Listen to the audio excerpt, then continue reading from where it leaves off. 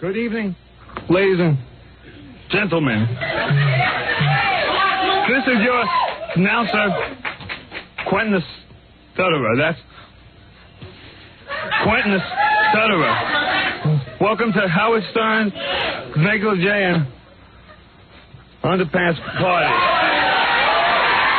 Starring Howard Stern. Also starring Robin Quivers and a colossal cast of sizzling stars and dazzling deviants. They're all here live. But enough from me, Quentin the Stutterer. Ladies and gentlemen, please welcome the hot, horny, big and bulging, male and meaty, large and lusty Howard Stern.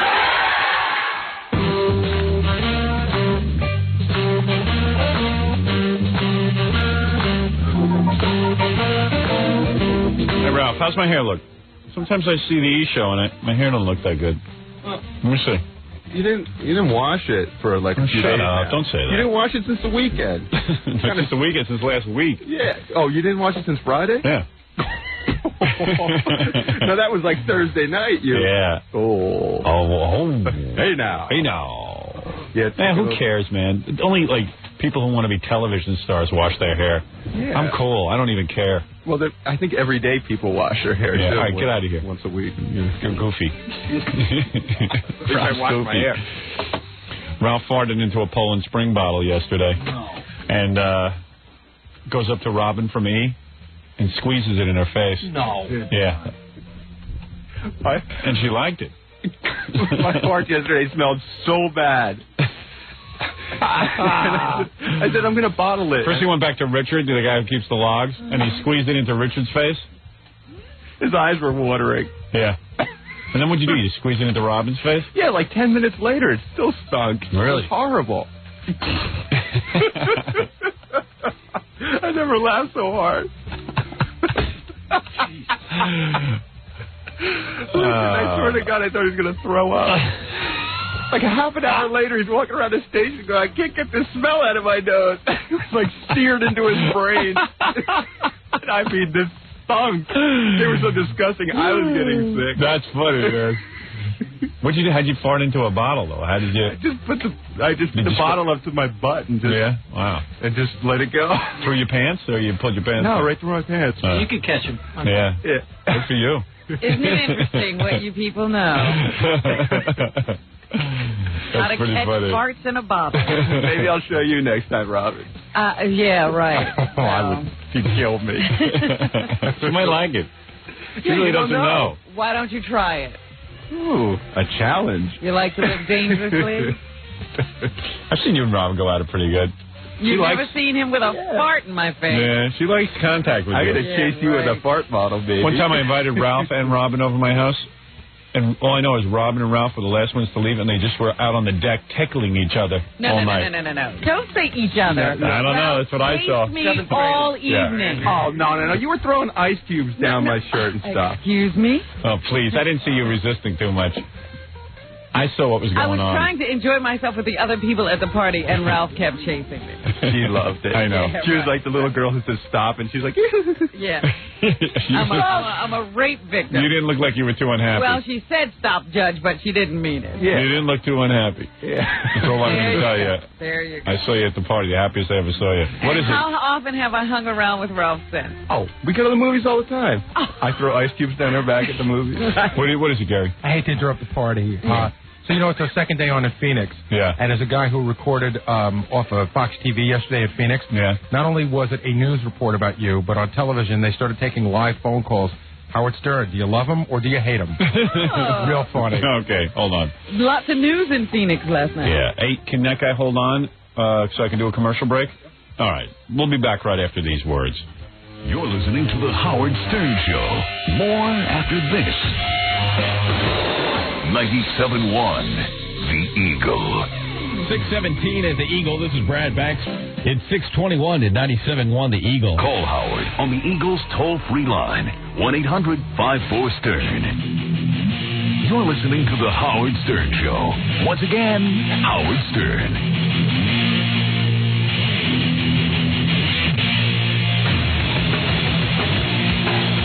All right, let me check this out. We went on in Phoenix yesterday. Phoenix, our newest market. How many does that make? 20? I think so. You were saying 19 last week before we added it. Yeah, but I didn't know last week how many we had. I thought you had to. No, I was just like, making that up too. I see. I think we're on in 20 markets, which is good. Which is as good as can be expected under our circumstances, which are the FCC. We'd have been all across the country by now if it wasn't for that. You could say that. I think you could safely assume that. Okay? All right? All right? All right, Miss Quivers? I'm very disappointed. Miss Robin Ophelia Quivers? All right. Hey, dude. Yeah, how you doing? Hey. Do you want to hear what I got here? All right, so this is from what channel? Well, it's from the Fox affiliate here. KTSP, I think, is the call letters. On a scale of 1 to 10, how bad did they fry me? Actually, it was mixed. It was pretty mixed. I think the anchor people love you. Oh. So that was kind of cool. Oh, that's unusual. That's usually it's these two stone-faced anchor people who come on after these reports and go, yes. They actually don't say anything. They just look like they've just been shot in the head. Well, the guy, I think you could say that pretty much applies to him, but the girl's pretty cute, so. Let's hear it. All right. Okay. Welcome back to Arizona Prime. If you've ever listened to radio personality Howard Stern, even for a minute, you remember, Stern has a way of offending nearly everyone at one time or another, and maybe that's why he's so popular. Popular enough that a Phoenix FM station has decided to pipe in Stern's provocative morning show.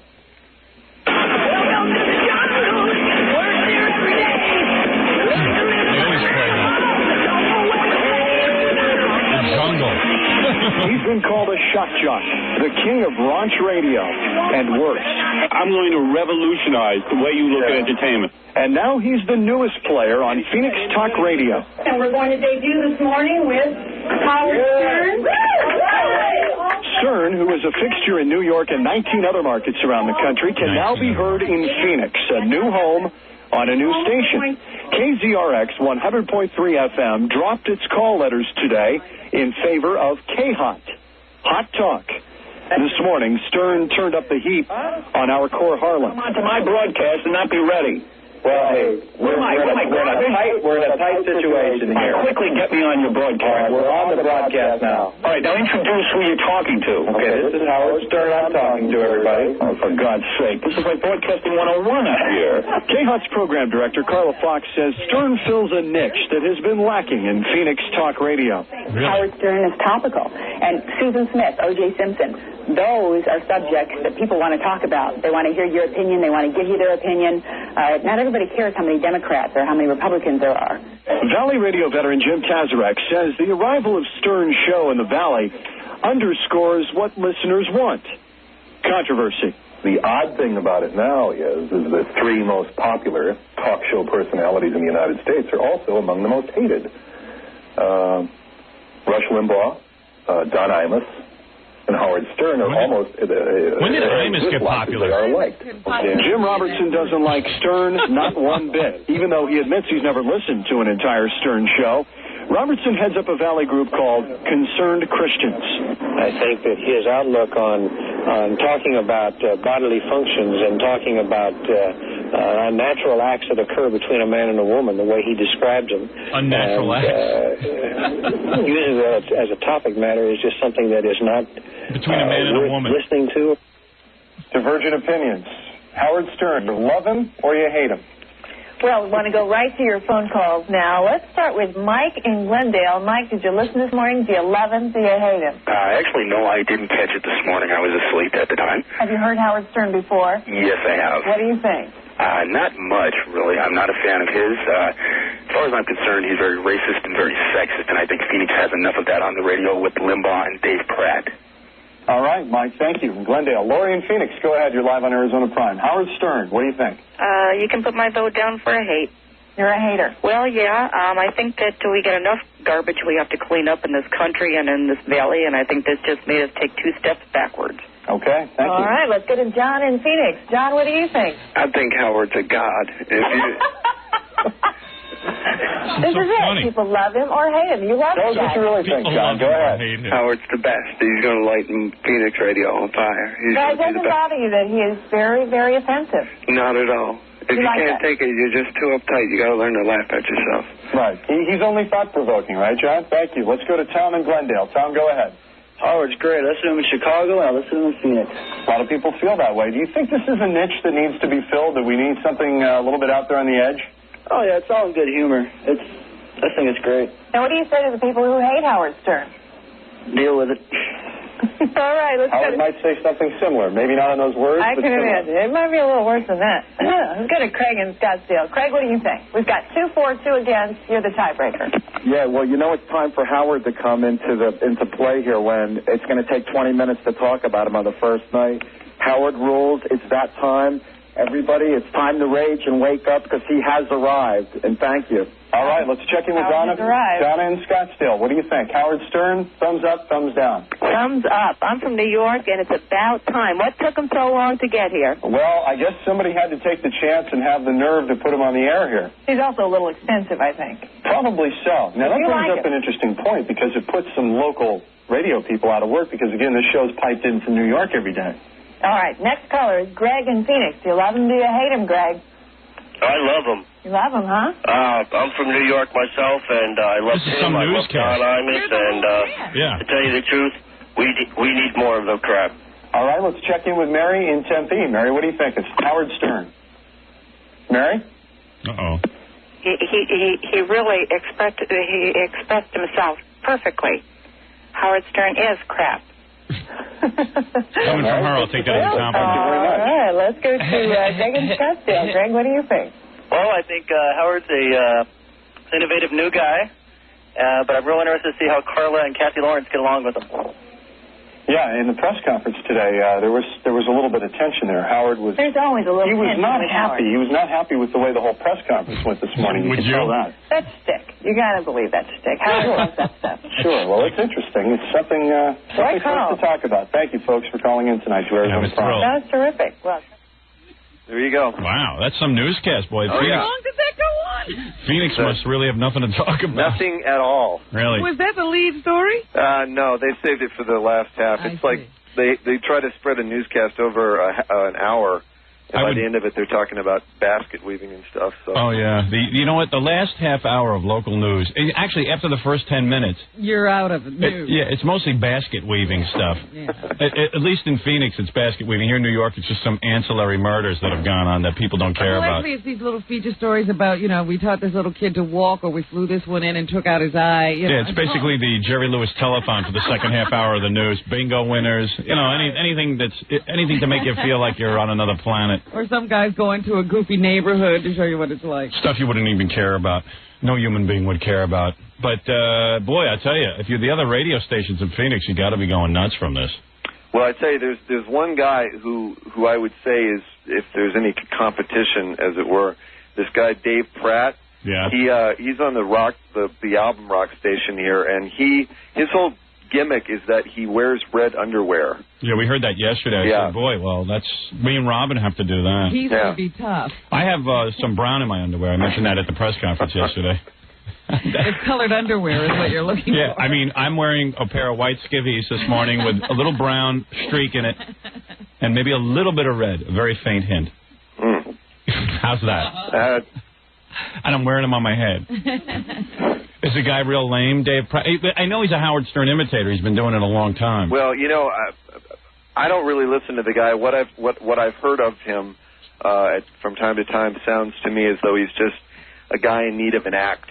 He's just not very funny, and he comes across trying to be kind of smart and but I don't know. He wears red and wears stupid glasses, and he's kind of lame. Yeah, good. Well, we're going to kick his ass and beat it into the ground and get him the hell out of Phoenix, dickhead. I mean, guys who steal my personality, I have no tolerance for. They have nothing new to say. They're basically doing me, and they're praying that I don't come to town so they can keep their phony little act together. They hide in places like Phoenix thinking you don't know about them and won't come there. Yeah, and then all of a sudden they wake up one morning and they've got some competition. You're there. Jerk-offs, rip-off. I'm glad to be in Phoenix. I don't know why exactly, but I wanted to be in Phoenix. I don't know why. You know, there are certain towns that sound kind of cool. Phoenix. Mm-hmm. Even when we went to San Diego, that sounded like a big place to be. Yeah. You know? Yeah, well, Phoenix is definitely one of those buzz cities now, but yeah, I've wanted you here for a long time. I can't believe you actually made it here. So. Yeah, well, we can't either in light of the fact that the FCC's on our ass every 10 minutes. I got to go. All right, thanks. man, thanks for playing. Take care. All right, bye. Bye. Yeah, that's pretty good. Good quality, too. Better quality than we have here. So I was hanging around the station yesterday working on this idea that I had, you know, how to interview O.J. Mm-hmm. I'm working on it. I'll do a couple for you here. Tell me what you think. All right, you ready? I'm not sure where I'm going with this yet, but it's like, hey, O.J., so how did you ditch the knife and the bloody clothes so fast? You know, you memorize what you have to do that day. Mm-hmm. Oh, I see. And all those drugs you did, O.J., when do you think you'll be coming down from that? 15 years later. Oh, really? Why are you so angry, O.J.? I married my high school sweetheart. Hey, O.J., is Marsha Clark's hair getting thicker? It is an illusion. It is an illusion, I see. Does anyone annoy you more than Marsha Clark? My ex-wives. Your ex-wives. I see. I don't know where I'm going with this, but there's something to be done with it. You know what I mean? So, O.J., what's the biggest lie you ever told? Great relationship with my ex-wife and a super relationship with my girl now. Mm-hmm. I took that interview that we did with him and cut it up. Yeah. So, O.J., what's the next best thing to killing your wife? Beating a dead horse. Oh, dear. Oh, I hear you. I'm still working on it, you know. My friend Jackie back at the office late yesterday. Goofing around. Yeah, right, goofing around. I was bleary-eyed from this. Yeah, no goofing going on. So, O.J., when did you almost... Wait. Oh, okay. Ready? All right. I'm working on this. So, O.J., with Nicole, why did you almost cut her head clear off? Well, if you have kids with anybody, you hate to fail. That's right. Want to show himself to be a success, I guess. Well, he wanted to cut her hair clean off because you hate to fail. Yeah, you don't want to fail. Hey, O.J., seriously, thanks for answering my questions, but this is kind of personal. If you don't want to answer, I understand. But what were Nicole's breasts like before the breast implants? New golf balls. New golf balls? Really? New golf balls. Oh, I see. And did you fool around with them a lot? Had a good time. You had a good time with them. I see. So, I mean, maybe... Again, O.J., but what would happen when Nicole would fart in the bed? Got rid of you, right? You ran right out, right? Even you couldn't... As good-looking as she was, you couldn't take the stink, I guess. Got rid of me. Yeah. So, O.J., what did you do after you had sex with Nicole? Beat on my body and I come back for more. Really? Well, now that you're in prison, how do you like your cellmate, O.J.? And I'm in love with her. Oh, you are in love with her. Are you having fun with your cellmate? I'd like to have two more. Really? All right, now, let me get this straight. With the cellmate and jail and all this, we're kind of curious what's going on, O.J. So you met the first day, you know, your cellmate, and then what happened? 30 days later, we started dating. Oh, I see. So you got romantic with your cellmate when he bent over? I wish it would have worked that way. It was sort of the other way around. Oh, well, I could have said that. You're right, sir. But, O.J., let me ask you something. Will you marry your cellmate when you get out of prison? I would love to. Really? You'd love to? Oh, man. Well, I would love to. Well, yeah, okay, take it easy. Do me a favor, in your own best words, O.J., and I know you're under a lot of pressure, describe your sphincter in jail. Used and misused. Right. Understood, my friend. Used and misused. I heard the guy had a really stinky butt. I don't think I've ever had a relationship that broke up because of that. Right. Well, man, you're really getting into that prison life. So what did you say about your cellmate the first time you saw his naked brown ass? Hey, look out. You're right. But what if you get AIDS? It happens. All right. I know. That's a hazard in jail. You got to be careful. Hey, O.J., getting back to the murders, what's the last thing Ron Goldman said to you before you snuffed him? I like my life. Oh, he did say I like my life. I thought he did. Hey, that's very poignant, OJ. Thank you for sharing that with us. Hey, OJ, just I'm not really familiar that much with the judge and everything, but don't you think you should take your shoes off before you go into Judge Ito's house? I plead the fifth. I see. Interesting commentary from Mr. O.J. Simpson. Oh, yeah, this is a different way of looking at what O.J. has to say. Yeah. A couple of things from O.J. there. Learned about life in prison, the cellmate, and all that stuff. We got to take a break. We'll be back right after these words. We'll be back with the #1 bestseller in America, Howard Stern. 97.1 The Eagle with the Howard Stern Show.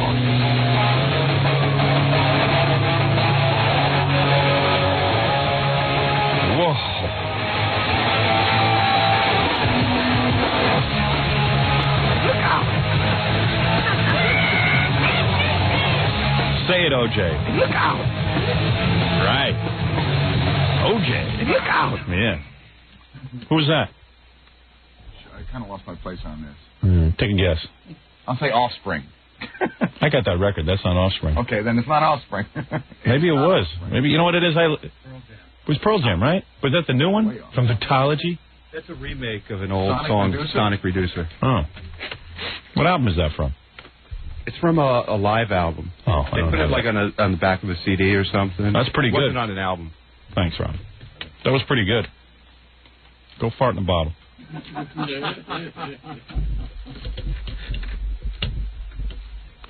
have trouble with my microphone. Hold on a sec. Okay, that's better, I think. We moved the microphone location because the camera wasn't getting the proper shot of me. Mm-hmm. Most beautiful shot. There was I don't know, I was watching some of those E! shows, and I don't know, boy, am I ugly. Oh. And I there's certain angles that I look handsome at. And you found out which ones those are? Yeah, and the ones that I'm not handsome at, I put this microphone strategically across my face. Ah. So you can't even see me. I see. What I plan to do on the E! show is so you won't ever see me. It'll be like radio. Everyone else will be seen but me. I'll be wearing a hood. There's this really cool article in New York Magazine. I haven't read New York Magazine for a long time. I always liked it, but I don't know. It's gotten kind of weak lately, but they came back with a really good issue.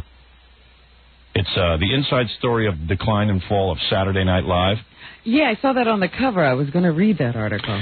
And every article, it's really good, by the way. It's a good article. It's by somebody named Chris Smith, but because he, evidently was given access to Saturday Night Live for, 2 weeks. He went to the cast party. He did all that stuff. Yeah, I was reading some of the excerpts from the article. I couldn't believe he actually got people to sit down and tell him negative things. Yeah, it's kind of weird, too. It's it's the opposite of the Japanese. You know how they do everything for their company? Yeah.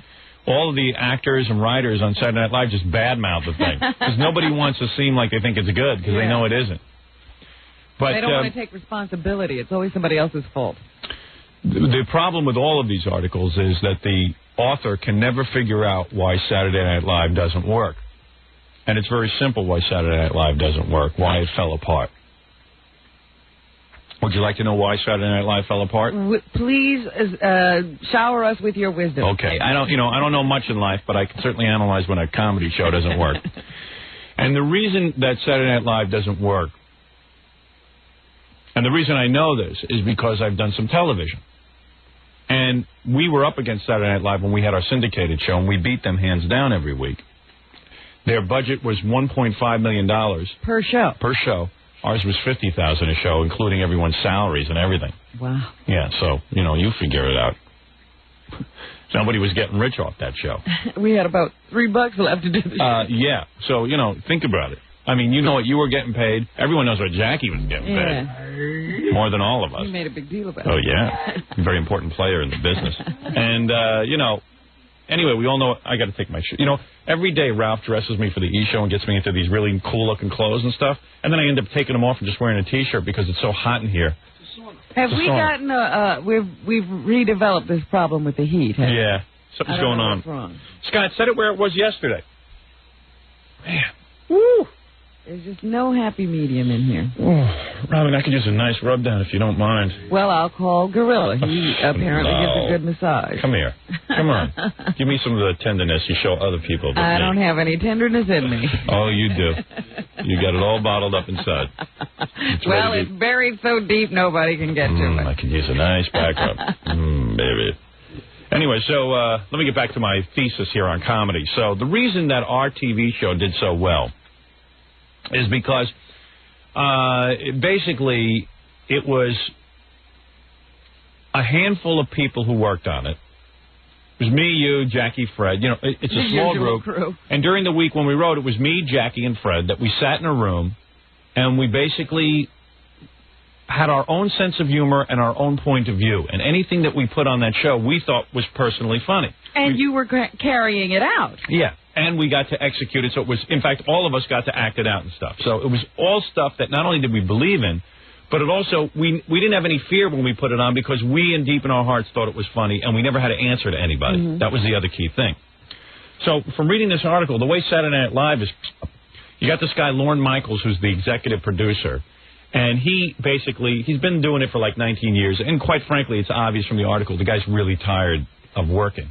He's a very wealthy man. He's put in his dues. He worked hard. He created a lot of different Saturday Night Lives and incarnations of Saturday Night Live. But at this point, he sits a lot in his office and looks and stares at pictures of all the celebrities he knows. Really? Yeah. And he evidently he's hired a whole bunch of young blonde assistants, one of whom he married. But they all just circle around him and talk about Lorne's in a bad mood today, you know, and stuff. You know, it's like one of those things. Yeah, it's one of those things. He's up in his castle and everybody's catering. Yeah, and he's got a gorgeous office. Evidently, it's like real classy looking and everything. But he's kind of removed from what it is they're all doing. Yeah. So he hires some guy. This guy, I think his name is Jay or something. He becomes the head writer. And you've got a whole bunch of actors and actresses now who are on Saturday Night Live who, for one reason or another, don't like the material they're given. They got a bunch of women who think a lot of this stuff is sexist, and you can't have people doubting you when you're working. I mean, if you're going to be funny... you can't be funny in the material if you don't like the material. Yeah, and if the women are busy saying the humor is sexist, then there was a black cast member who thought there wasn't enough black issues. Then there was another bunch of guys who thought that they weren't being used properly, and they like to clown around and goof around. And so those are performers. Then you got some writers who are all sitting in the meetings worrying about, gee, is the girl, this new girl they got, this Jean Garofalo, is she going to like this stuff? Is she getting enough airtime? Is this one getting enough airtime? Everyone has their own little spin on what should be Saturday Night Live. And that's the wrong you can't have that. to start on anyway, whether somebody's getting enough airtime. Yeah, like a lot of the writers thought like fart jokes and stuff were funny, but they got like a contingent over there that says, oh, my God, we're spending too much time on ass humor. And it's like, who wants to hear that? If you're committed to ass humor, go for it. Write something yourself. Yeah, right. Write something else. You know, and personally, I wouldn't want to write for somebody else in the sense that I know when we wrote our show, we ended up performing it. Yeah. It was me, Jackie, Fred, you, and Gary who were in all the sketches. Mm-hmm. We basically wrote what we thought was funny, and then we performed it. We didn't ask anybody else to perform it. Who wants them to? Quite frankly, if nobody we would. asked somebody else to perform, we wouldn't show them the script. Yeah. I know that I would not perform something that somebody else wrote because I think it was lame. I couldn't. Well, what happened when we first went in there? They were trying to write scripts for us. Yeah. And they had us in this, you know, even the opening of the show, we threw out immediately. What was it? Remember they wanted to do this Gilligan's Island kind of opening? Yeah, right, where we were on the raft, and everyone was like, and then we just said, no, no dice. Next. Yeah, that's right, the first meeting. I remember Bob called us in and said, hey, we're going to put you all on like Gilligan's Island. It'll be a parody of Gilligan's Island, and it'll be like, you know, we'll get the rights to the song. Right. You know. And we'll change the words. With Robin and Howard, too. There's Jackie and Fred. We're all looking for exits. Yeah. Jumping off the raft. It's Stuttering John, Gary, too, here on Howard Stern's Aisle. And I was like, uh-oh. Yeah. The buzzer started to go off. Beep, Gong show. Yeah, because his idea was, first of all, you have to tell people you're taking them away to a different land, yeah, Stern land, where everything is different. This is how the show unfolds. You've got an amazing memory because I've blocked all that out. You know what? I don't even. You know why I don't remember it? I just wasn't even going to consider it. Oh, it was so horrible. You were devastated. I was like, whoa. Just imagine how they would have keeled over if you had just stood up and said, "No, I think we'll be doing homeless Hollywood Square." Yeah, right. Yeah, we took it from 0 to 60. Now, what we plan to do is get a bunch of girls in thongs and get them naked, but we'll bar across it and. So anyway, anything that we ever did, we weren't embarrassed by. We actually believed it was funny. And you know what? Maybe a lot of people didn't think it was funny, but we didn't care. Well, we thought it was funny. Yeah, and you never would have heard us bad rapping our own show. And that's Saturday Night Live's problem. You got too many people who just, are hanging out. And they hate the show they're on. Yeah, they hate it. But quite frankly, they're all losers anyway because no one's ever heard of them. No one will hear of them again. Where's Mike Myers now? So, anyway, yeah, you got to hear this. You ready? Mm-hmm. All is tranquil and prosperous in Lorne Michaels' 9th floor office at 30 Rockefeller Plaza. Postcard-sized copies of Saturday Night Live's colorized host photos form a celebrity quilt behind the executive producer's desk. So Lorne Michaels has a big desk, and he takes snapshots of himself and all the different guest hosts, and they're all lined up on his wall. An off-white sectional couch and matching overstuffed chairs look expensive, but not ostentatious. Elegant black and white photos of the current SNL cast line the stark white walls. Unfortunately, the group has grown so large that the photo of its newest member, Mark McKinney, is propped against a table leg. So they got like 27,000 cast members. Yeah. They're not a tight unit. Half of them are bitching and moaning about the material. Half of them are moaning because they can't get into a sketch, and rightly so. There's 27 cast members. What would you do with them? It's hard to keep all those people working. So Lorne Michaels sounds like a real rich, obsessed groupie who's forgotten what's funny and is just busy trying to get in touch with celebrities. He's still wanting to meet people. The office decor says taste, money, I'm all right, Jack Serenity. 2 floors down, however, a plastic surgeon is ripping hunks of flesh from the movie star face of Jeff Daniels. You read about this, right? No. Jeff Daniels, when he was on, they put some prosthesis on his face, some sort of, those things that Ralph used to do to me? Right, those like plaster things or those... Masks, those rubber things. Well, somebody screwed up and they couldn't pull, you pull it off? Yeah. They couldn't pull it off, his face. It's everyone's worst nightmare.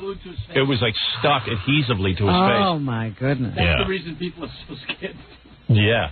Now you know why I'm always panicking when you want to do it to me. When you had it done last time, yeah, that's exactly what was done, except they used plaster. And the whole thing just went right to his face, ripped his eyebrows off. Yeah. Ooh. They had to make a fake eyebrow for him so he could do the show. Yeah.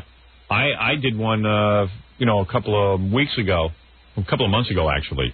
But they use the stuff that dentists use. Alginate. Alginate. It's like, that stuff when they make a mold of your teeth? Right, yeah, that rubbery. melts real fast and you just stick your teeth in it. Yeah, and it pulls right off. Yeah. Saturday Night Live couldn't even get that right. It was a major F-up because there's no way you can confuse the two products, what you use.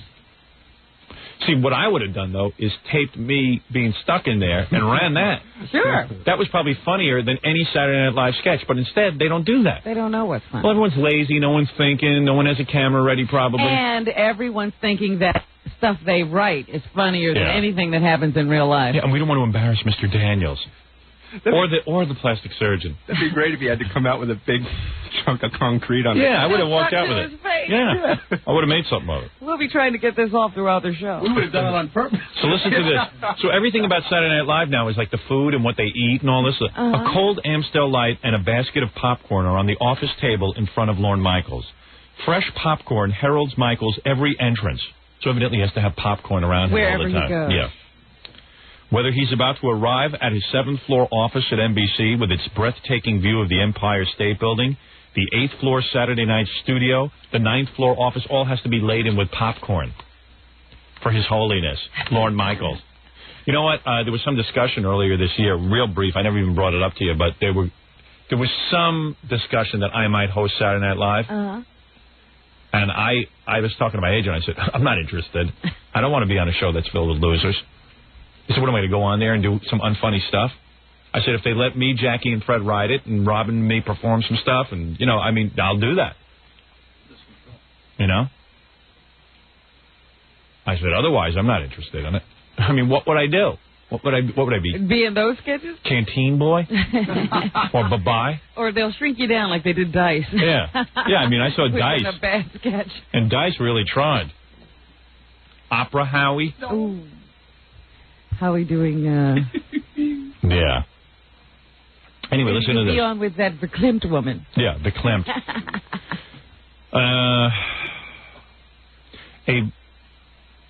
A wicker basket of warm kernels precedes him, usually delivered by one of several blonde female assistants in their early 20s. Cast members call these high-strung women the Lornettes, after Lorne Michaels. That's funny. See, all the stuff that's funny is happening backstage. Yeah, right. Nearly 4 years ago, the 50-year-old Michaels married one of these assistants, his third wife, a woman 18 years his junior.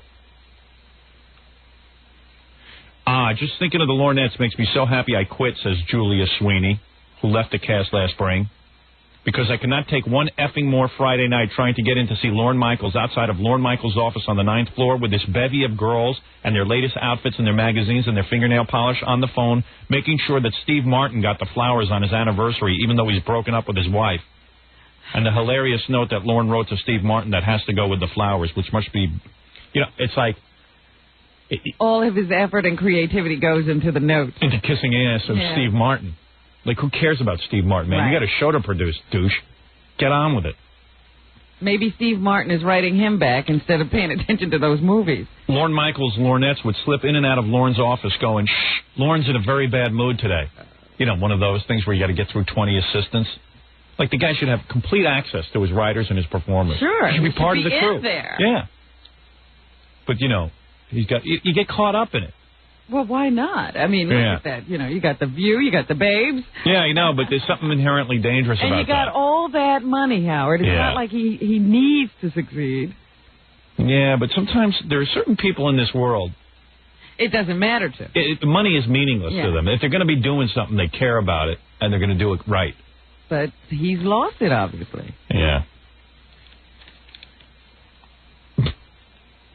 Although I got to admit, if I was married to one of those 18-year-old blondes, I might lose it, too. See, that's the whole point. If you surrounded yourself with bimbettes and then married one of them, you have time to think about a show? You got to do what I do. I sit there and I get sex literally maybe once every 2 weeks.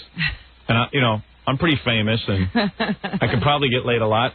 But I get sex once every 2 weeks. And your bimbo is Gary. Yeah. So all I do is think about work. I was laying in bed last night doing myself. Mm-hmm. I'm trying to think who I was thinking about because I know you like to know.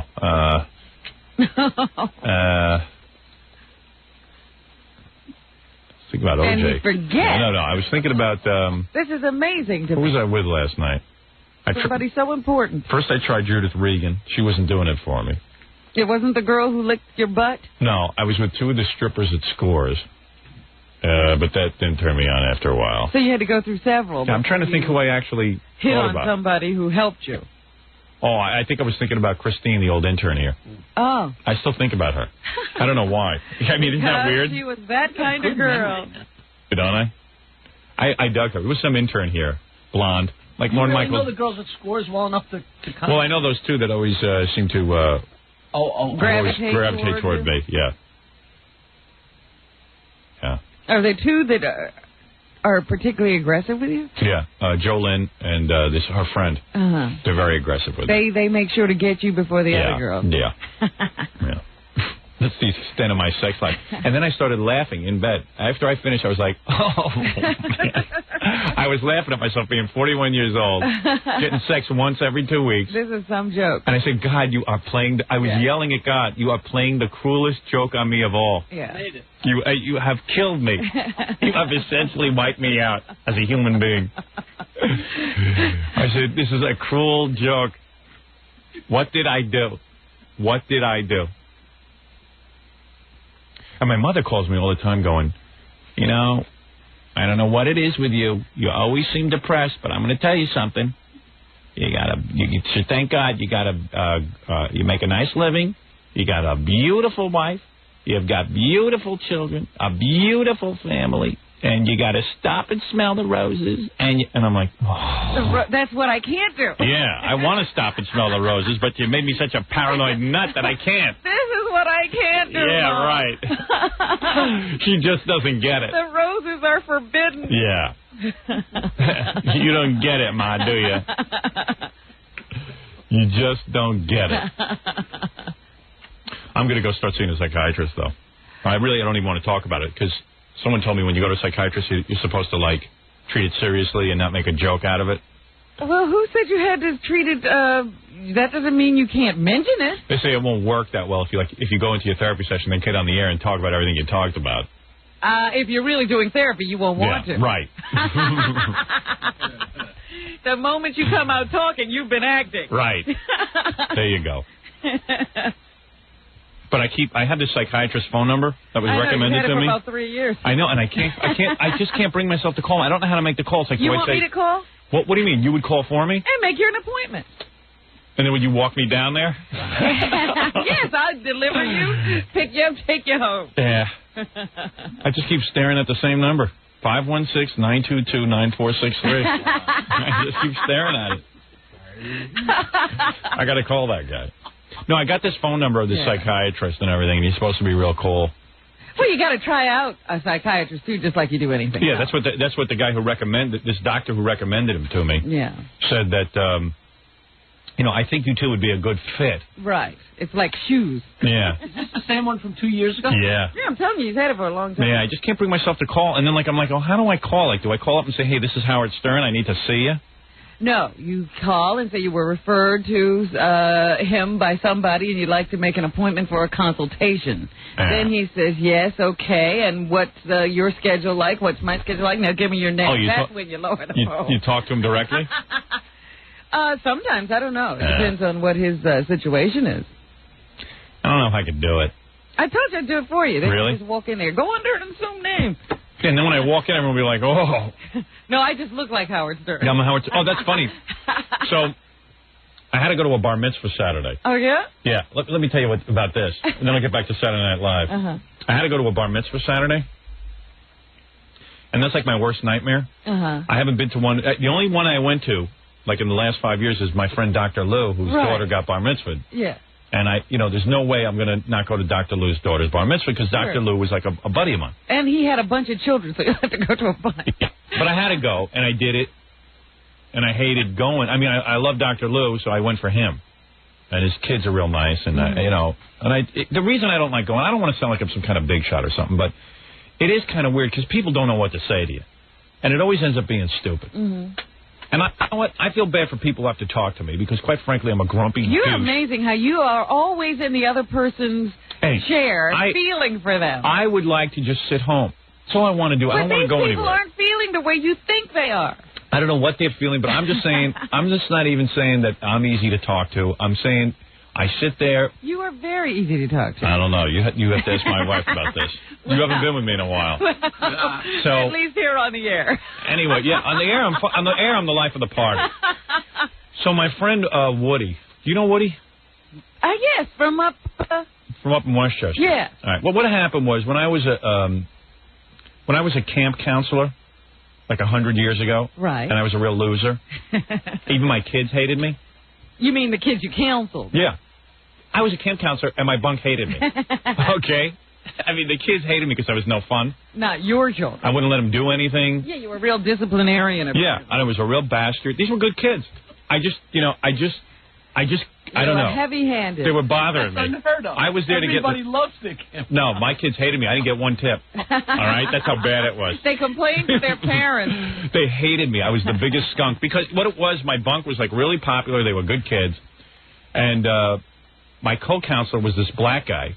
They would hire black guys from the inner city and hook them up with some white guy like me. And the black guy was like, hey, man, this is cool. These kids are cool. Let's have some fun. Yeah. And I was like, someone's got to be the adult here. I mean, this guy was as bad as the kids. You're just like your father. Yeah. Well, even the camp came to me and said, "You got to be an adult here. Someone's got to be, and we're not going to talk to the black guy." There's your father, and then there are other adults. Yeah. So they came. So yeah, I was. I mean, I was not. The kids hated my guts. There was no question about it. But what it was, they were a real popular bunk and everything. And I had other counselors that had to be fired because they were smoking pot with my kids. You had them fired? Well, I didn't have them fired. They got caught because my kids came to me. Oh, you didn't turn them in? No. I mean, I would have felt funny turning them in. Okay. So I was just trying to determine how big a skunk you were. No, but you want to know something? If another counselor was smoking pot with my kids, I owe it to the parents. The kids were 13. I mean, I owed it to the parents to put a stop to it. Well, yeah, you stop it, but you don't necessarily have to turn them in unless they break your rule again. Fortunately, it didn't come down to that because somebody else caught them and turned them in. So, and he was bribing the kids with pot to, if they got the kids to, he'd say to the kids, make your counselor like me. So I'll give you some pot. He was a weird guy. So they had to fire him. He was having some problems. He was bribing the kids to be my friend. That's a real problem. Yeah, that's a real problem. With reefer. That's the guy who shouldn't be a camp counselor. Yeah. What happened to Candy? He leaped right to the drugs. Yeah. So this guy Woody, who was in charge of the counselors, he was like a real nice guy to me. And he was an older guy who was nice to me. You know, he was like 2 or 3 years older than me. I didn't realize he was older. Yeah.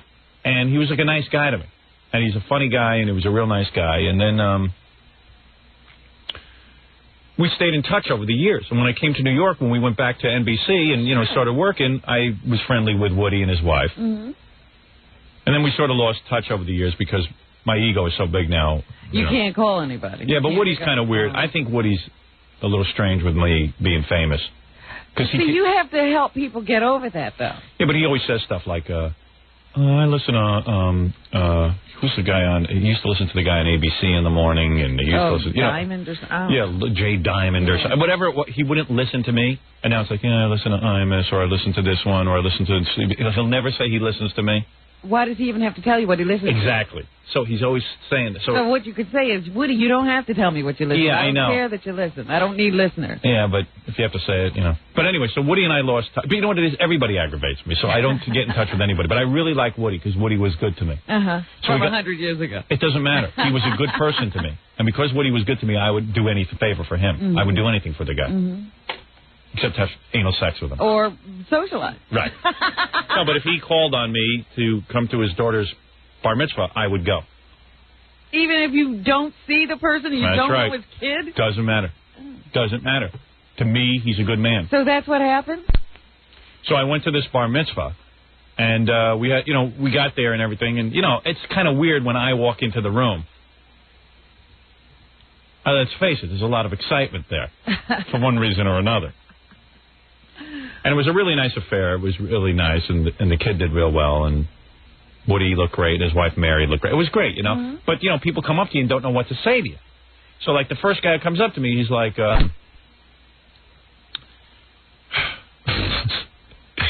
he comes up to me and he says, this was kind of weird. He goes, hey, Howard Stern, how you doing? I go, hey, I'm okay. He goes, I live in Rockland. Oh, okay. Yeah, I know where you live. I know. I go, yeah. I go, hey, how you doing, man? All right. So, and a lot of people won't talk to you because they don't want to bug you or stuff. And then there's a lot of people who will talk to you and say, they don't know what to say to you. So I say, hey, oh, yeah, what do you do for a living? Stuff. He goes, I used to listen to you. Oh, boy. You just get this wherever you go. Yeah. He goes, I used to listen to you. I go, oh, good. He goes, because I got a long drive. This guy's a lawyer. I go, oh, okay. I didn't ask. I didn't solicit if he listened to me or not. I really didn't care. I used to listen to you. But I listened for years. But I had to stop. I had to stop listening. I said, oh, okay, thanks for the information. And, it wouldn't let me off the hook. He goes, and you know why I stopped listening?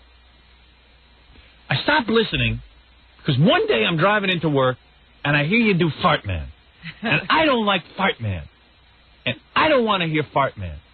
And I turned it off. And then I hadn't listened for years. And I heard you were coming to this affair, so I had to listen. And I mean, this is my Saturday. I got one day off, basically. Because to me, Sunday feels like work because we have to go to work the next day. I'm already bumming out. Oh, yeah. Yeah, so the guy goes, and I got to tell you something. That fart man made me nuts, but I had to listen to you this week because I knew you were coming to this affair, and I wanted to be familiar with what was going on. The guy has to do research. Because he knew he was going to talk to you. He was going to talk to me. He had to make a commentary. He goes, I got to tell you, I didn't hear one fart, man. I loved it. It was great. And you're much funnier now than you were back then. You're better now than you were back then. And you're in a corner, you can't get away. And my wife, I said to her before the party, I said, do me a favor, just stand there and talk to me. Just talk to me and have stars in your eyes and, talk like you're in love with me. And she doesn't. No, she leaves you. She met some people and started talking to them. And then, this guy, I was just like, oh, okay, thanks, man, And then, when he walks away, I'm standing there by myself. And I don't know what to do.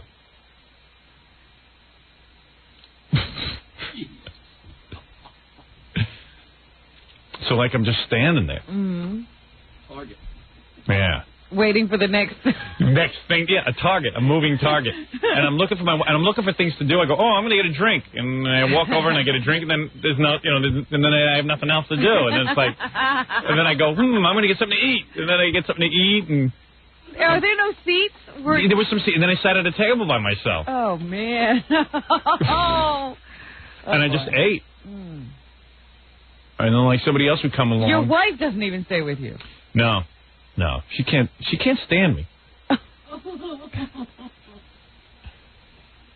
But that's my wife. She wants to go out with me so that she can walk around with other people. So I'm not even. She just needs you to drive. Yeah, right. Yeah, so it's ludicrous. Yeah. Oh, that's pitiful. Yeah. So, but I did it for Woody because he was always nice to me. Mm. But boy, when those bar mitzvah invitations come, boy. Well, I don't know, Howard. You've got to be more discriminating in choosing your invitations because when you go to someplace and you don't know anybody. Yeah, but I know what you're saying, but it didn't matter to me. It was important to me to go. Then you go, you make the appearance. I did fine. And you don't stay. I didn't. Hey. How long did you stay? I stayed about 2 hours. No reason for that. No.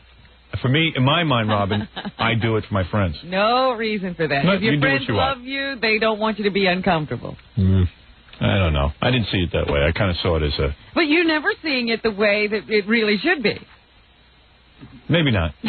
I don't know that you see things clearly you're either. Always seeing it as everybody else. I don't want them to think this, and I don't want that. That's why you're doing it. Read Robin's book. See if she sees anything clearly.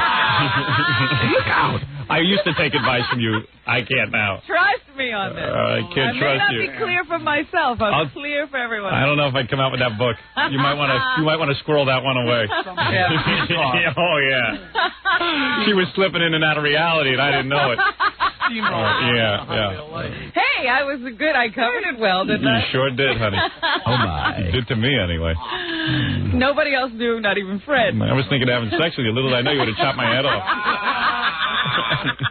All right, anyway, so that's what I did this weekend. Oh, boy. Sounds like a fun time. What is it, Stuttering John? Allison's in the Now, she's going to say she didn't leave you. Oh, she did. She can say whatever she wants. Hi, honey. Hi, Hal. Hi, Robin. Good morning. Howard, I was by your side. No, you weren't. You talked to that girl the whole time. I talked to that girl when we were sitting at the table. And you left me hanging so high and dry. But you know what? I never said anything to you. Oh, you're unbelievable. You're unbelievable. I was by your side. I went to the bathroom when you were talking to Woody and his mother. Yeah.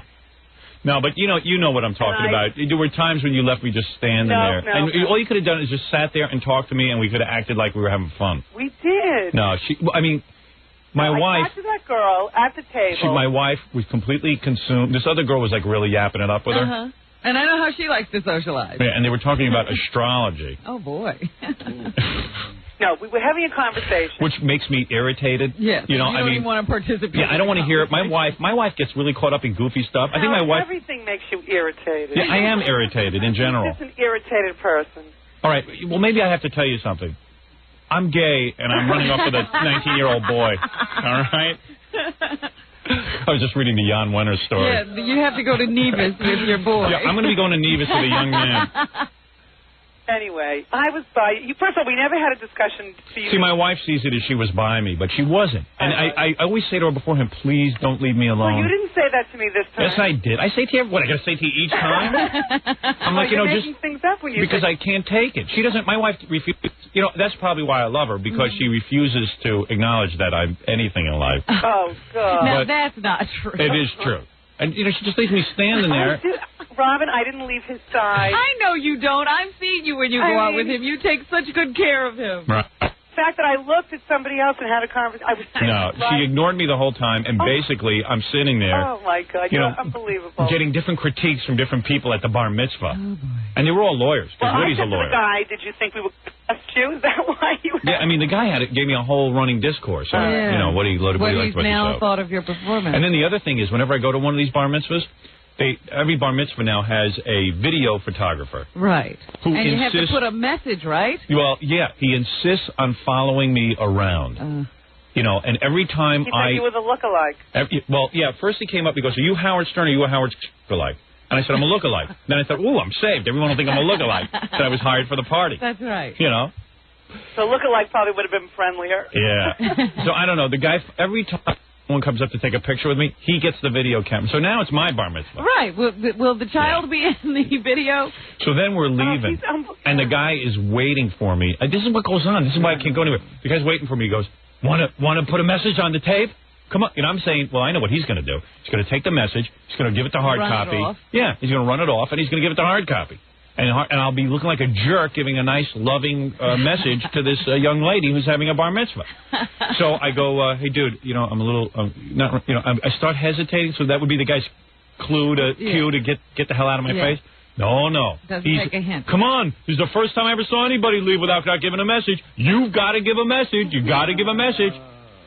Then Woody came out and his wife, and I didn't want to seem like I wasn't giving a message, so I said to my wife, here, take the microphone and give a message. So I stood next to my wife while my wife gave a message. I wanted to take the camera and smash it over the guy's head. It was obvious I just wanted to get out of the building. Plus, I had to pee real bad, and I wasn't going to go to the bathroom at the bar mitzvah, because then I know 19 guys would rush in and look at my penis. Yeah. And I don't want anyone seeing my penis. Oh, would you? I don't want anyone seeing it. I don't even want you seeing it, Alice. I'm embarrassed enough. Once is enough. She's seen it a bunch of times. I thought it was mine. Yeah, she thinks it's hers. I'm going to have to start sharing that with other people. It's mine. It's not fair to keep something so beautiful away from everyone. Robin, he's so drained from his outing that he needs the rest of the weekend to recuperate. I was completely. Did he go home and go to bed? Yeah. Oh yeah, absolutely. I took a nap. Oh. I was on fire. It's not even worth it. Yeah. But I sat right by his side. We were like the Siamese twins. He never moved without you. No. Absolutely not. See, she heard the whole conversation with that guy. She was right there. No, she wasn't. So don't even be fooled. I was right. No, you don't. You know you weren't. Well, don't lie to Robin. As a matter of fact, I don't mind if you lie to me, but don't lie to Robin. As a matter of fact, Robin, I even came to his rescue. I started taking the guy off his hands and having my own conversation with the guy. Oh, see? Please. I was right there, rescuing and being right there. He just loves to be miserable. He does. Yeah. He does. He looks to be miserable. Absolutely looks to be miserable. Yeah. Well, I don't know. It was weird. Well, you put yourself in weird situations. I don't care. I would do it again. If Woody asked me to do it next week, I would do it. Don't complain. I'll be quiet. If I don't complain, you don't have a show. Another daughter. So in about a year. No, I would do it for Woody. There's about 2 people or 3 people I can think of that I would do that for. I would do it for Woody and my friend Lou. Yeah, but it's his daughter's bar mitzvah. Why are you there glomming all the attention? Because I'm a friend of Woody's and he wanted me there. And if he invited me, I'll go. Friend. I'm not going to be. What do you think? He shouldn't go? Don't listen to Robin. I have the feeling that sometimes, is he inviting you just because he wants a celebrity at his function? I stayed in touch with the family. That's not it. Are you sure? Yeah, well, it is. Sure? It is. But if he wants that, then that's fine. That's okay with me. No, Howard, the whole world doesn't revolve around me. Oh, come on, be honest, Allison. When's the last time we saw Woody and Mary? I saw Mary a couple months ago. Yeah, but when's the last time we really got together and socialized? I think it was when we just got to New York. It was about 15 years ago, wasn't it? Then I was there. Yeah. And then the fondue squirted up into your eye? Robin was there? No. Not on that one. That was a couple of years ago. Yeah, so, I mean, it's been a long time. No, it's been a long time. They would have invited us. No, they invited us. No. They're still in touch with you because he's Howard Stern. No, I stayed in touch with Mary, and the girls have. I think a friend is a tough concept for Robin. No. You don't talk to this guy on the phone. No. I speak to Mary. I have maintained the relationship. And I respect Woody for the person that he is. I was invited. I respect a lot of people, too. Well, then do what you want. I'll read your book. We'll see if we get it. No one will take advice from you ever again after that book comes out. They won't let her in the building. Yeah, they won't let her in the building. They're going to check her card every day. They'll lock her up in a straitjacket. You're not kidding. Wait till you read it. My wife hasn't even read it. You're not even gonna take advice. You're just gonna go, oh, that's Robin. Who's gonna listen to her? It's just Robin. Right, it's just Robin having another rambling thought. All right, very good. All of you should be as healthy as I am. I just wanted to. It's a festival in that brain. What's going on? I just wanted. All right, thank you, honey. Thank you so much for leaving me high and dry. Howard, I was right there. Hey, what's going on with our sex life anyway?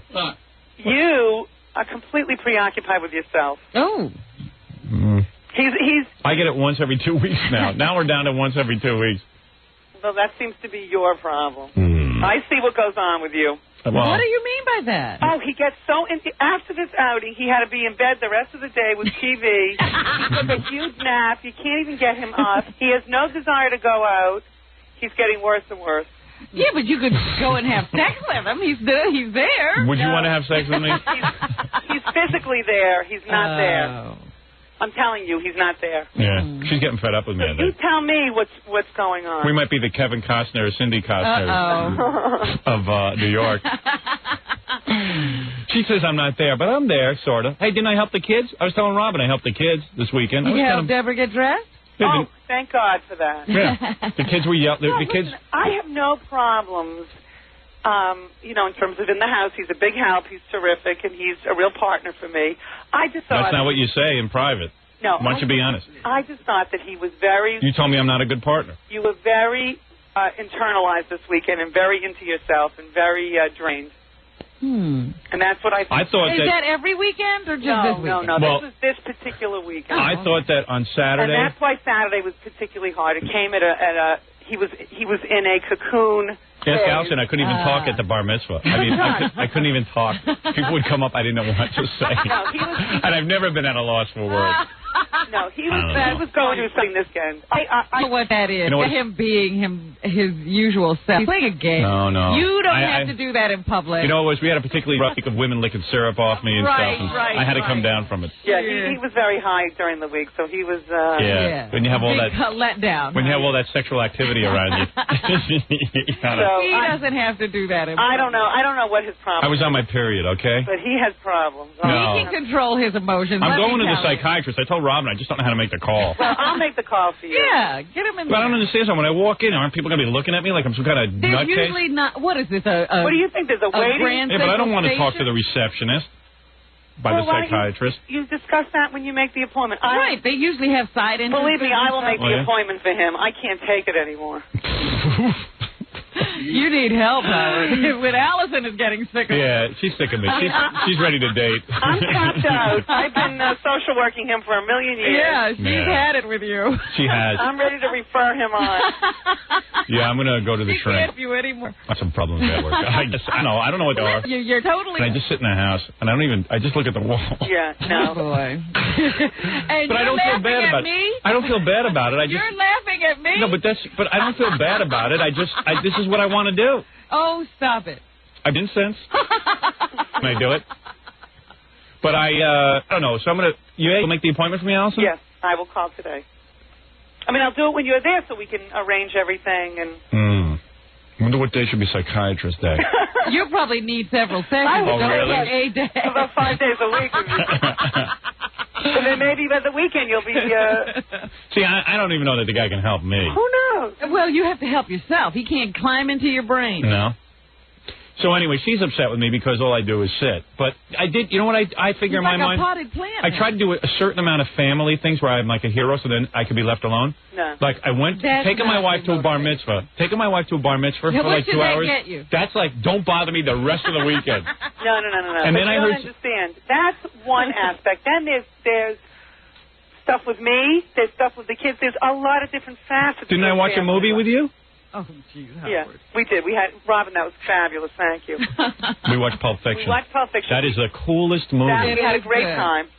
All right, I have to go. I have things to do. Yeah, but honey, I laid in the bed next to you, watched the movie. Right. I mean, admittedly, I didn't say anything, but... Did you touch her? Did you let her know? No, she tried to touch me and I got angry. I tried to touch him. He's pushing me. Something is going on with him. I'm getting a complex. You are horrid. No, I had to push her away. I'm trying to watch a movie. Oh, shut up. I'm getting a complex and I'm not happy about it. Oh, honey, don't say that. It's so sad. Well, What is it, Jackie? Marriage counselor. She put her hand in your lap, or she put her arm? She put her hand on my forearm, and it annoyed me. or his hand or something. I mean, Yeah, because I was trying to get into the movie. I was being John Travolta. Oh, it's on video. You can rewind. No, but I was getting in. I was trying to get lost in the. Look, I don't. You know when you go to a movie theater, you don't want distractions. You can touch a person. She talks. She asks questions during Pulp Fiction. She's like, so are they both bad guys? Are they both? And I go, Allison, look, I don't know. I didn't write Pulp Fiction. I'm not Quentin Tarantino. I can't tell you what's going to happen. She wants to know what's going to happen. I didn't know. They walk in and she goes, oh, do you think she's going to die? I go, Allison, how do I know? How do I know what is going to happen? I'm not Quentin Tarantino. So it's all you have to say, Howard. I didn't know there's a rule book for watching a movie with you. But that's all I said. And then you get mad at me, and she gets upset. Oh, he's got such an attitude. And then, I knew that, after John Travolta dies, that he comes back again. So I said to my wife, I go, I have a feeling in this movie, because she goes, I guess John Travolta's out of the movie. I go, I have a feeling we'll see him again. She goes, but he died. I go, I don't know. I think I'm getting the gist of this movie. I think we'll see him again. And she goes, well, and then when he comes back on, she goes, wow. I like to impress her. I was so impressed. See, we had fun. If you analyze it this way, it's fun. Yeah, your way. My way was terrible. I like to watch movies by myself. I really don't enjoy watching them with other people. Because you got married and you had a family. Yeah. You don't now get to choose to be by yourself. Yeah, but I was 19 when I got married. You are Robin Ophelia? That's right. I didn't know. I get to do that. I don't think I'm Robin Ophelia. Allison's buying your new name, by the way. Thank you. Yeah, only one. What is it, Ralph? See, I'm jealous of Ralph's life. He gets to sit in his apartment and watch movies and TV and whatever stuff. he wants. Yeah. And dress you. Yeah. It's fun. Yeah. I think you definitely have a problem, because you were saying to me last night, you watched that E! show? Yeah. With that guy who was a girl? Oh, yeah, this was weird. You know the one, Scott DePace went to that transvestite bar? Yes. And remember, on the E! show, they showed pictures of her, the transvestite? Right, I missed the show. I got to get a tape of I called Ralph and said, I don't know, man, something might be wrong. I think she's kind of attractive. Wait, that's not all you said. Oh, get out of here. What did he say? I'm talking to my wife now. Get out of here. I want to know. He said he'd kiss her. Oh, I did not. That's a lie. Say it, that's a lie. Gary, that's a lie. Gary, I would never kiss a guy. Book that person. No, I wouldn't. Oh, book that person. You would let... Did I say I'd kiss her? No, you get out of here. You just ruined my conversation with my wife. Get out. You just get out of here. You said you'd let her do stuff to you. I said I'd let him take his hand to do something. He'd let anybody do that. I'd let anyone do that. I'd let Fred do that.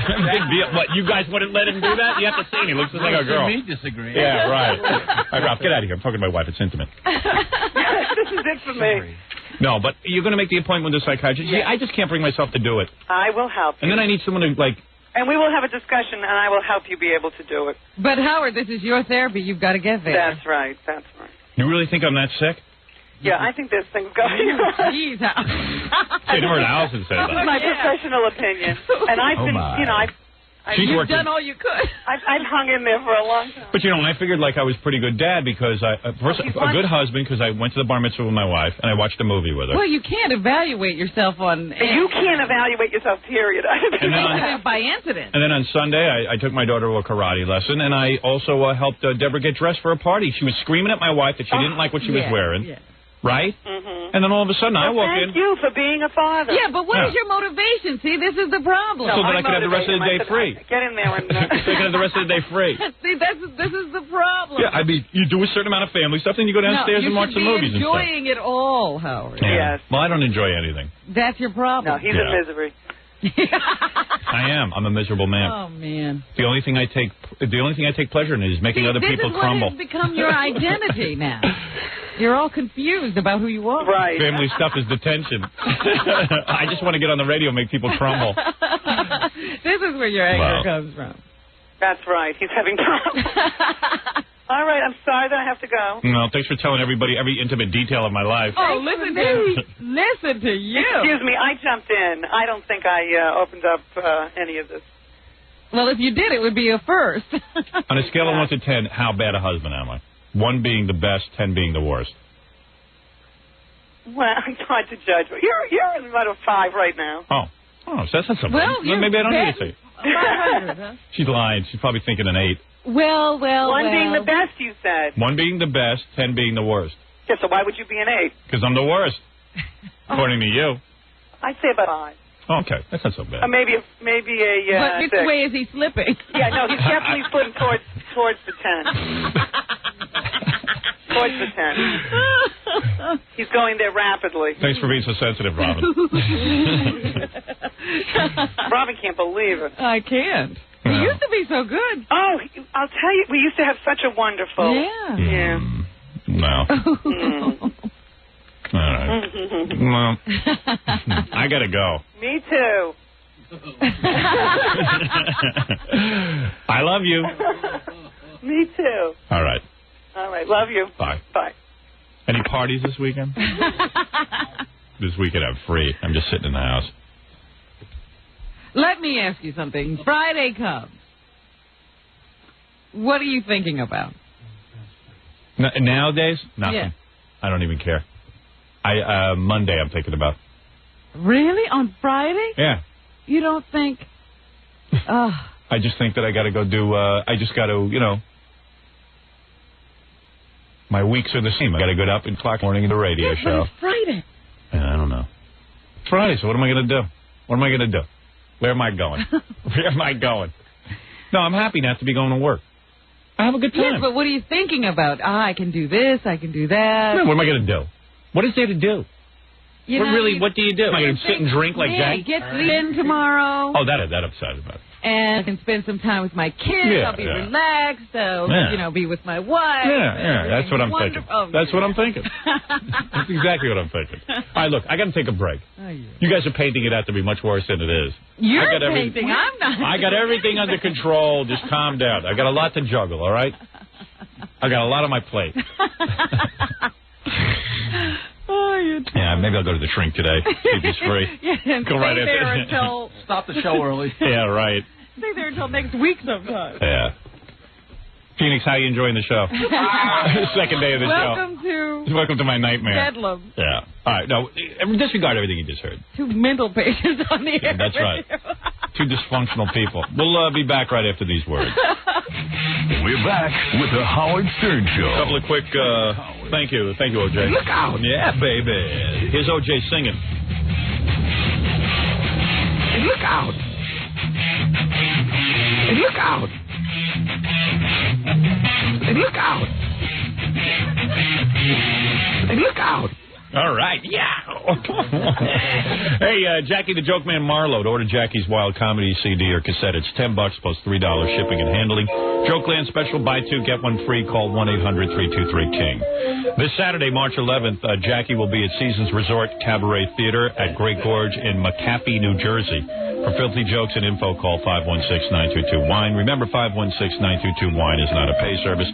Also, a show reminder on the E! Show tonight. This is really a good one tonight.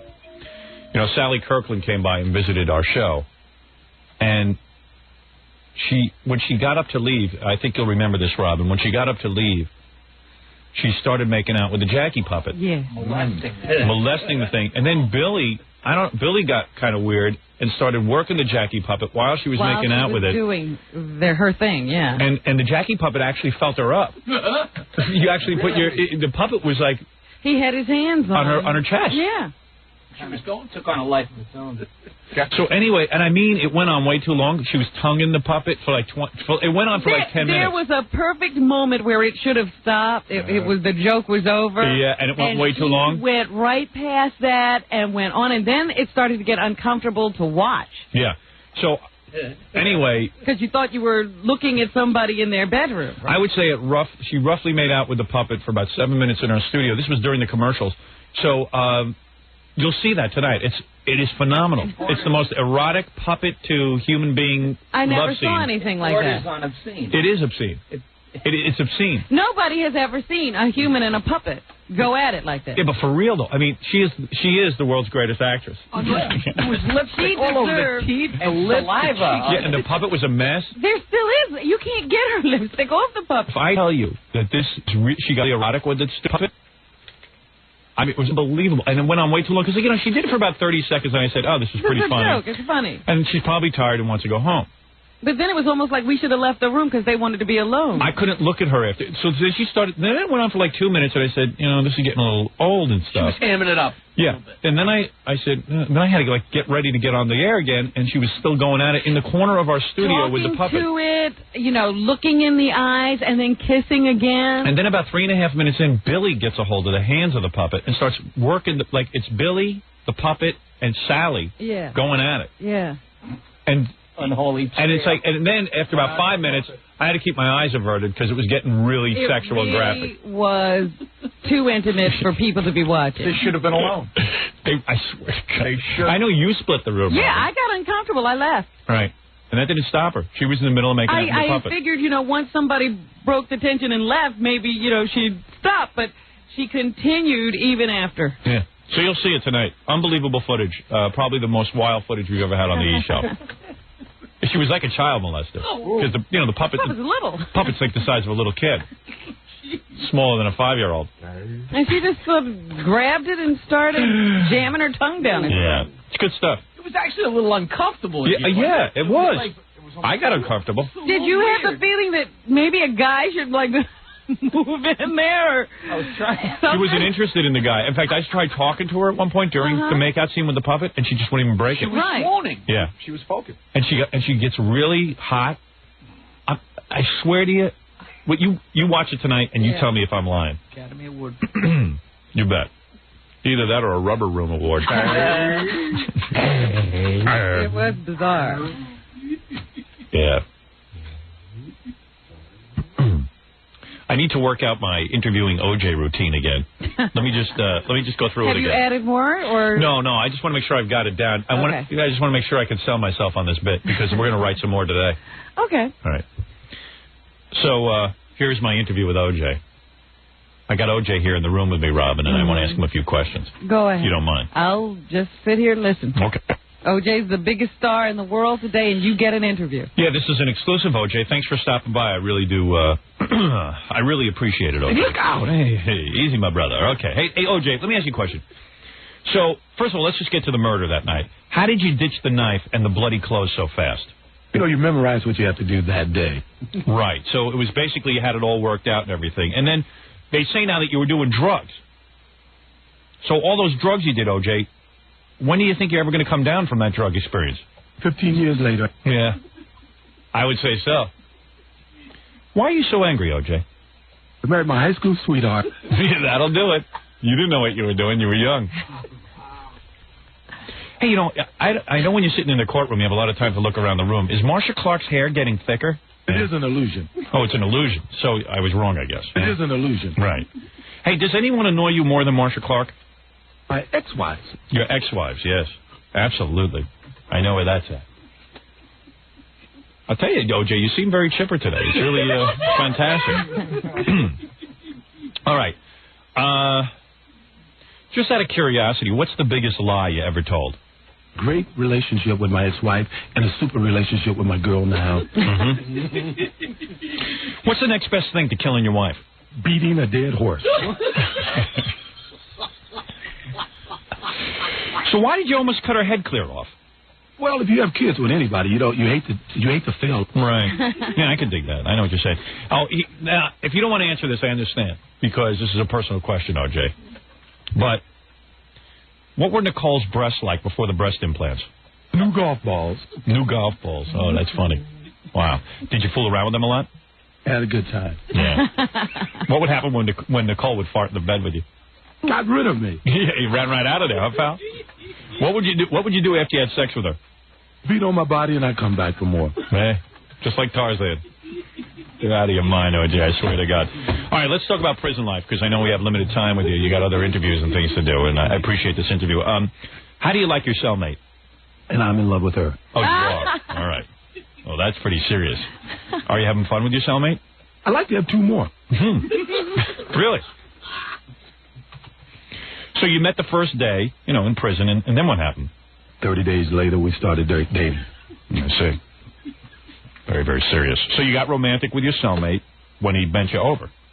I wish it would have worked that way. It was sort of the other way around. Man. Isn't that painful, man? Ooga, I got to tell you. You must have screamed when that happened. Look out! Yeah, right. So what will you do? Will you marry your cellmate when you get out of prison? I would love to. God. Things have really changed for you, O.J. Describe your sphincter in jail. Used and misused. Right. I heard that guy had a really stinky butt. I don't think I've ever had a relationship that broke up because of that. Man, you are entrenched in that prison lifestyle, my man. Look out! Right. Hey, what did you say to your cellmate the first time you saw his naked brown ass? Look out! Right. And what if you get AIDS? It happens. Right. I guess that's a reality. Attitude. It's a reality. Yeah. It happens. Right. You could say that again. It happens. Right. What's the last thing Ron Goldman said to you before you snuffed him? I like my life. I like my life. Yeah, that's sad. Well, at least he's admitting. It happens. Yeah. You're not kidding. Look out. Right. Hey, O.J., at least you still have your sense of humor. Hey, and you know what? You better kiss the ass of Captain Japan, Judge Ito, man. You just better kiss his ass. And if you ever should go to his house, don't you think you should take your shoes off before you go into Judge Ito's house? I plead the fifth. All right. I don't know. This bit has potential. Yeah, it is. The interview with O.J. You can't get a hold of him for real. Why not just make it up? Hey, we can interview him every day. Yeah, I got plenty of tape for it. Actually, for the E! Show, they could play back the interview. Just put Gorilla in an O.J. mask and have him do the talking. Look out. Look out. Look out. It happens. It does happen, doesn't it? It happens. Absolutely it happens. Do me a favor, don't plead the fifth, okay? Just don't plead the fifth. That's all I want to say. I plead the fifth. I told you not to plead the fifth, you moron. I plead the fifth. I got to take a break here. We'll be back. We'll get to some phone calls. We got a new Ku Klux Klan message. I got to finish the Saturday Night Live article. Yes. I got a boatload of mail that we must respond to. Mark Harris is stopping by. I promise you just 5 minutes. He's got some mail. I don't know. You know. Oh, and I got cool phony phone calls.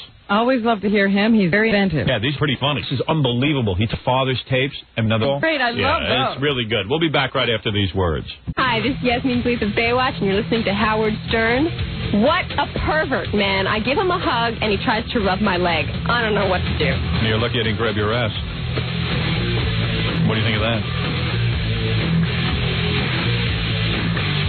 Yasmin Bleeth. I didn't see Baywatch this week. Anybody watch it? I got to keep up with that show. If anybody's got a tape of this week's None of episode. your Baywatch network has yeah, I got to get that. filled in with a tape? The plots are funny. They really are good. I mean... I wouldn't say good. Well, if it makes you laugh, it's funny. I mean, they're not intentionally making a comedy. It's supposed to be a drama. I saw on one of those tabloid shows last night, I think it was like Hard Copy or something, Tommy Lee and Pamela Anderson went to the supermarket to go food shopping. Mm-hmm. Some dude was out there with a video camera videotaping them coming out of the supermarket. They built a whole 5-minute piece around just watching them coming out of a supermarket. It's news when they shop. Yeah, that's when you know you're hot and on fire. Anything you do. Yeah, it was literally, they wheeled those 2 metal baskets to their car, emptied the contents into their trunk, got in their cars, and pulled out. Like regular people do every day. Yeah. But she was wearing it's California, but she's wearing, Pamela Anderson walks into the supermarket wearing a work shirt and nothing else.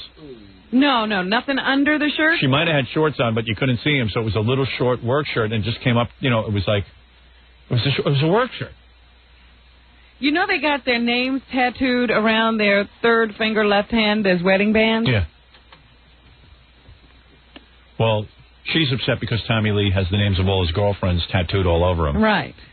It's never occurred to him that they don't last long enough to warrant a tattoo. Guys who tattoo themselves that intensely are not real stable. I mean, those are guys who really have nothing to live for. Mm-hmm. In a sense, they're desperate individuals. They're just decadent. They're living for the moment. Yeah.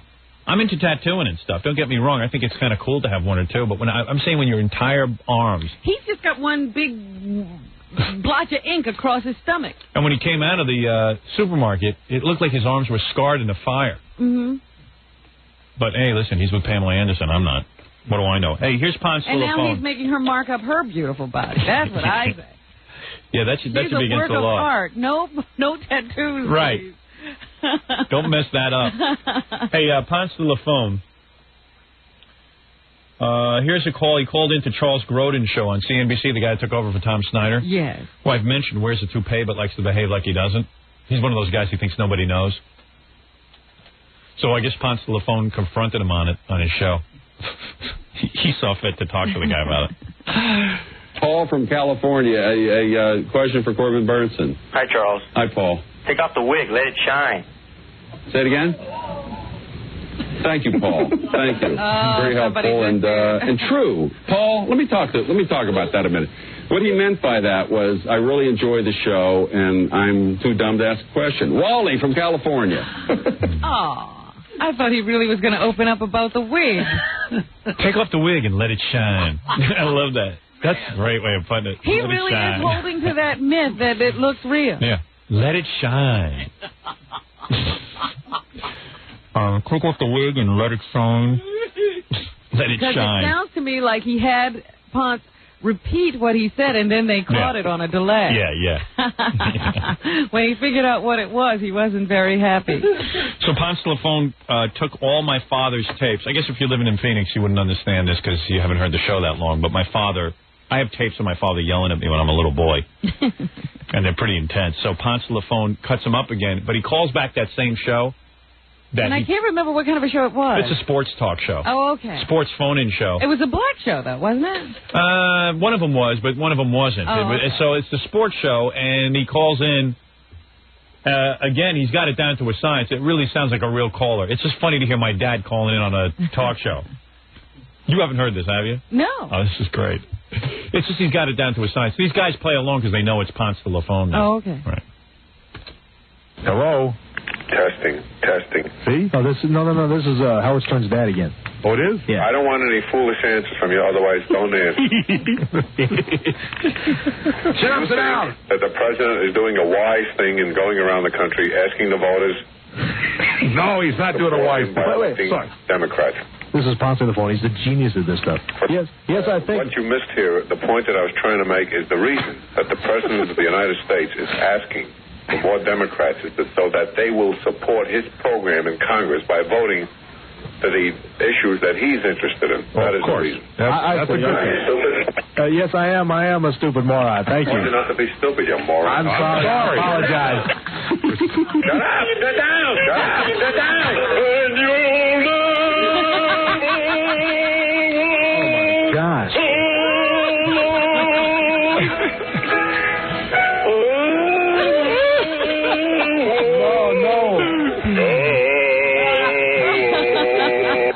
Thank you very much.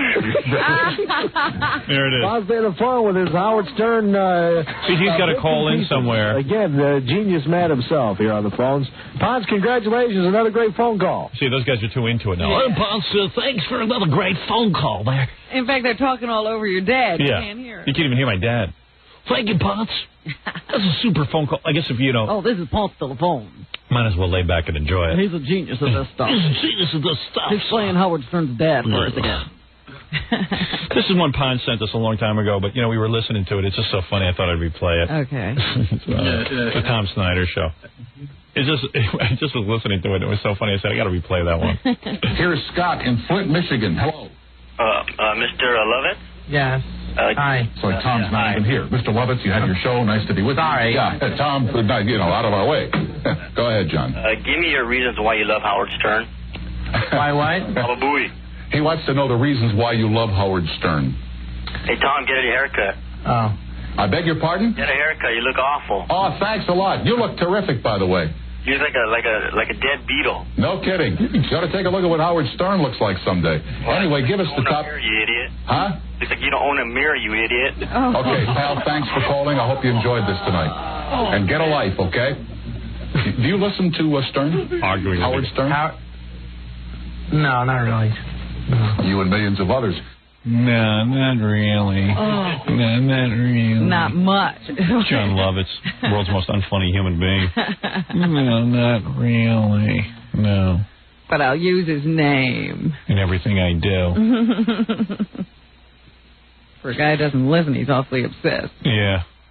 They do this cartoon. John Lovett's doing real well. Now he's a cartoon voice of some show. Critic. Some show called The Critic that they keep canceling and reviving. Yeah, it's been picked up by, what, Fox now? Yeah, so Fox keeps sending over to me every time they make a reference to me. Evidently, John Lovitz every week makes a reference to me about Howard Stern somehow in The Critic, and they send it to me hoping I'll talk about it, and here I am talking about it, so I guess it works. Finally got to you. Yeah. Well, you know what it was, listening to this and hear John Lovitz say he doesn't listen to you. As long as I'm playing show mentions, so RoboCop, the TV show, which... I love. Do you really? I love RoboCop. I love RoboCop. I don't love the TV show. I even love this stupid TV. Do you really? Yeah, when is I don't it on? even understand it. I don't know when it's on, but whenever I catch it, I have to watch the whole thing. I think they could have made it a lot better.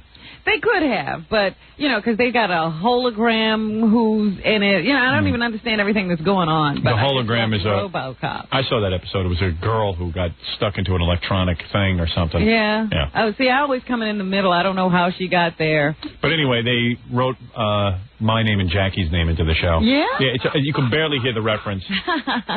you just listen real carefully. All right. Beta 1, come in, Beta 1. Beta 1, go ahead. Beta 1, Alpha 7 responding to silent alarm, Martling and Stern Stockbrokers, 2040 lost. Beta 1, provide backup. And Stern Stockbrokers. Yeah. Martling and Stern. Yeah, they worked Who's it. writing that? I don't know. Well, the company that's making my movie, Reicher, makes that show. That's true. But they had nothing to do. I mean, I think it was the writers who got into it. They probably listened to the show. Martling and Stern.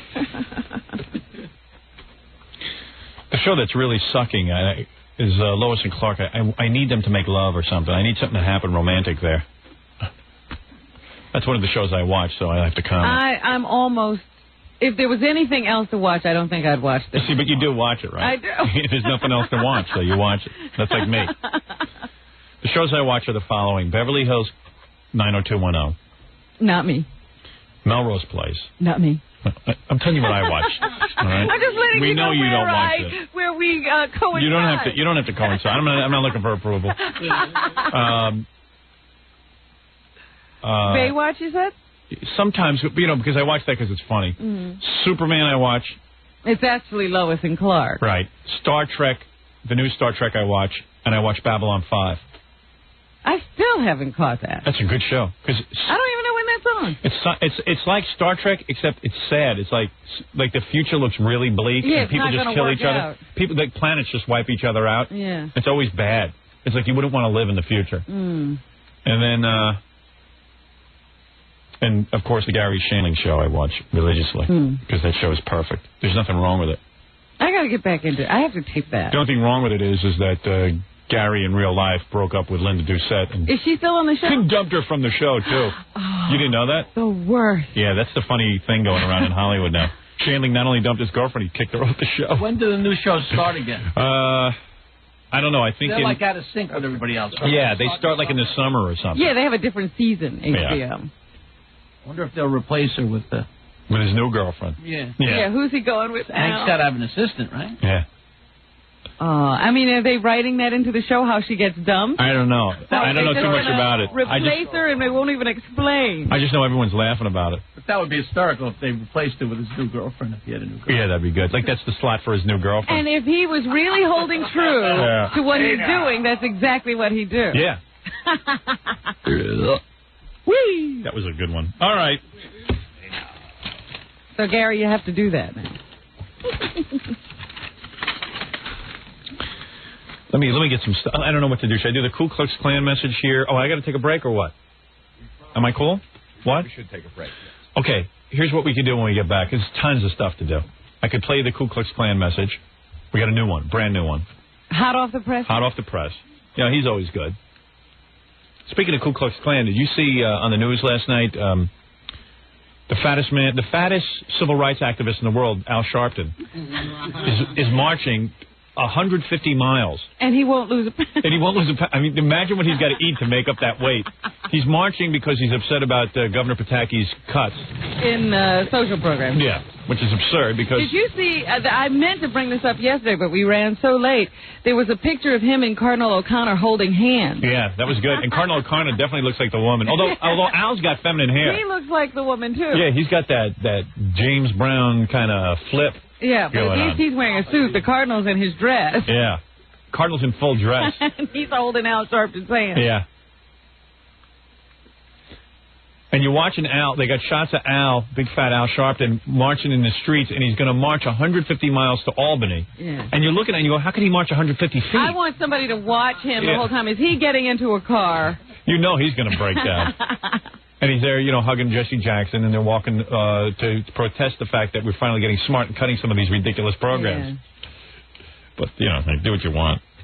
Meanwhile, I want his job, because I think that's a cool job, like just marching and junk. I'd love to do that. Yeah, all you have to do is wait around, read the paper. Yeah, wait for something cool to happen. See what there is to yell about, and yell. Yeah. I figured out how he makes money. I think he's got a congregation somewhere, and I guess they pass the plate for him or something. I don't know what goes on there. There's something going on. I don't know how he makes money, but he's got the coolest job. He just runs around. He runs around with James Brown a lot.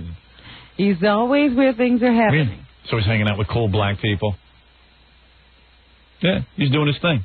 He gets to meet with high-powered people now, Everybody has to take a meeting with him. Yeah, he doesn't have to hang around with, the blacks who aren't happening. He hangs out with the cool blacks. But I'm saying now white people have to take his calls. Yeah. Yeah. You used to be able to ignore Al Sharpton. Now you have to meet with him. Yeah, I know. It's goofy. He's a goofy guy. We know him. He's kind of personally a nice guy, but, Very nice guy. His politics really suck. I don't know if they're politics or what they are. Well, listen, the guy's got to make a living. What else is he going to do? Anyway. Why don't we take a short break? I'll come back. Either the Ku Klux Klan message. We got to get to some phone calls. The phones are burning up. Mark Harris is going to stop by for 5 minutes just to tell us what else he's supposedly doing. He's never doing anything. Yeah, but it's funny to hear him try to create something. I love that he just comes in. If he mails you a letter, he's talking to you about something. And then... he's the guy who was married to Martha Ray, in case people don't know who Martha is. And I'll read you some more about Saturday Night Live, because it's funny, from this New York Magazine article.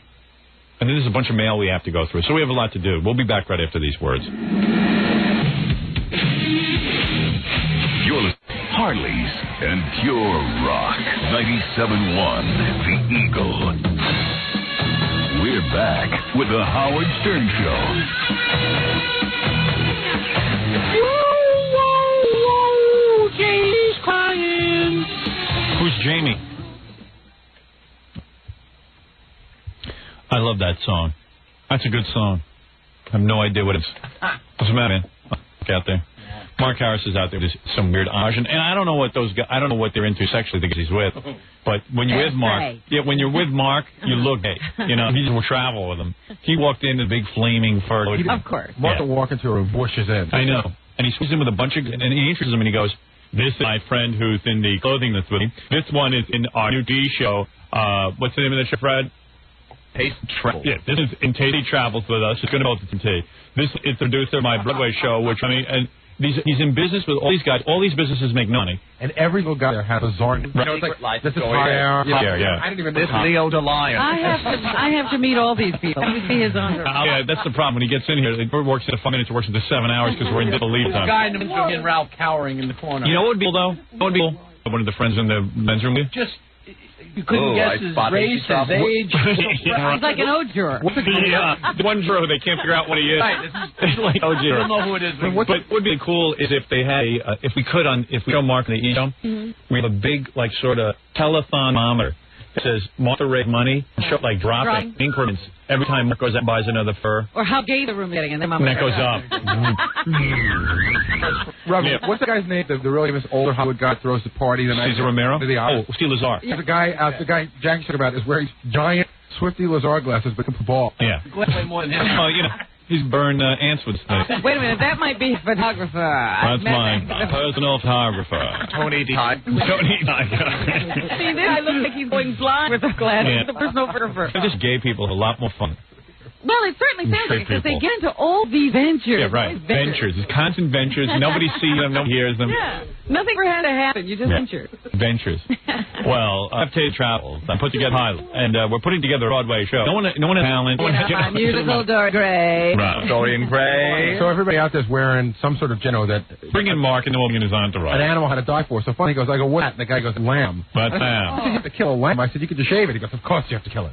Why? He's like adamant about killing animals. Well, Martha Ray, who was this, America's, she was sort of America's love child. Everyone loved her and adored, and she was Miss Patriot and everything. And whatever money she accumulated, now Mark's hand.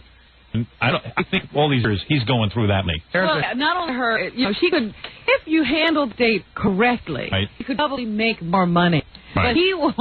How many? Shoot out that money so fast that will not be Those would not afford for this country if he thought we're going to give these guys the freedom. Yeah, right. And how many do you think it'll be till Mark actually pushing Martha's clothes out on the front lawn and having an open? All right. Look, these Martha Ray clothes, these are considered delectable. This is her Olach from 1942. Oh, I would know that. Get in here. Let's go on them.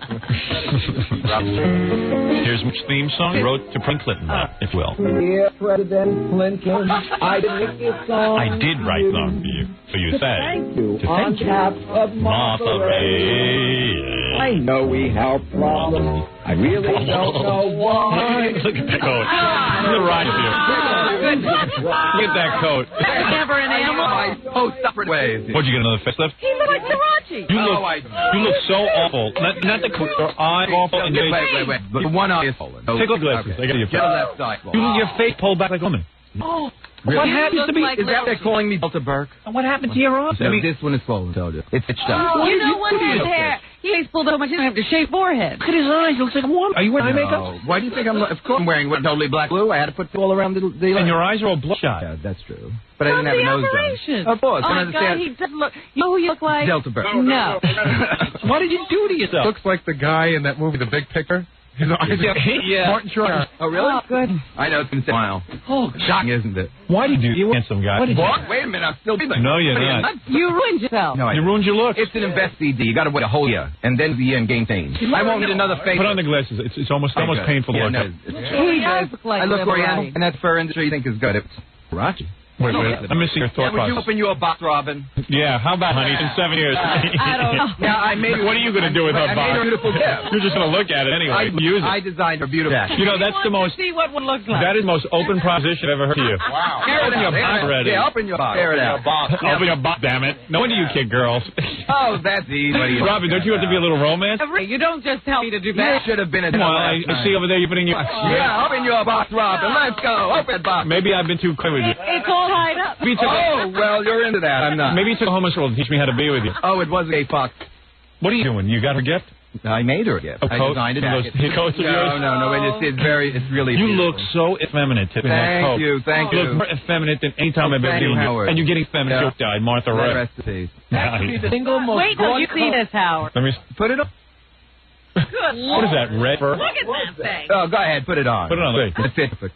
Except for the sleeve, I couldn't guess on the What made in Martha's money? Why don't you burn Martha's? You meet one of my models. She'll tell you what it's about.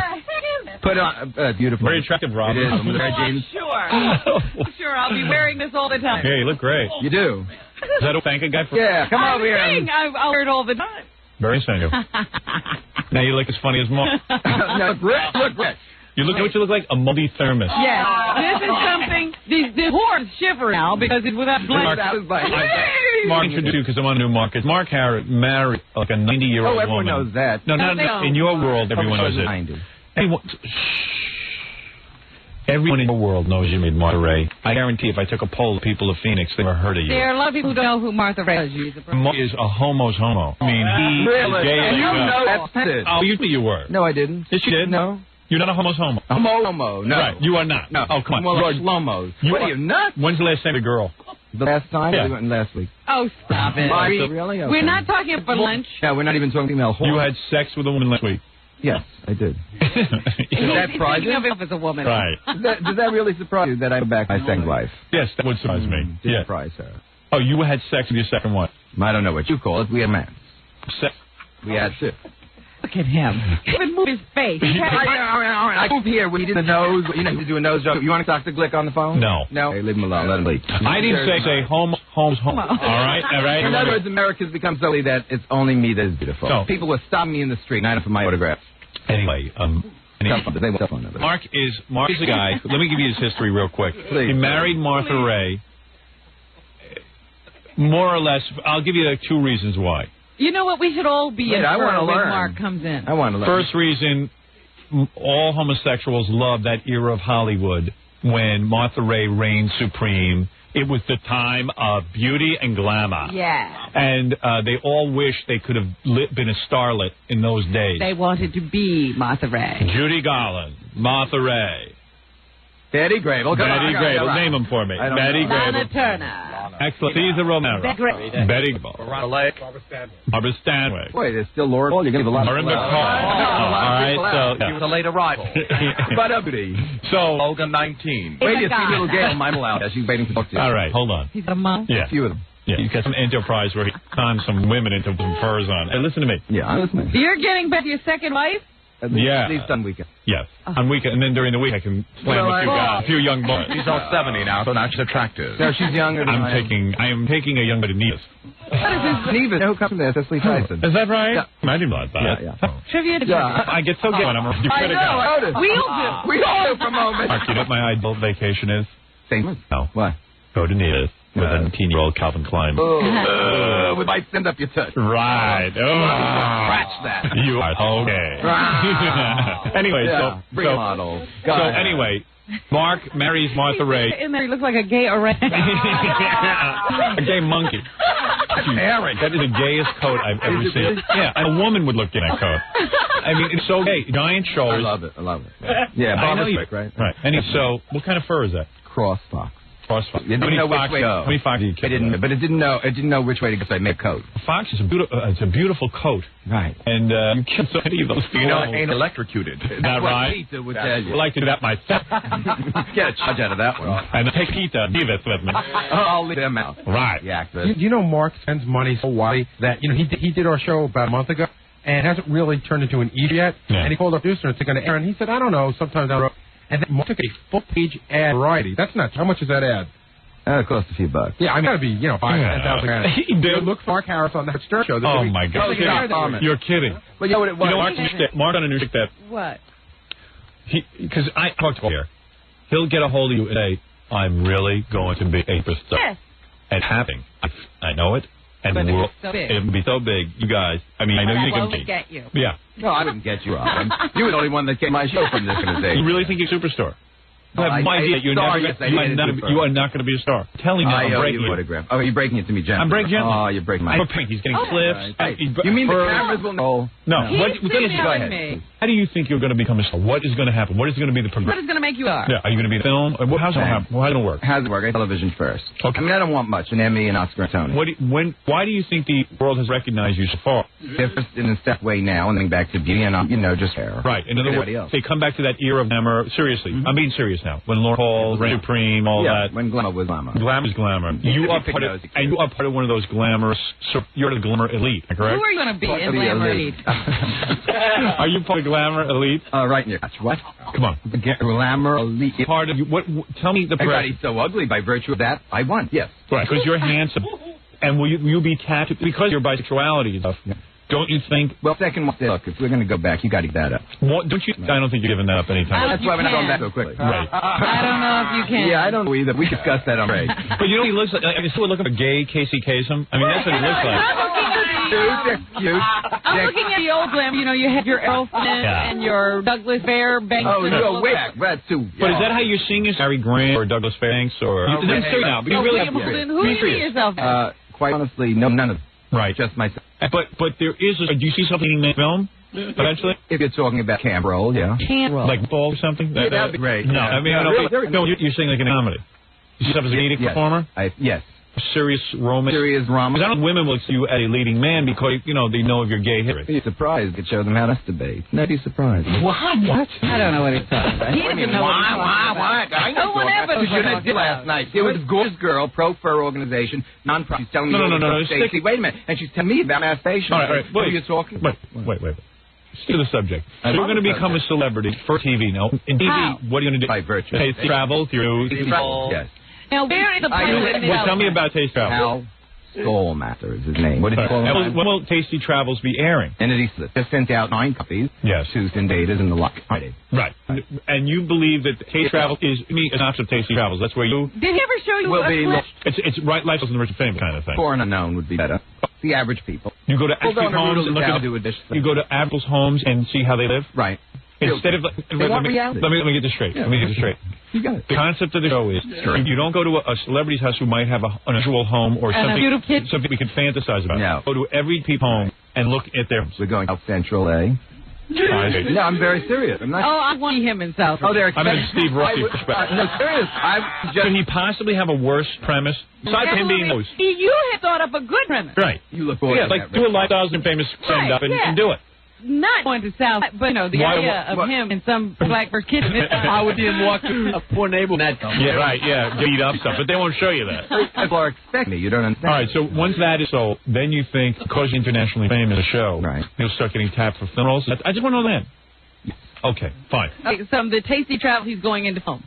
Broadway. Or Broadway. And you're there to play a vehicle for yourself. And Bob Evans is making the film next door, Ray, and Roman. Hold on. Bob Evans. I started with his door thing. You remember it, right? Yeah, first. And then Bob Evans is now making feature films during Ray. Independently of you. Oh, of course. It has nothing to do with you. Mark. I'm trying to say that. And now Ron Pookie is making. What about like a gay lifeguard? Seriously, butt watch. That's cute. No, you like that? Would you do that? Your idioms are just. Oh, thank you. Thank you. You're not even scripted. Bring in little Gail. Where's little Gail? No, you don't have a lot of time today. Sorry. Such an international superstar. I know. Oh, really? But anyway, so he married Martha Ray, like a 90-year-old or 85-year-old woman, a stroke victim. Yeah. And a lot of people accused him of being a jello. Gold digger. Howard, a gold digger. I mentioned that. There's a really, real angry guy on the phone. He claims to be the nephew of the husband before Mark. And he's got a hundred of things. If Mark is gigolo, he'd like to confront him on. Quickly, if you confront. Now, you are the nephew of who? My name is Danny Condos. Father named Steve Condos. My uncle's name Nick Condos. Mark, you're a flamboyant liar. You're a liar. You took advantage of my aunt. She told the world around her that you were nothing but a housemate that took and got mail, and you moved right in. As soon as she had a stroke, you knew exactly what you did. And the family's coming after you, big guy. Steve Condos had no children. Steve Condos had no children. He had 2 children, Jennifer Condos and Danny Condos. Why didn't Martha Another lie, Mark. Why didn't Martha know that? Oh, come on, Mark. Why another weren't lie. they Martha? How many times are you going to lie on this show? The last time, let me finish, Mark. Yes, the last time you were on, you claimed that no man in her life before you did anything but take advantage of healthy years, Mark, Nick, and Ann married and happily married. Steve, Nick Condos, Howard. Well, wait a second. I don't understand. In defense of Mark. Yes. Martha. What is it? What can you keep from him? The guy was married to her legally, and he did her. And he met her, and he spoke pen on the paper. You know what I mean? She was a victim, just like you said. Oh, you're saying he made the will and signed? Exactly. He took advantage of her. So after you're going to go after him? Mark, you can go. We're going to everything. Mark Who is we? Who would we? We. Yeah. We're talking about the children, the nephews, her daughter. Come on. My daughter's not contested will, so you're wrong. Oh, okay. Another lie, Mark. How many are you going to set up on? Last week I was, for the first time, appointed co-executive with Howard. Will. Yeah, that's co-executor. You got it right. Yeah, very good. Come down, Mark. Do me a favor. Come down to the Grove in Miami and speak to me face to face. Bring your entourage. We have lots to talk. No, we do. Yeah, because what you've done to my aunt, exactly what you did to the family. Call Hal Levy and Beverly. No, we're calling everybody. Are you trying to sabotage the United States of America next big superstar? Mark can't afford scandal. Right, he can't afford scandal right now. You know, he's almost on the brink. He's on the verge, you know. Yeah, it's a breakthrough week for him. Don't on his verge. Scandal's later. I would have called next time, but I could through. All right, thank you for the call. Thank you. All right, well, Mark, you got a lot of friends out there. Why don't you think way before Martha was alone? I don't know. I don't know. Nobody's contesting the will. All right. He says there's going to be some kind of I'm okay. I didn't get any money yet. All right. Plus I'm short on time, Mark, and we certainly want to shortchange your entourage. It's okay. Who are all these people? Are they gay people with you today? I think we might ask them one by one. Why don't you just call in and let me what your entourage? Okay, Ross. Little Gail. Little Gail. There's a whole bunch of people who do hang around with him. I'm going to find out what's in him. He always has around. He's never alone. Oh, thank you for coming to my show, Robert. It seems to be some sort of fun. It's fun. Do you have that little photographer with you? Yes, and you knew he was war. Who is your photographer? Martin. And this is the guy who has doing all of this plastic surgery because he says his picture doesn't look good. Too much hair brushing. Now I don't know. Who is this? Little Gail. Little Gail. Now, how do you know Mark? 1 second. Let me get the microphone going. I'm looking at you in shock that I cannot. I can't get my microphone. Now, how do you know Mark? I have known Mark for about 10, 11 years when he was married to me and was the phantom of those where I sang to make cannolis.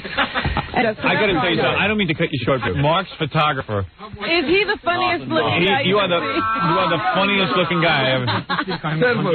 Yeah, what do you? I love everybody and I love this show. Thank you. He's like the guy that Senior Winston kept in the box. Yeah, right. What is that, sir?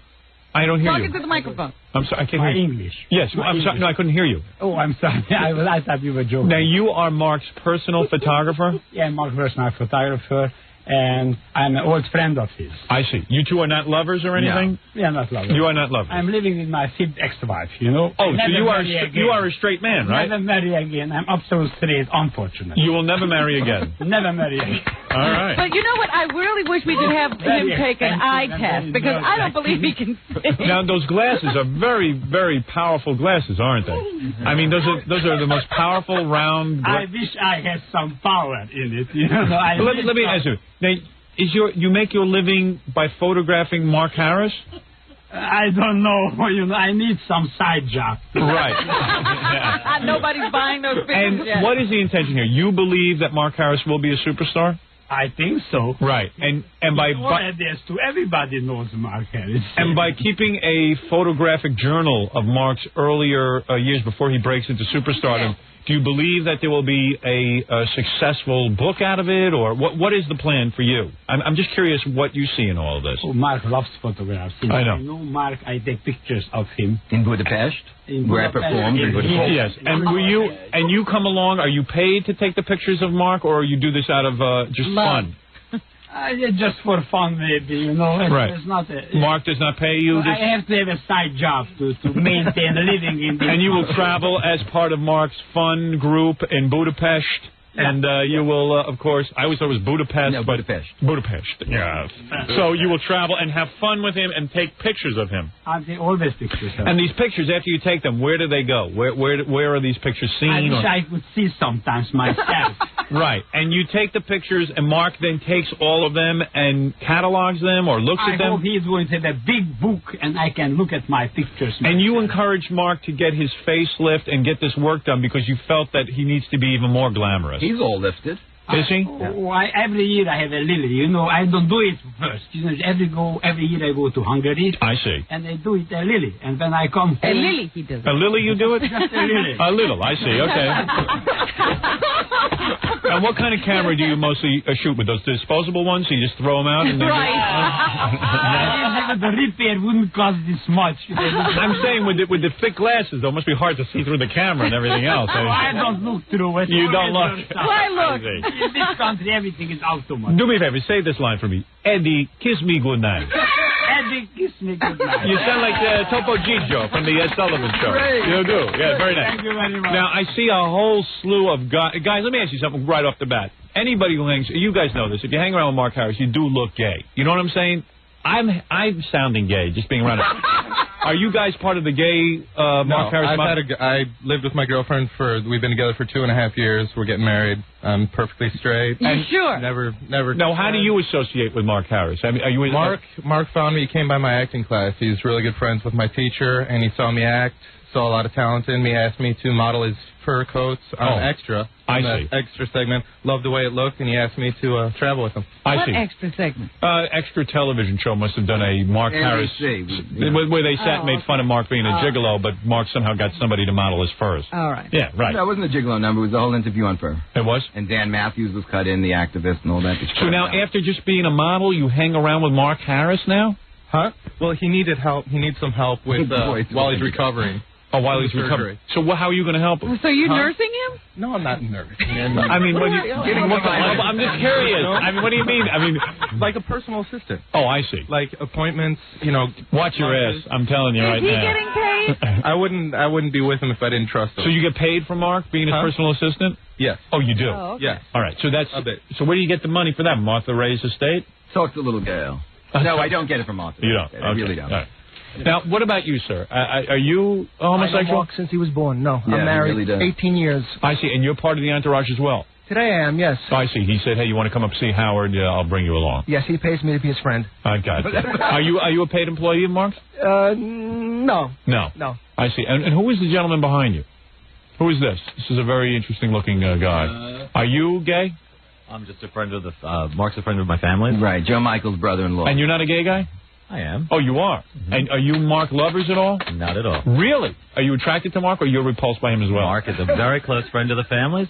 And what do you think about this eye situation? This face. Mark is healing. He is healing. I mean, it's 4 weeks old, Howard.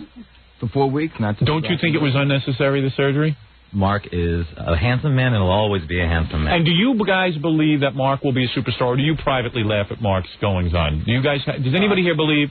What do you think? I think he'll be big. I really do. You do? You believe in him? Honestly, I believe in him. You believe I really believe. How? What do you think is going to happen? Yeah, how do you think it's going to happen? It might not happen next week, but I believe he will. You think eventually it'll happen? Yes, I do. As what? I'm going to cook my way to stardom. He has people believing in I him. can't believe it. And what about... Oh, wait, the woman wants to say something. The woman. You're the king of media, and he is absolutely the king of PR. And she doesn't mean Puerto Rican. Nothing will stop him. All right. Well, very good. Listen, this is a fascinating glimpse. Isn't it amazing how you can find followers? Yes, he has done it. And you're my biggest friend. And I think I don't even have a personal photographer. I've got to tell you something. I'm doing something wrong. I wish I had a personal photographer. Yes. Well, isn't that something? Howard, Mark has told me ever since he was a kid that he's going to be a star. And you are predicting he'll be a star? He will be a star. What's the last thing you predicted? O.J.'s innocence or the end of the baseball strike? All right, very good. What? You know, just for 2 seconds, Mark hasn't even had an opportunity to tell you why he's here today. Oh. Today, of course, is the big march. All these people will be marching down what avenue? Down 7th Avenue. Now, Mark, tell us about this. We're finishing up at Fur World, which is an international magazine. And Fur World. Yeah, we're marching for America's industry. Save it before it goes to China. After all, what are the activists going to accomplish? Hold. Stop. Stop. Slow down. You are going to be marching outdoors in your furs. Pro-fur. You and these other right 5 to choose. people? Right. Right to choose fur. Yeah, you want to see some of the posters? No. Think Mink, Fox in My Box. Whatever. And you made all this? Mm-hmm. And you and your friends here will parade around in furs? Right. Down the street? Right. To 7th Avenue, all the way down to Fur World. So people want to see you today, they can see you outside of Fur World. Right. Right. Yeah, but is it going to look like a march with just 5 of them? How many guys Well, got at the beginning, it's the first beautiful movement in the country. He's like the Al Sharpton of fur. You know, seriously, I was asked, a minister came, a pastor, his title, he came to visit me, and he asked me to preach in his church Oh, is that right? in September in Orange County. So now you're also preaching in Wait, addition... no, seriously, this is a serious story. And I'm looking at him, being Jewish. I said, well, let me understand what you mean. He says, your outlook on life, we listen to Howard Stern. So I said, what is your church about? And he says, it's 75% lesbian. He said, I'll be there. All right. I'll be there. So you're all old friends of Mark's? Yeah. And so did Mark tell you people when he set his sights on Martha Ray's money that he was going to get it? Or did you guys think the marriage... He has his own money. He does? He has his own money. He doesn't need Martha. He didn't need Martha Ray? He had the roles before Martha. Why did he need Martha? So you think he needed it for the fame? I think he appreciated who she was, where she came from, what she represented. Well, and you have a loyal... Did they meet Martha She Ray? knows me a I little got to time. tell you something. Did they meet Martha Ray? No. Did you guys meet Martha Ray? No. No, because she would have had a heart attack and died. No, she sang at one of the parties. You did know her? Yes, absolutely. You know what's amazing to me? I'll say one thing very, very positive about Mark Harris. What? Quote him. I tell you something. I pay, Jackie, Fred, certainly a lot of money. They never say anything nice about me. I got to tell you, these people, in their own way, are saying very nice, lovely things about Mark Harris. Mark surrounds himself with people who say nice things. You want to trade with him? Take a look. I can't get a nice word. Want to trade? That is a hell of an entourage. Well, anyway, good luck to all of you in your March on Fur, or whatever the hell it is.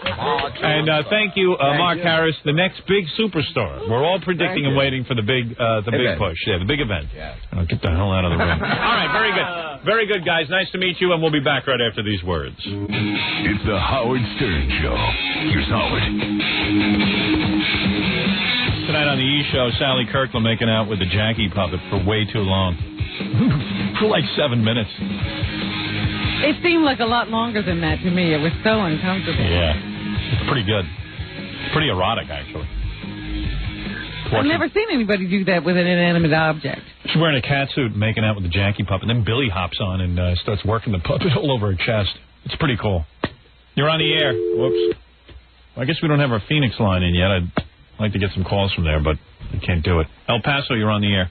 Howard. Yeah. Yeah, this is, Antonio from El Paso. I'm just calling to tell you that every morning my sister and I listen to you when we're going to school, and you lighten our days. Thank you. Okay? Okay. Okay, then. Dallas, you're on the air. Hello? Yeah. Did you know that one of the one of the jurors, his son wrote a book called The O.J. I Never Knew. You're saying that someone who sits on the jury, their son wrote a book about O.J.? Yeah, it was in USA Today classified section. Well, about a couple weeks ago, it was in the classified section of USA Today. That seems to me to be a conflict of interest. Well, I guess we'll be losing another juror pretty soon. Yeah, running out of jurors. Soon I'll have to be called in to be a juror. Thanks, man. Okay. Bye.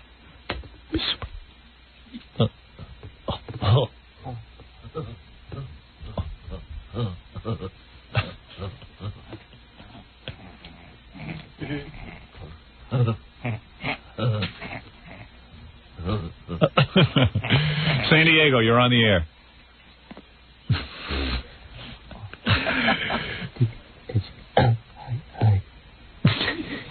Did you know that one of the jurors? Did you know that? Excuse me. Jurors. Did you know that one of them?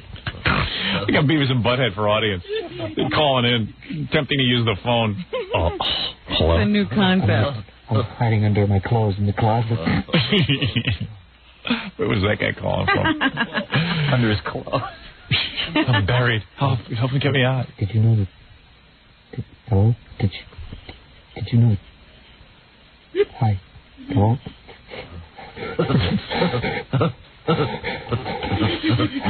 Buffalo, you're on the air. Hello? Hi, you're on the air. Cleveland, you're on the air. I'm trolling for listeners. Cleveland, you're on the air. Yeah, Howard. I found this article in this magazine about the wire cutting. Wire cutting, yeah. Yes, cutting. I thought it was kind of interesting. I was wondering if you read it, and if you didn't, if I could fax it to you. Yeah, I have the article. It's a real cool article, and I want to read it on the air, but it's real long, isn't it? It's maybe about 4 or 5 pages. Yeah. That's long. It's this long article about the radio station that cut the wires when we visited Cleveland and did our live show there, and it's really good. But I gotta sort of map out some time here, Robin, and get into it, you know. And it just you got to devote a segment to it. I would need to devote a good half hour to it in order to do it right. So maybe I'll read it like the next day or two. Okay, I'll like yellow underline some of the cool stuff in it. Mhm. I never know what to do. Sometimes, like I'm sitting at home and I'm reading these cool articles, and I go, I don't know if I should be on the air just reading the whole article. But people would probably find it really fascinating, this article. Well, it's interesting what this radio station has been up to and what it's doing now. Yeah. Evidently, it's an ongoing saga related to the show. Everybody listened that day and heard us get knocked off the air. The station that we compete with in Cleveland, WMMS, we compete with a lot of stations in Cleveland, but this one station has a history of, like, they were the station that used to fix the Rolling Stone Readers poll all those years, so they'd always be the #1 station in the country. But they apparently do weird stuff that, like, doesn't really get them anything. So, like, when we were coming to Cleveland, they got all bent out of shape and they got all freaked out, and they decided that they had to disrupt our broadcast in Cleveland. And what's funny about the whole thing is I read this article. They went to all these great pains to disrupt our broadcast when we came to Cleveland for the day to celebrate becoming #1, and none of it was apparent to us. It didn't affect us one bit. We came to Cleveland, and we were holding a funeral, so I didn't even know we were going to have a tombstone. Evidently, somebody's idea was to make a tombstone. So this station went out, intercepted the guy who makes the tombstones, and they wrote, like, "Rest in Peace, Howard," on the tombstone. Yeah. And I don't even recall seeing it. Do you? You know what? They were up, evidently, and then they decided to fly a helicopter over our broadcast since we were outdoors. And to disrupt it, making noise. Making noise, and the helicopter had a sign that it dragged along that said, like, "Death to Howard" or something like that. I don't even know what it said. I never saw any helicopter, nor did I don't recall a disruption. No, we never had that happen. So, and then the other thing they did was there's a free newspaper in Cleveland called It's Scene Magazine. Yeah, Scene Magazine. And they told all their listeners, Howard's coming to town. See if you can steal all the Scene free magazines and see if you can bring them to the station. Whoever brings the most to the station will win. But who would even care? I mean, how would Scene magazine help me? I mean, it's not that big a deal. It's a free newspaper. What difference would it make in terms of the number of listeners we have? Yeah, and it seems like a lot of energy to go through. And it sort of demoralizes your own staff in a way because you're like, oh, my God, we're spending all this time worrying about Howard. If we were really happening, it wouldn't be a problem. So in the article, they actually get a hold of memos that this guy, John Gorman. Now, this guy, John Gorman, is the program director. And evidently, he's been like the program director there like 100 years. And he's real competitive, they say. But he's not competitive on the radio. The station sucks. He's competitive like off the air and writes searing memos about me. And hey, listen to this. This is John Gorman. While denying any part in the wire cutting, because ultimately they ended up telling one of the engineers, I believe they told their engineer to go cut our wires to our broadcast, which they did, which only gave us even more press. And the point is, why wouldn't they? Look at all the effort they put into this one broadcast we were doing. The article sort of draws the conclusion that no way this engineer acted alone and cut the wires to our broadcast. It's just it's painfully obvious. I don't know where the court case stands right now, but I haven't gotten any new information. But according to this article, this is Gorman now. While denying any part in the wire cutting, the stations do admit to committing a wide range of questionable actions intended to disrupt the event.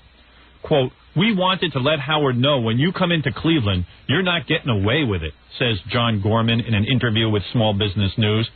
Gorman is operations manager and program director for WMMS and WMJI and director of programming for their parent company, Omni America Corporation. Cleveland is not a turn-the-other-cheek market. I think to ignore it is to admit defeat.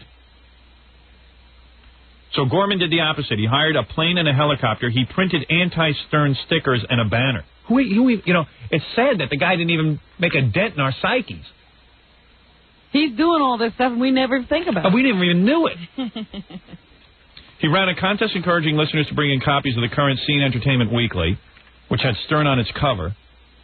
And then he commissioned a tombstone that read Rotten Hell Howard, which we never saw. And even if I saw it, why would I care? We'd actually consider it a supreme compliment. Right. I mean, he did everything but go house to house changing people's radio dials. Which is the only thing that could have possibly helped. Why not just put on some cool shows and put on some good radio and then maybe people will listen to your station?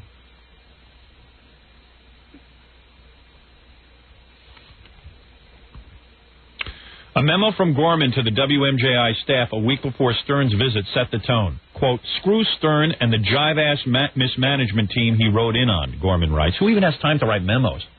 The memo claims Stern's ratings are nothing to worry about.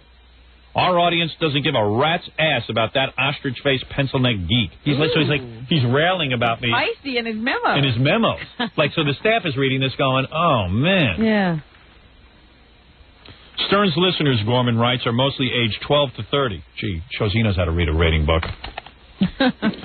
And the most, instead of admitting that our audience is 25 to 54 mostly, he can't even admit that to his staff. He thinks his staff is so stupid. Yeah, don't they read ratings books? Yeah. They read he says, radio. And Stern's most loyal audience has no life of their own. That includes those writers, columnists, and reporters who will be hanging on every minute of Howard's appearance. Let's face it, David Soud, Roberto Santiago, Liz Clayman, Ted Henry, do you really think these people play with a full deck? I think the only person not playing with a full deck is John Gorman. Who doesn't have a life? Yeah. A guy who's totally wrapped up in this show is John Gorman. The media coverage of Stern will be overblown and driven by losers like those aforementioned sub-journalists. So he had a rant on his memo, but basically didn't put anything different on his radio station.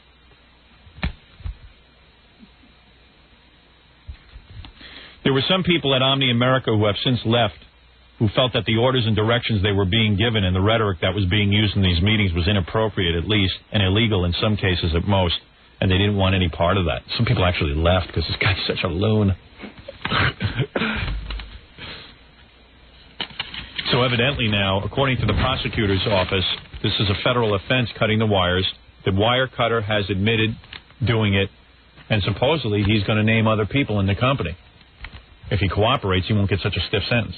And if he names other people in the company, Omni America will lose its licenses to all of their stations, going into the billions of dollars. Wow. Over this one incident. Listen to this, what Omni America is up to. Omni America has prudently moved WMMS into a separate financial entity, apparently to protect the rest of Omni America's holdings from legal exposure. So now they're going to try and go back and say, oh, no, that station isn't even part of what the rest of the company does. Yeah, if you're going to punish the company, that company owns only one radio station. Yeah. Isn't that funny? We're not us. Yeah, we're not us. We're not the same guys we were back then. Yeah. I don't think you can do that retroactively. I think you got to kind of do that beforehand. I don't know. It sounds fishy, but yeah. They're trying everything they can. I don't blame them. That's almost an admission of guilt. I know. If I was going to lose $1 billion, I'd be trying to do that too. But it is almost an admission of guilt. If they didn't do anything, why would they have to move that company? WMMS licensed partnership formed as a general partnership was filed with the Secretary of State's office in November. So that means, as recently as November, they reorganized the company to say WMMS is an entity unto its own.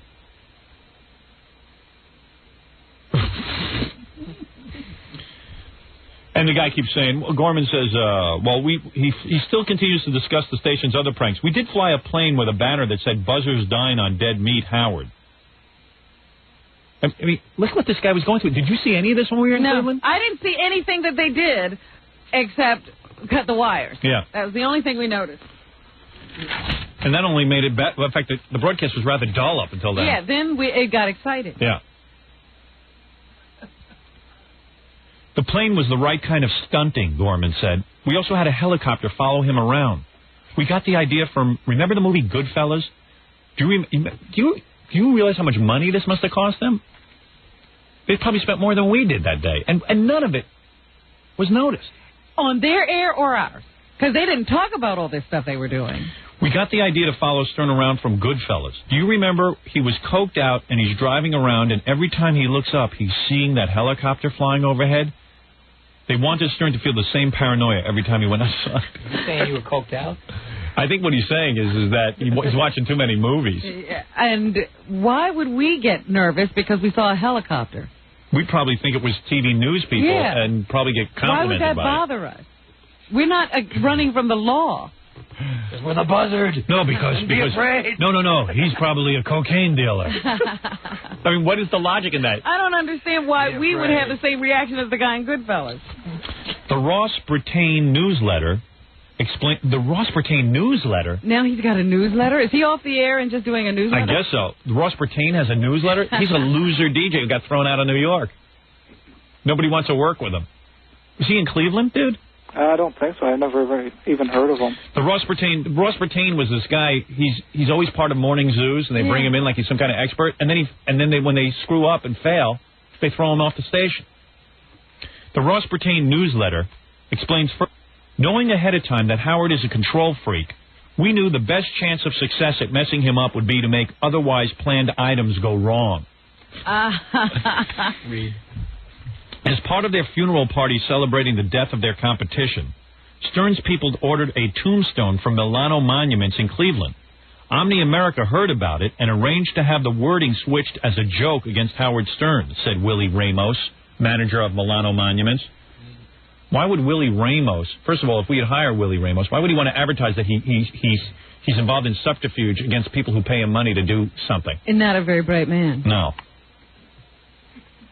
You mean Willie Ramos would accept money from somebody to alter his work? So, in other words, if you had a family monument you were having done and you paid for it, Willie Ramos is saying that if some other family who has a grudge against you wants to come in and change the wording, he'll do it for the right amount of money. The altered granite marker was intercepted by Stern's people before. We don't even have people who can intercept anything. We didn't have people who had checked out anything on that broadcast. The altered granite marker was intercepted by Stern's people, but it almost makes it seem like there was some sort of war going on that day that we just don't know about. It's like going to war and nobody comes. Who was fighting? I don't know. This guy's a loon. Remember that we got into a van to go somewhere, and the people who were working for us hadn't even checked our mics? Yeah. How are they going to intercept Yeah. anything? You want a thing to self-destruct, just watch us. You think we have anybody professional handling these? We had Doug Podell running around with a wireless microphone. Oh, it was crazy. It was We a were joke. holding the equipment on the table. Hey, you don't need anybody. You don't have to hire anybody to screw up our broadcast. Let's see. The altered granite marker was intercepted by Stern's people before it reached the stage in the parking lot. Well, that's probably the only thing we did right that day. Another memo to General Manager Dean Thacker from Gorman shows a vindictive side.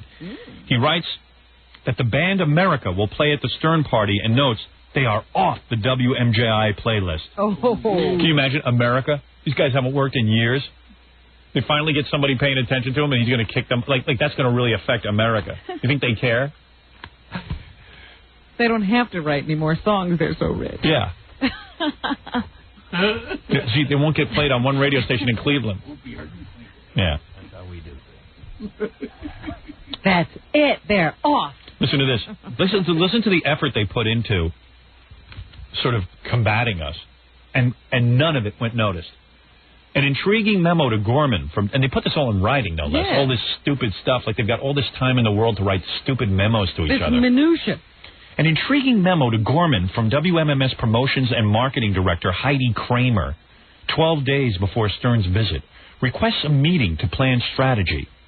Among the parties she suggests should be in attendance is engineering, the department in which William Alford worked. Uh-huh. That's the guy who cut our wires. Right. 5 days later, WMJI Promotions Director Mark Munch Bishop sent a memo to Gorman that reads, "It's interesting that everyone has a theory on what should be done, from nothing at all, guerrilla warfare, to full-scale attack." They should have come in with, like, a guns. This is the whole radio station. Yeah. This is promotions, Yeah. programming, engineering is all thinking about one broadcast. If you had a guy this out of control, wouldn't you fire him? John Gorman? Awfully close to Borman. That is amazing to me.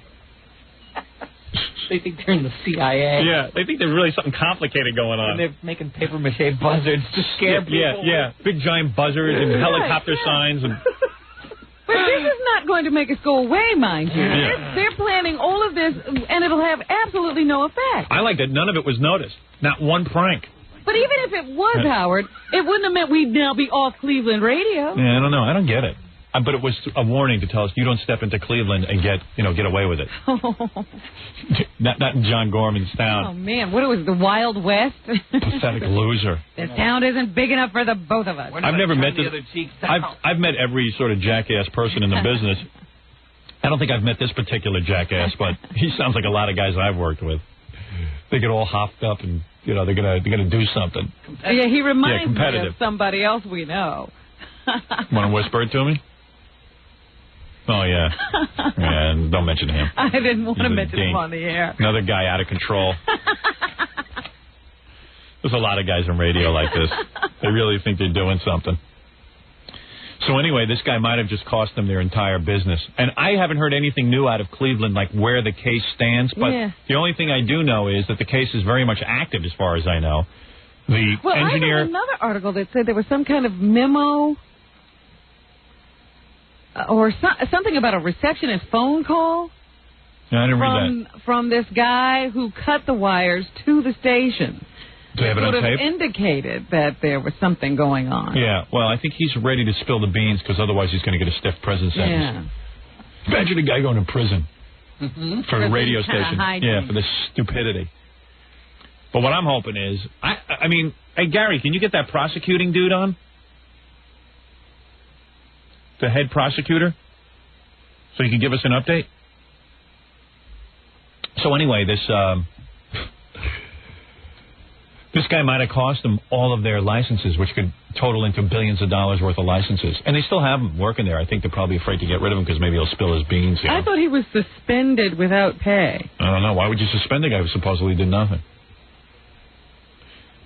I don't know. If you're busy stealing newspapers, is it that hard to believe that you'd cut some wires? And hiring helicopters, intercepting monuments. It just sounds to me like you're awfully involved and getting desperate.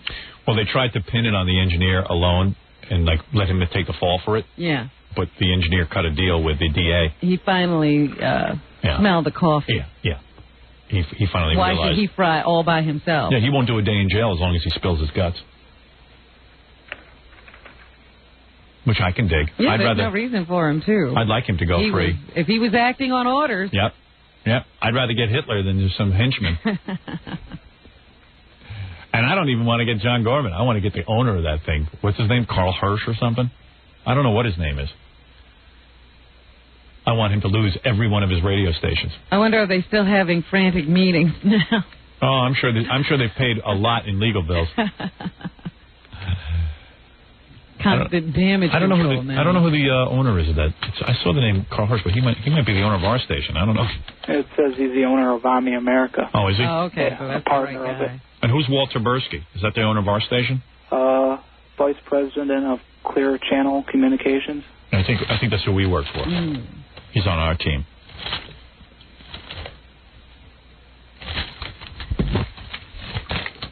And let's see what the FCC does. Let's see if they put some energy into this.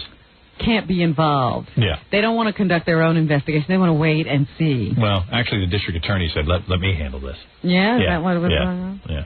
Well, still, to me, it seems that the FCC would want to be very, very cognizant of what's going on in his investigation. Yep. This is what they're there for. Instead of fining me for saying pecker. This is a major infraction. Yeah. So, dude, I guess I read the article. Yeah. I mean, that was just off the top of my head. I mean, I probably could have done a more thorough job, but I think I got it done. You covered a lot of it. What is this stuttering? No, I left the message at the attorney's. He's in calls back. Oh, is he? Yeah. Maybe we'll take a break and maybe the dude will call in. Yeah. Yeah, stay tuned because maybe I can get the DA to call in and tell us what's going on. All right, thanks a lot. All right, man. Bye. It's a pretty good story to keep updating anyway. Phoenix ought to know about it. Absolutely. I still want to know what the outcome is, what the final story is. Yeah. It's an ongoing story. We'll be back right after these words.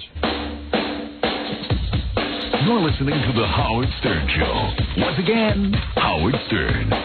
The guys on the phone who wrote that article that I just read. Uh-huh. Hey, I'm sorry, I don't even know your name. Hello. Hi, I don't even know your name. Chris Ball. It's on the top of the story. Yeah, I know. Because I lost the story right Oh, no. Grab another copy. Yeah, I just want to say I thought that the article was really good, very thorough, and showed those guys up to be what, like the jerks I thought they were. I mean... Yeah, well, hopefully it was balanced. I guess we're glad that you liked the story, but... No, it was balanced. I mean, why shouldn't I like it? It points out that these guys are out of control over there, and they're doing stuff that doesn't, and quite frankly, shows them to be idiots. I wanted to interview you for the story, but I wasn't able to get your thoughts on just how crazy radio competition is. Is it like this in other markets, in your view? Yeah, I think they all go nuts when we come to town. I mean, they don't know what to do, so they panic, and they start doing weird stuff. But MMS has been doing weird stuff for their entire sort of history, is what you're pointing out in the article. Yeah, I didn't even get to the stuff about the Rolling Stone Readers Poll ballot stuffing. I didn't have room for it with the story, but... They've done too much. You could almost think that, like, if they thought up something cool to do that would actually screw your head up, that would be cool, but none of that stuff works. None of that stuff freaks you out. I'm telling you, we were as unaware of any of that hijinks that a human being could be. We were completely unaware. None of it had an effect on us. So when you were outside, you didn't... when you were at the Rock Hall, for example, you took the bus over there. Yeah. You didn't see the helicopter? No, not at all. I swear to you, we were unaware of any of these so-called hijinks. And there's really no way to combat our show because we're pretty much invincible in the sense that creatively, we put our energies into what we do creatively. We know what the audience likes. We're pretty much in touch with that. And I thought it was rather interesting that Ross Britton knows us so well. He would think that you'd be thrown by a planned event not coming off as it was supposed to. Well, Ross spent his entire career analyzing me and sort of analyzing what would upset me. But meanwhile, Ross still hasn't gotten it. Ross has completely neglected his own career. But the point is, there's nothing planned on this show ever. Yeah. You were wondering what he was involved with this for. He was interim morning DJ for MMS while you were here. Yeah, he did a great job. He's Mr. Fill-In. Yeah, he comes to town for a couple of weeks, fills in, and now the station's probably in jeopardy of losing their licenses. You were wondering what his newsletter was. I guess it's just sort of a insider faxed newsletter to the industry DJs to give them talking points. He's about as qualified to write a newsletter on what DJs should be doing as Hitler is on how to treat Jews nicely. I mean, the guy has no radio career whatsoever. He is a complete non-talent. Why would you take advice from a non-talent? Still, his comments were interesting, especially where he explained how the MMS and MGI were able to combine their promotional budgets. That's how they were able to afford so many of these things that you didn't notice. Yeah, like, why not put some money into some TV advertising instead of following me around with a helicopter? I don't know. Well, yeah, that's what some other people I interviewed told me in radio in Cleveland. They would have taken the high road and just concentrated on making their own product better. Yeah, well, that makes sense. I mean, that makes total sense to me. It's screwy, this business, because in other businesses, for example, if you had a hardware store, a hardware store wouldn't go to another competitor's opening and try to stunt at their event. Sure they would. And that happens all the time. Like, look at in corporations all over America, you have spies coming in all the time. Corporate espionage. But I could respect that. Like, if somebody had a cool invention and someone tried to steal it, I could respect that as being... At least that would get you somewhere. Yeah, what would get you anywhere by following me around with a helicopter? Why would I be paranoid? If your rationale is that I'm as paranoid as the guy in Goodfellas. Well, for small business news, we don't see a lot of that sort of competitive action, but I guess on some scale there is things like AT&T and MCI fighting with each other on... Car dealers do it all the time. They try to outsell each other. They do the bait and switch. They try to advertise low price. Everybody's real competitive. But it's not often that it crosses over into stupidity. Into illegal activity. Yeah, well... Hey, did you learn if anything's happening with the court case? It's still in investigation. I talked with Craig Weintraub last week, the assistant county prosecutor in charge of the investigation, and he told me that, well, he predicts something will happen. But I guess it's just kind of surprising that it's taken them this long to put it all together. Jackie just said to me, what the hell is taking so long? Yeah, I don't understand how it could take this long. It's been 9 months, and this story has just been dying to be written. I'm surprised that nobody else has gone and... It's a great story. It's a great story. It's Well, thank you. It's just a look into the losing mentality. Yeah. It's just like it's a look at someone desperate. It just sort of wrote itself. Yeah, and this guy Gorman. I mean, wouldn't you think that they would fire him? But I guess they can't because then it'll look like that they're saying he did something. Yeah, what's the reason? Yeah, I don't know. It's weird. Hey, but thanks for writing the article. Oh, thanks for reading it. Yeah, enjoyed it. Thanks. Great. Bye. Bye-bye. That appears in Small Business magazine in Cleveland. It's called. I don't know how these magazines make money. Small Business News. This guy John Gorman must have posed for the cover. I guess they probably told him that it was going to be on a good article. He's all dressed up in a nice vest and shirt and jeans and Here's my moment. And you can tell he trimmed his beard. Yeah. He got all excited for it. Hey man, look, I'm getting the publicity. The program director. Rock and roll warrior. Yeah. Hey, I'm a rock warrior. I'm a survivor of the wars. Making the morning safer for Led Zeppelin. Yeah. You know what? His whole goal in life. It's probably easy to get him to do that. Hey, John, we want to do a cover article on you. But what does he do? He's going through all this effort. So when he plays Led Zeppelin, people will listen to his station over the other station that's playing Led Zeppelin. The noble fight. Yeah. Our station deserves to win. We play Led Zeppelin more. But you make a good point that all of this effort was Coops to end in having absolutely no bearing on their rating. Yeah, it's weird. We play Led Zeppelin. We want to make sure that never is taken away from Cleveland. When have you seen a radio station spend tons of money not to get ratings? Misplaced passion. Yeah, like how could you be passionate about an entire company that's devoted to playing the music of The Who and Led Zeppelin? And like that's their mission in life, to make sure people get it. Yeah, and it's nothing about you. We play more cuts from the ZZ Top album than anybody. More deep cuts. We don't play the same three. Oh, okay, man. Good. Cool. It's not like they wrote the music. Yeah, I know, yeah. Well, radio guys are all whacked out. They have no talent. I guess, we couldn't expect more. They have no talent, so they get insecure. Yeah. Or something weird happens to them, especially program directors. I mean, imagine that job. You're trying to figure out how to play the best combinations of ZZ Top and Led Zeppelin better than the other idiot who's playing ZZ Top and Led Zeppelin. Yeah, where is it strongest? Yeah. Where does the ZZ Top Led Zeppelin rotation come in strongest? I'd rather hang my hat on what I could say that's funny than have to worry about whether ZZ Top I'm playing the right cut. They're rearranging furniture. Basically. Yeah, basically. They haven't created anything with the music. And what they do is they listen to the other guys and they say, all right, they're playing Led Zeppelin and ZZ Top at that time, so we're going to play it just before they do. Yeah. It's a great job. Our museum has better statues than your museum. Like, I know our program director, Andre, I mean, he's getting fatter by the day because if your life is out of control like that, I mean, your job is basically trying to predict when people want to hear Led Zeppelin. How can you win doing that? I mean, what kind of life is that? At what point do you self-destruct? And when you add in Freebird. Yeah. Well, you know, we've been playing Freebird a lot lately. Maybe we'll lay off playing it during the cafe at 12 o'clock and just limit it to midnight. Right. Yeah, we'll go with the live cut for a while because people are getting sick of the studio album. Yeah, I mean, what kind of life is that? What kind of life is that? You know what I mean? That's your job. And these guys, I mean, they generally last about a year or two. My father gave me a good piece of advice, actually. I got to hand it to him. When I was a program director early on in my career, I got offered a program directorship because nobody basically wanted it. And I seemed to be somewhat of the right mind. Yeah, somewhat responsible more than the other idiots who worked at the station. You weren't like a really lazy DJ. Yeah, right. I actually worked at it. So they made me the program director. And they said, why don't you get off the air? Stop doing your radio show because you could, you know, concentrate on your programming. My father said, don't listen to him. Program directing is bull. That's a crap job. Don't take it. He says, what are you going to do? You're going to sit there and what are you going to do? Pretend what records people want? I mean, how are you going to know? So just stay on the air. Don't listen to those guys, even though they're telling you suck. And he was right. I said, Dad, I'm kind of a sucky DJ. He says, I don't care. Stay on the air. As bad as you're a DJ, you'll be a worse program director. And he was right. 2 weeks into it, like at first I was kind of excited. Like I pulled a whole bunch of records, and I just said... You really started to try to get into it like it was a... Yeah, and then I just said, wait a second. How the hell am I going to know when some guy wants to hear Led Zeppelin? Where is the science? Yeah. Oh! No, played at 12 o'clock in the afternoon. Same records this week. Yeah. And then the owner used to come in and go, this guy, I remember, his name was Fred Schreiber. He just bought the radio station for like $300,000. This is what the station cost. The whole station was $300,000.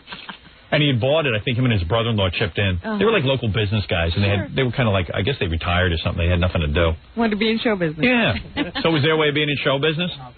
You know, it was $6 a minute advertising. So the guy comes in and he makes me the program director, and he's listening to what I'm putting on the air, and he goes, you know, I'm just going to tell you something. I'm not in radio. I don't know anything, but here's my idea, and take it for what it's worth. He says, now this is the guy paying you, and quite frankly, at least he was willing to pay me. I had no talent. He goes, it always seems to me on rainy days, they never play any rainy day music. And on sunny days, they ought to play some like sunny music. And you should change the music according to what kind of day we're having. I said, you know, Mr. Schreiber, or whatever his name was, how old are you? And he was like, well, you know, I realized, I know your point. I'm a much older man, and maybe people aren't that interested. I'm just trying to help out. Yeah, people don't want to listen to different music according to the weather, do they? I said, hey, that's a cool idea of yours, you know. You know, if you guys want to do that, I even said to him, if you guys want to do that, that's cool with me. I don't really care. Look, I'll tell you what a major coup in programming is, to come up with 2 for Tuesday. Yeah. Now, I'd like to meet the guy who came up with that. That's a programming genius. There's a guy who should be very proud. You know what? That guy gets no recognition. Who wants a job where you don't get any recognition? But anyway, so like I basically, if the guy really had pressed the issue and said, I want to... Rain songs and stuff. Because I would have like just gotten out Who, Rain or Me, and, you know, the Rain song by Zeppelin, and... Rainmaker by Traffic. We played all those. Your audience would have laughed at you hysterically. Yeah, and who cared? We had no audience. Who even cared? As long as the guy paid me my $250 a week, I didn't care. You certainly weren't going to set the industry on fire with that idea. But I was like 21 years old or something, and I was like all on fire about being the program director. And I said, no, you got to understand something, man. You know, there are certain songs that the core audience wants to hear, and I gave them a whole bunch of philosophies. Yeah. I didn't know what I was doing. Use those words. Yeah, I got out of it real quick. I knew enough to get out. I knew it was stupid. Use the secret industry words. But I see Andre back there, like, he's like really... He's still looking for He's got 2 computers. He's still looking for his 2 for Tuesday. Yeah. He's back there. He's got 2 computers. And he's got... I don't know what and he's always on the computer, and he always seems hassled. Rocktober. No, that's been taken. Yeah. Somebody already thought of that. Does anyone know what Andre does back there? I was going to say there's a book that gets mailed out that tells programmers what key their song catalog, libraries, each key the song is in so that they can match them better for segues. Oh, geez. Get out of here. Yeah. I didn't think they cared about stuff like segues anymore. anymore. They'll say, like, the Clapton song is in E-flat or whatever. E-flat Wednesday. Yeah. Oh, yeah? No, I mean, and they'll... Because I have this theory that on rainy days we should play stuff in E flat. Because people are flat. You know, they're just feeling kind of low. An all E flat day. Yeah. Right, they don't feel sharp. Well, I know something came in the mail today called the radio monitor, and it was addressed to Andre, and I was like, oh, wow, look at this radio monitor. I wonder what's in here. I'll take a guess. It's probably some guy who goes around and steals all the ideas from the small market stations and feeds them to guys like Andre. But I remember the guy came to me with, and sarcastically I said to this guy when he said, well, maybe on rainy days we should play rain songs. I said, well, the problem with that is, so what if we're in the middle of a rain song and things clear up outside and the sun is out? Yeah, what do we do? Yank the whole playlist for that guy? Yeah, what's the solution there? Yeah, but you know what? He was the kind of guy, he would lose interest in the station like after the next day. Right, it was like a new tour. Yeah. It was, if you waited him out, he would just forget it. I was the program director. I even had like a music director, this girl, Donna Lemiski. Uh-huh. I made her the music director. And she... So you were appointing people. Well, it was cool because, you know what, I said to her finally, just why don't you pick through the records, the ones that you like, and you add those. Because I just said, Too much pressure for you. Yeah, I just said, I didn't even want... I got so bored with being the program director after a week that I was in charge of the public service programming on Sunday morning.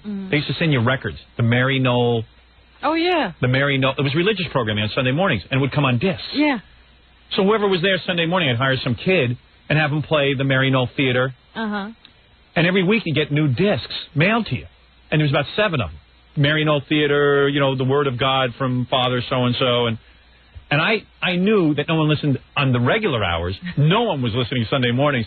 So basically I got real lazy about it, and I kept playing the same sermon every Sunday morning. And they didn't catch on for 6 months. And then someone at the station figured out what I was doing. Oh, no. Oh, so it wasn't a listener who called in. No. Can you believe it? I got caught. And they still didn't fire me. Oh, boy. Yeah, the girl, Donna Lemiski, was my music director. Uh-huh. And that guy, Mark Drucker, Mark the Shark from Philadelphia, I made him the program director when I quit. Ah, so you appointed your successor. I took a guy who was, like, real shaky and everything, and I said, you be the program director. That way everyone would miss me when I left. And they got rid of him after. You couldn't even keep the job. No. Everyone said, how could you appoint him? I go, I'm going to look good when I leave. You wanted to be missed. Yeah. They all hated me anyway. Again. Yeah. People don't like me. Well, you say your whole staff around here hates you. I'm not a loved man. Do you really feel that everybody around here hates you? I think Jackie resents me. Mm-hmm. I think he badmouths me all over town. I still get reports. Really? Yeah. I think Billy genuinely likes me and respects what I do. Mm-hmm. And I think Billy would hang out with me if I somehow but Billy encouraged would him. hang out with anybody. Right. Leave the house. Yeah, the problem is how do you get rid of Billy once you have him over? Billy is one of those guys who just hangs. And I don't think Fred has beefs with me and particularly doesn't necessarily like me, but I think Fred respects me. I respect you and I do like you. Do you? And that's the less you'll hear about that today. I would have you over, but I heard that Fred went over Jackie's house last weekend, and evidently, of course, as in Fred fashion, ended up spending the whole weekend there, just slept over. This is Is that true? Absolutely. Or was it Gary who went over there? Must have been Gary. Jackie has people over and they sleep over. Absolutely untrue. Well, Gary holds you captive. Jackie holds you captive. Am I onto something here? You've got me confused.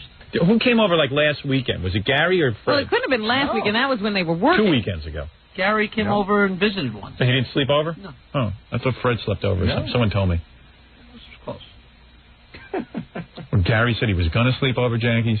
There's always something going on. But Maybe that was it. Jackie has a lot of... I feel Jackie's just a very angry, disappointed guy in life. It's although, not personal. I mean, things have gotten better for him because he's made more money from the show and everything. He's not... But he... I don't know. He's never happy. He thinks something's going to happen. I don't know what. To me or to you? No, to you. You think something big's going to happen. It's not going to happen. Well, right after Mark Harris, then. Yeah. I don't know. As soon as Mark Harris's star rises, then Jackie's goes up. Yeah. I'm in a holding pattern. I'm not sure what's going on with Jackie. Yeah. What would you like to go on? No, I know you don't particularly like me. I'm just saying that... But we work well together. Why do you say that? Because I know it. I know you. Do you like me? Yeah, I like you. I wish you were. No, I wish some of your problems could be worked out. No, I don't want to get into it. And I wish some of yours would be worse. Exactly. There you go. I'll go eye for eye with you. That's right. We have hung out. Yeah, we have a good time, though. When I hang out We've with... had fun. Yeah, I'm not a big fan of Jackie's wife. She's a problem area. Oh, come on. You like her. I like to have sex with her. And that's the problem. That's the problem. I can't get any. See, that's why you're upset. I love her body. She's got a great body, Jackie's wife. And we have a great time when we're all together, and don't lie. Yeah, we've been together 3 times. How many times have you been with Fred? A lot. And early on. I can't stand them now, but early on I could take it. So then you're saying you don't like Fred? I like Fred. I think Fred's a nice human being, but it's very hard to hang around with Fred. Because you know... Is it? Oh, come Wait on. a minute. You know it. You and I have talked privately about Fred. He doesn't stop talking. But you can be fascinated by Fred. No, it gets real old real quick. Jackie, be honest. No. Oh, okay, fine. He All can't right. be honest. All He right. just said no. All right, He won't good. be honest. All right. No. Fred's a great guy, and he'd kill someone for it if he asked him to. But on a He social would basis, definitely walk into traffic. on a social basis, it's very hard to be around Fred. All right, and I'm willing to say it. And I seem to be the only one willing to say it. Everyone tells me privately. Fred is very different. That's right. But he is very entertaining and smart and funny. And my wife and I went out with him and his wife and had one of the greatest evenings ever. Why don't you repeat it? Yeah. When's it going to happen again? He's a man from Arizona. Take a look. Here's Fred's theme song. You can read your mind just like an open book. Yes, yes. He's a man from Mars and he's extremely clever. Brilliant but kind in every endeavor. They had to have written that directly. Now, you tell me why that theme song is funny about Fred. Tombstone, world's greatest wedge driver. Well, hey, man, I don't know. Maybe. See, that's why he's got the feeling you don't like him, Jackie. Look at what you say about him. Right. What? Oh, man. No, he's not sitting here trying to drive Another compliment from Jackie. He's not trying to drive a wedge between me and Fred. Is he? You don't have to be wedged. You would defend Hey, come on. him if You know he what? killed a You want to baby know with a something? I'm sorry I told the truth. I would defend him if he killed a baby with a hatchet. That's what I said. I'm a friend. Yeah, I appreciate it, okay? Teammates stick together. You see how OJ's teammates surround Look him? at OJ. Can you imagine I wish I had a friend like AC. that circle closing in around you Yeah, like right. that? I need a Kardashian. Those are friends. I can see Fred driving the Bronco for you. Those are guys who don't want the party to stop. That's right. Hey, anyway, listen, enough with that. Fred's already yelling at Jack. No, I was asking him. That's all right. All right, no one wants to hear it. Okay, listen to me. Would you like to go to the theater with my wife and I this hour? What? Would you like to go to the theater with my wife and I? No. Oh, that wasn't to get an invitation. Yeah, I don't want to be invited. You heard what I like to do. I like to sit home and be miserable. Let's get a bucket of shrimp and spend the weekend together. No. Yeah, nothing like going somewhere with Jackie and his wife while they sit there and they act like hillbillies. Packing beers inside Yeah, their right. purses. Yeah. Hey, can you take that beer? Take the beer in with you. Get them while they're cold. Go, make show. Hey, when we come back, we got to get into the news. This is Yeah. crazy. Enough of us. Yeah. And of course, we'll be doing OJ and OJ serious music. Will Marsha Clark get custody of her kids? What will happen to OJ? What's with Johnny Cochran's face? It's all mashed in. Who's going to be the next witness? Stay with us all day on CNN on NNN. All the networks laughed at us when we started CNN, and now everyone's watching us every minute. We're around the world, around the world, around the world, around the world. Will Rosa Lopez leave the United States before 1999? Will Judge Ito send the jury to watch some more Oscar movies over the weekend?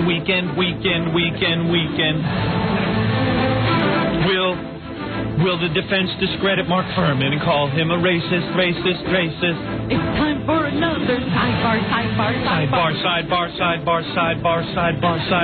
Important OJ music. We'll be back with all the news right after these words.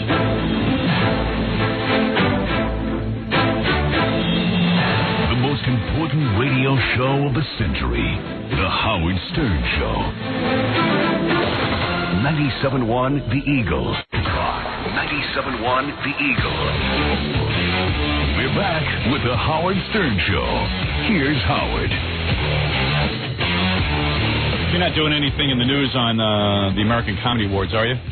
No, they haven't shown on TV yet. Weren't they on last night? I'm sorry. They could have been. Were they?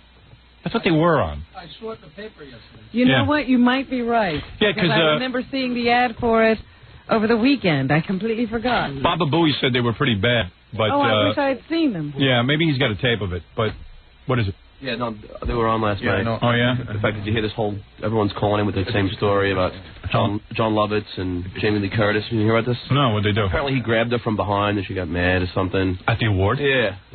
On the stage? Yeah. Yeah. He grabbed her hooter? Just like that.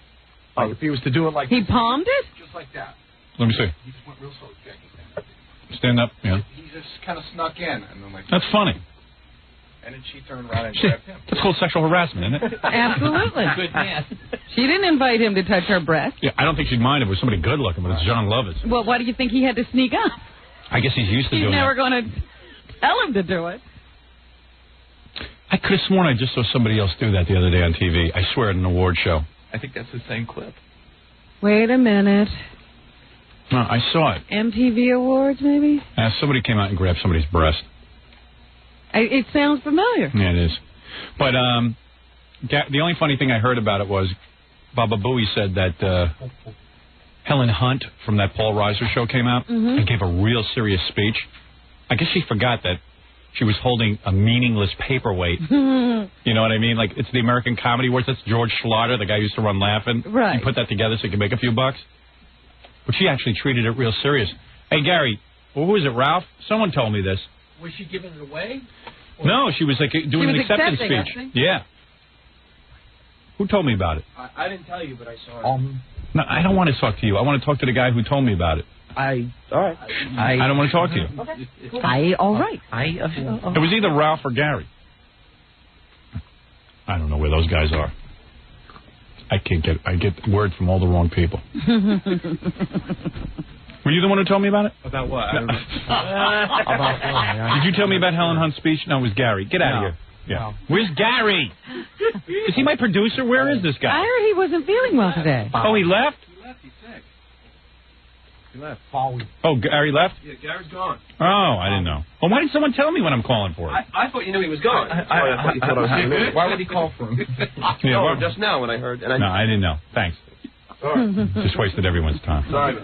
That's all. What? No, sorry. Sorry. No one will tell me when someone leaves. Gary was feeling ill. I think too much work for him.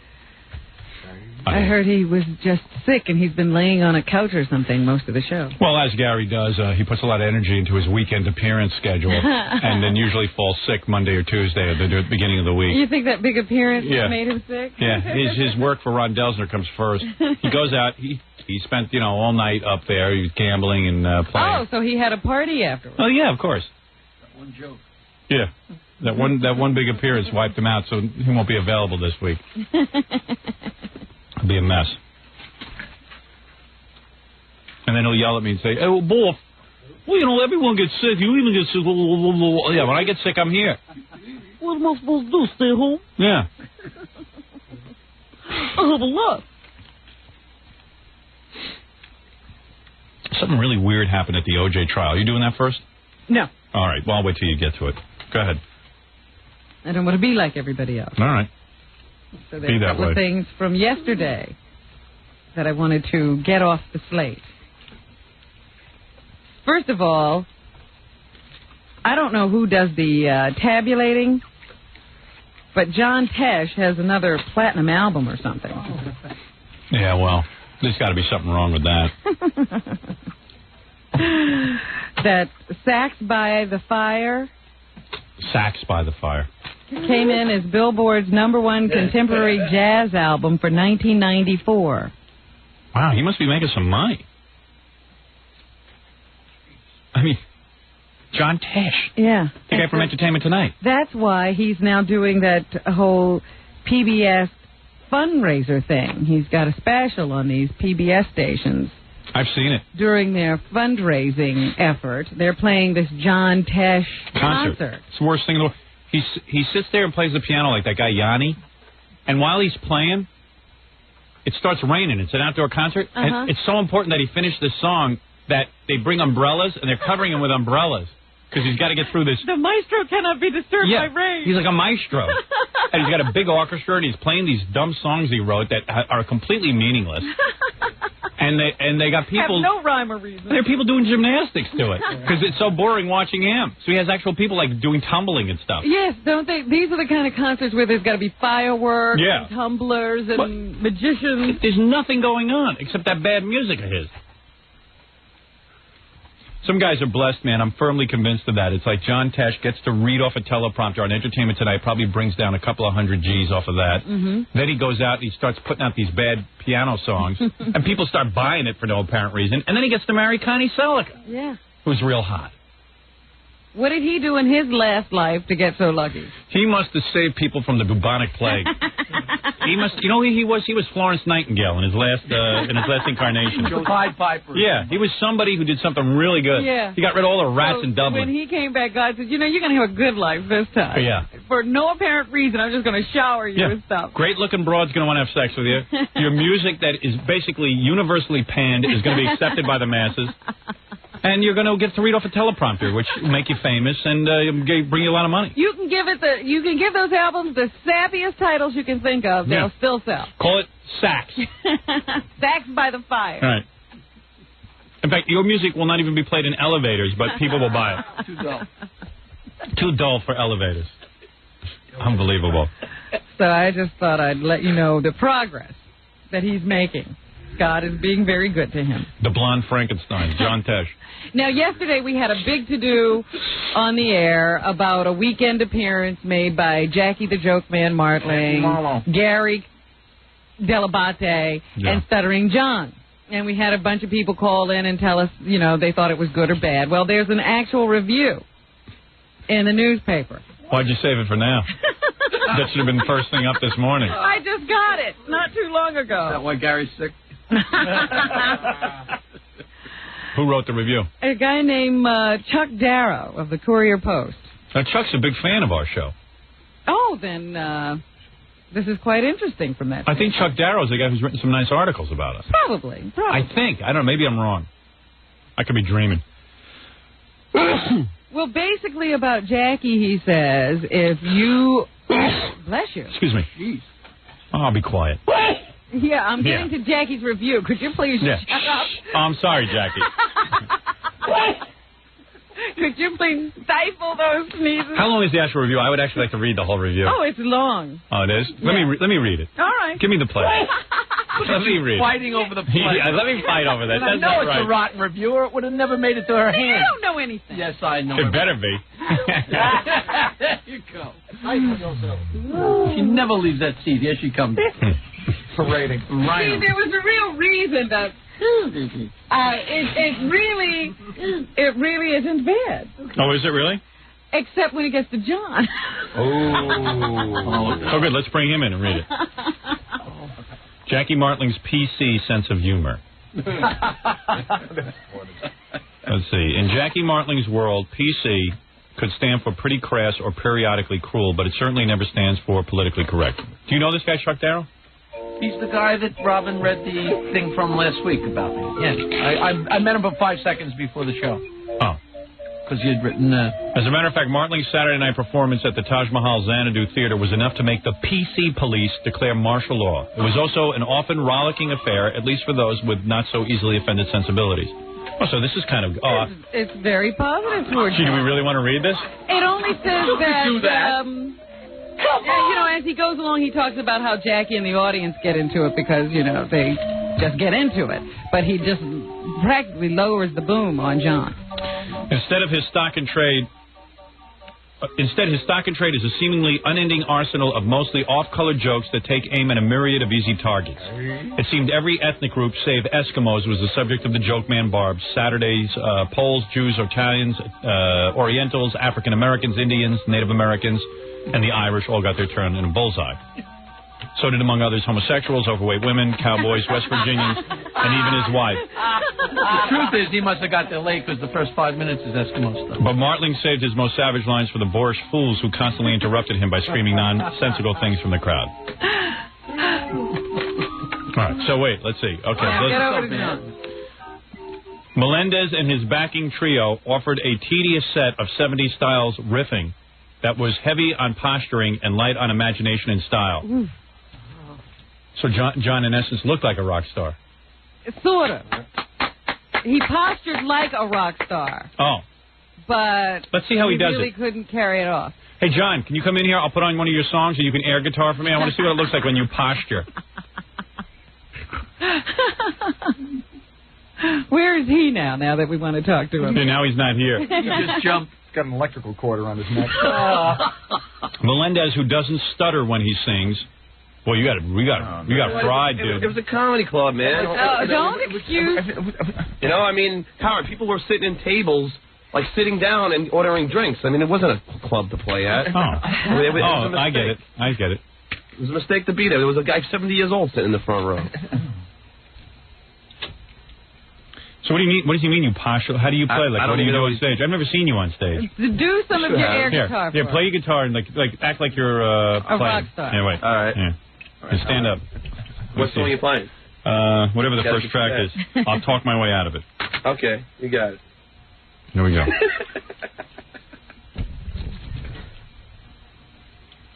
CD player really sucks. You can't get anything to come up. All right, too bad. Oh, put those headphones back on. Look at this. It won't come on. It just won't work. That first one again? Yeah. Ugh. The one that I can reach. Well, even your CD doesn't play right. Your CD stutters. I'll try CD too. There's another one. Every time I come in, I need some guy helping me with it. Yeah, it's a two-man operation running that board. Here he is. Let me just see how you play. There he goes.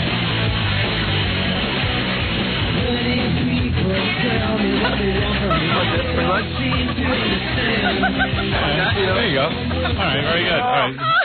Get off! Oh, that's the funniest thing I've ever seen. I really, Howard, it's hard to do it like Let me see. Get off! You saw my video. That's what's basically. Melendez, who doesn't stutter when he sings, and his cohorts proved to be serviceable musicians, but his 6-note vocal range and lack of charisma made the set an ordeal to endure. But you know what? You know, he is right. I just want to get up the stage.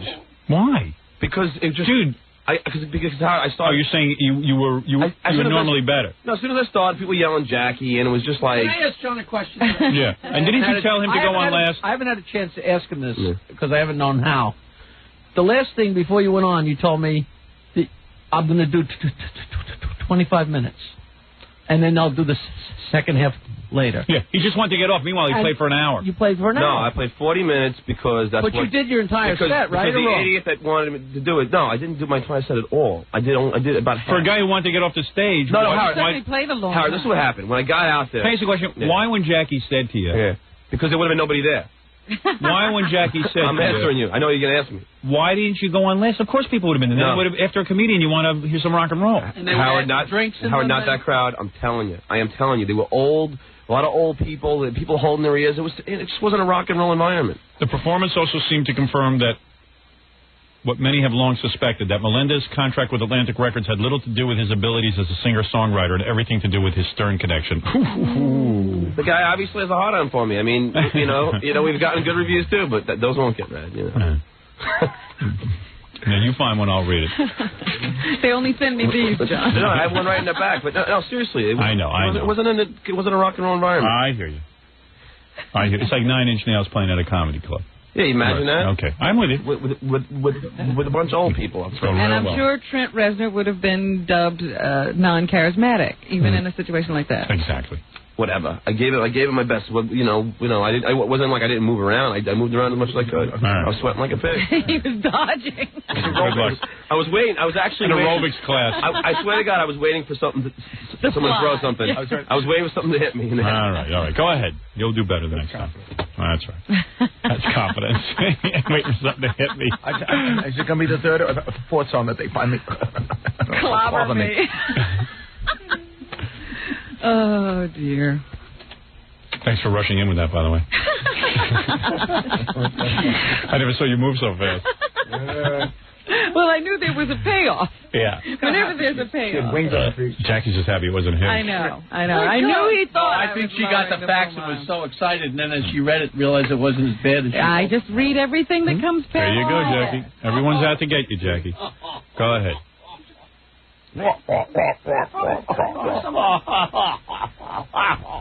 A woman in Elizabeth, New Jersey is being held on $25,000 bail after being charged with sexually assaulting her 15-year-old daughter.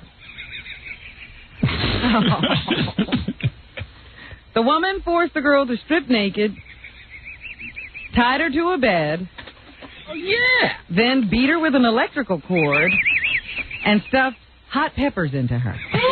How do you stuff, like which end did she stuff the hot pepper? Yeah. It's a sexual assault hour. Oh, into her, I would say so. And was she attracted to her daughter? No, this was punishment. She So let me thought get this the straight. daughter was out of control and being promiscuous. She tied her to the bed, Yep. naked, Yep. spread eagle. First she said strip, so she had her strip. Then she Wait, tied talk her... slower. And then she was naked, and then Yeah. she spread eagled her on the bed. Right. Or was it spread eagle? Was it spread eagle? Well, they don't tell me spread eagle, but she was able to stuff these peppers. So she must have been spread. And, you know, nobody's going to just stand for that. No way. Red or green pepper? Hot peppers. Hot red pepper. I don't know. Are they green or red? Red.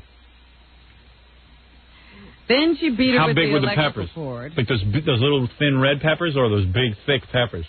They say hot peppers. I don't think it was a bell pepper. A big bell pepper. Crispy, pointy peppers. Yeah. So she stripped her naked, spread her out. Mm-hmm. I think she had the girl's brother help her, too. So if the kid wasn't cooperating, the brother was there helping. What ethnic background, do you know? Haitian. Yeah. Okay. Well, there you go. The mother didn't seem to think this was a problem. I guess this is what they call discipline in Haiti, when you have a child that's out of control. I had a Butterbuds enema when I was 6. They are withholding the identity of the mother to protect the child, but the teenager was being punished for sexual promiscuity. The mother is now in Union County Jail, charged with first-degree aggravated sexual assault and second-degree endangerment. Imagine what Sally Kirkland's mother's going to do to her after she sees the E! show tonight. With that puppet. Well, someone told me that the defense is going to be that this is how the Haitian people make it rain after a long drought. They stuff peppers into each other's private areas. Do they keep the peppers for exhibit in court? No, they put A1 sauce on them. The little girl is recovering after being treated in a hospital. No, I don't think you recover in one day from that. I think it's going to take a good 30, 40 years to recover from that. I don't think that you just kind of recover. They have taken the woman's passport away and restricted her contact with her daughter. Her 20-year-old brother was also charged with first-degree aggravated sexual assault and second-degree aggravated assault for taking part in the attack. What happens, Robin? You have one of those. Does it burn when you put... I don't do that. No, I'm saying you have... Not that you have a pepper, but you have a vagina. What... It's this way. I'm just asking. I don't have You know how you put something spicy in your mouth and it burns? Would it burn Yes, it would. Aren't you guys coated in a special way? No, very porous. It's supposed to accept everything. Except Jackie. In fact, they often administer medication that way. You can. Oh, is that right? Oh, I didn't know that. Hey now. Hey now. You got a headache, Robin? A 14-year-old brother was forced to watch. It's like stuffing a cannon. But he has not been charged in this case. So it was a family affair. Yeah, I think if you're forced to watch, you shouldn't be charged. It's those kids' behavior. Yeah, those kids will be... Yeah, I don't think they step out of line. Was the kid sexually promiscuous? I don't know. That's why her mother was punishing her. I see. Do you think she learned her lesson? Oh, I think so. In Ascension, She'll be in a rubber room the rest of her life. You know that. Let's hope. Yeah. Robin, you should incorporate that into your book. In Ascension, Paraguay, a man despondent after his wife left him for another man. What did he do, Howard? Tied him to a bed and put a turkey up him. See, you're You're still thinking about the last A turkey story. suppository. You're still thinking about the last story. This is a man who desperately loves his wife. All right, well, go back again. Give me the details, and I'll tell you what he did. A man despondent after his wife left him for another man. Go ahead. What did he do? I would say he killed the other man. No. He killed the wife. Cut off her breast. No. Cut off her You clitoris. figure out this one. Hold on. Let me think. When I tell you, you're going to be shocked. Saw Jackie show. Cut off his feet. Cut off her feet, stuffed them in her mouth, and suffocated her. Nope. You never think of doing that. Made her go see John's band. That probably would have been more appropriate. What did the guy do? He cut off his own penis and testicles. Really? Is he Polish?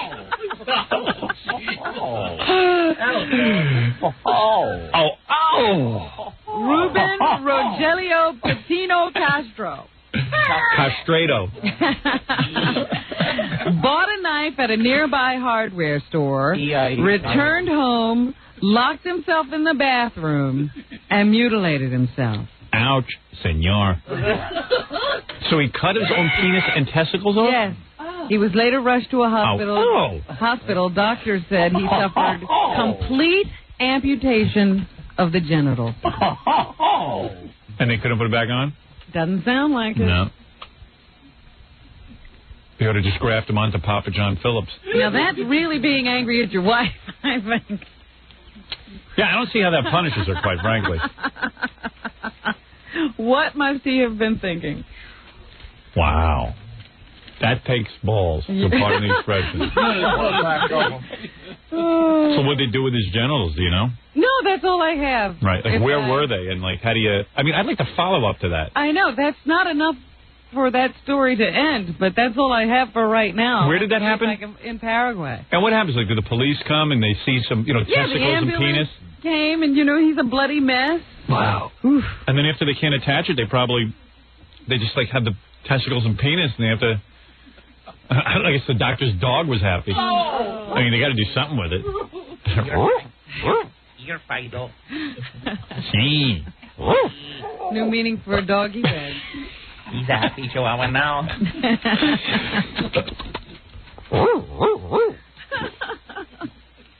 Probably find a gay dog, feed him some genitals, some male genitals. Hey, Mark Harris of dogs. Mark. Wowsy. Hey, how are those genitals? Rough. Rough? Hey, drink some water.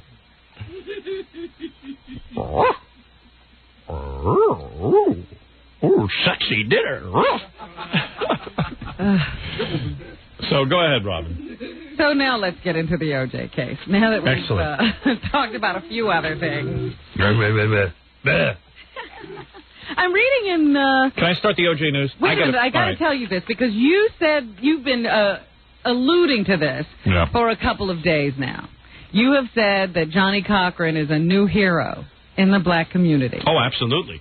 And I'm reading an article in the New York Times that says, first of all, Johnny Cochran has opened up new law offices. He's expanded his practice. And one of the publishers of Black Enterprise magazine was there to toast Johnny at the party for the opening of the new offices.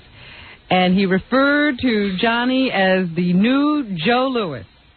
Can you imagine? Despicable man like Johnny adding Cochran. That he has made us all proud. This guy busy with white women, busy making babies and families and secret families with white women, and he's the new black hero. And I'll tell you something. The guy's going to be rolling in dough because, if he's not already, I'm sure he is, he's going to have a lot of black clients. There's a lot of black crime being committed. And now they're all going to want to have a black attorney. Johnny will get him off. Johnny going to get him off. Johnny get him off. Yeah, Johnny get him off. Johnny Cochran. And it's amazing that he is, because I saw a woman on TV, and she was like, "Ooh, that is a fine man," and he is someone that the black children can look up to. Look how good he. And a lot of people now is thinking of going into law school. Well, they say even black people who are normally skeptical of these conspiracy theories about black crime, you know, when it comes up in court that you say the police are trying to trump up charges or falsely accuse a man, even they're buying it because Johnny's saying. Yeah, can you imagine? So. Yeah, what they did was, as soon as Nicole was killed, they ran out and hijacked O.J.'s blood from his body and quickly got it onto the, to the scene. Oh man, what a dumb defense. Anyway. So Johnny Cochran's our new hero. So listen to this. I'm reading the paper. I didn't see this yesterday. Did you watch the trial? I'm getting bored with that detective. I watched it a little bit, but it is hard to pay attention when they keep going over the same things again and again and again. Yeah, I'm a little bored with it. Once again, I say Judge Ito is not taking control because Johnny Cochran's in the same place that he was 2 weeks ago. Yeah, he can't let go of this. Well, anyway, you just watch that trial and you feel like the whole damn country is doomed and you don't even think the country will make it till Friday. You just hope it will. But, so, you know, Judge Ito has his own little thing going on, too, because... You know, he's Chinese, Japanese, I don't know what the hell he is. He's Japanese. So listen to this. Superior Court Judge Lance Ito showed some irritation when Johnny Cochran seemed to be confused over which of two police criminalists identified only as Fung or Wong was at the murder scene. So I saw that. Did you? Yes. So Johnny Cochran got confused because he couldn't tell the difference between these two Oriental dudes. Got two chinks in there. One's Fong, one's Wong. Fong and Wong. So Johnny Cochran was like, Fong or Wong? And Judge Ito, like, you know, gave him that stare that he gives when he's, I want to understand this. He says, listen to this. He goes, Ito said glaringly, I was asking if that was Fong and not Wong. So Cochran tried to, you know, he got upset because, what do you mean? All Orientals look alike? You know. He was like, I was asking if it was Fong or Wong. And he was like, how can you confuse Fong and Wong? I actually heard him say that. How can you confuse Fong and Wong? Oh, excuse me, we're from America, Judge Ito. Fong and Wong sound identical. So, you know, lucky, Cochran should have said, listen, Confucius, I'm not even sure what your name is. So Cochran tries to explain, and Cochran does double talk like I never heard in my life. Right. He's like, you know, Your Honor, this is exact quote. He was Wong, Your Honor, and I'm asking that was not Fong because I don't see Fong down here. But let me ask you another question. Just like that. That's the quote. Are you saying that we're just one big sea of yellow to you? Yeah, I think that's what I'm saying, Your Honor. I'm going to levy fines against you for thinking that all people with slanted eyes are the same guy. Would you mistake me for the waiter at the Lucky Dragon? Let me ask you that. I like this when he goes, this is the exact quote from Johnny Cochran. He has Wong, Your Honor. He has Wong, Your Honor, and I'm asking that was not Fong because I don't see Fong down here. But let me ask another question. Let me get off this because I can see this is irritating. He's like, hubba. I'm in dangerous territory here. Do you think all people of yellow persuasion are identical? He was just irate. How could you confuse Fong and Wong? You can't understand that. Now, no one could. No one could. What's wrong with you? Yeah, right. I'm sorry if I upset you, Tokyo Rose. Two Wongs don't make a right, Mr. Cochran. And that's all I'm going to say about it. I understand that we all have been working long and tedious hours, but to confuse Fong and Wong seems irresponsible to me. All you coloreds seem to piss me off because we yellow people don't think this way. You know, we're supposed to be tolerant of your people. You think I can tell a rat's difference between you and Darden over there? I've worked hard. I've worked hard not to call you Mr. Darden, Mr. Cochran. Now, you better be able to tell the difference between Fong and Wong. I mean, Negroes are absolutely identical, and Fong and Wong over there are two completely distinct different Orientals. Now, I've never seen two people who look more different. I have decided that in light of Mr. Cochran's comments about people of the yellow persuasion, that this melting pot is a mess, we are from now on going to wear name tags.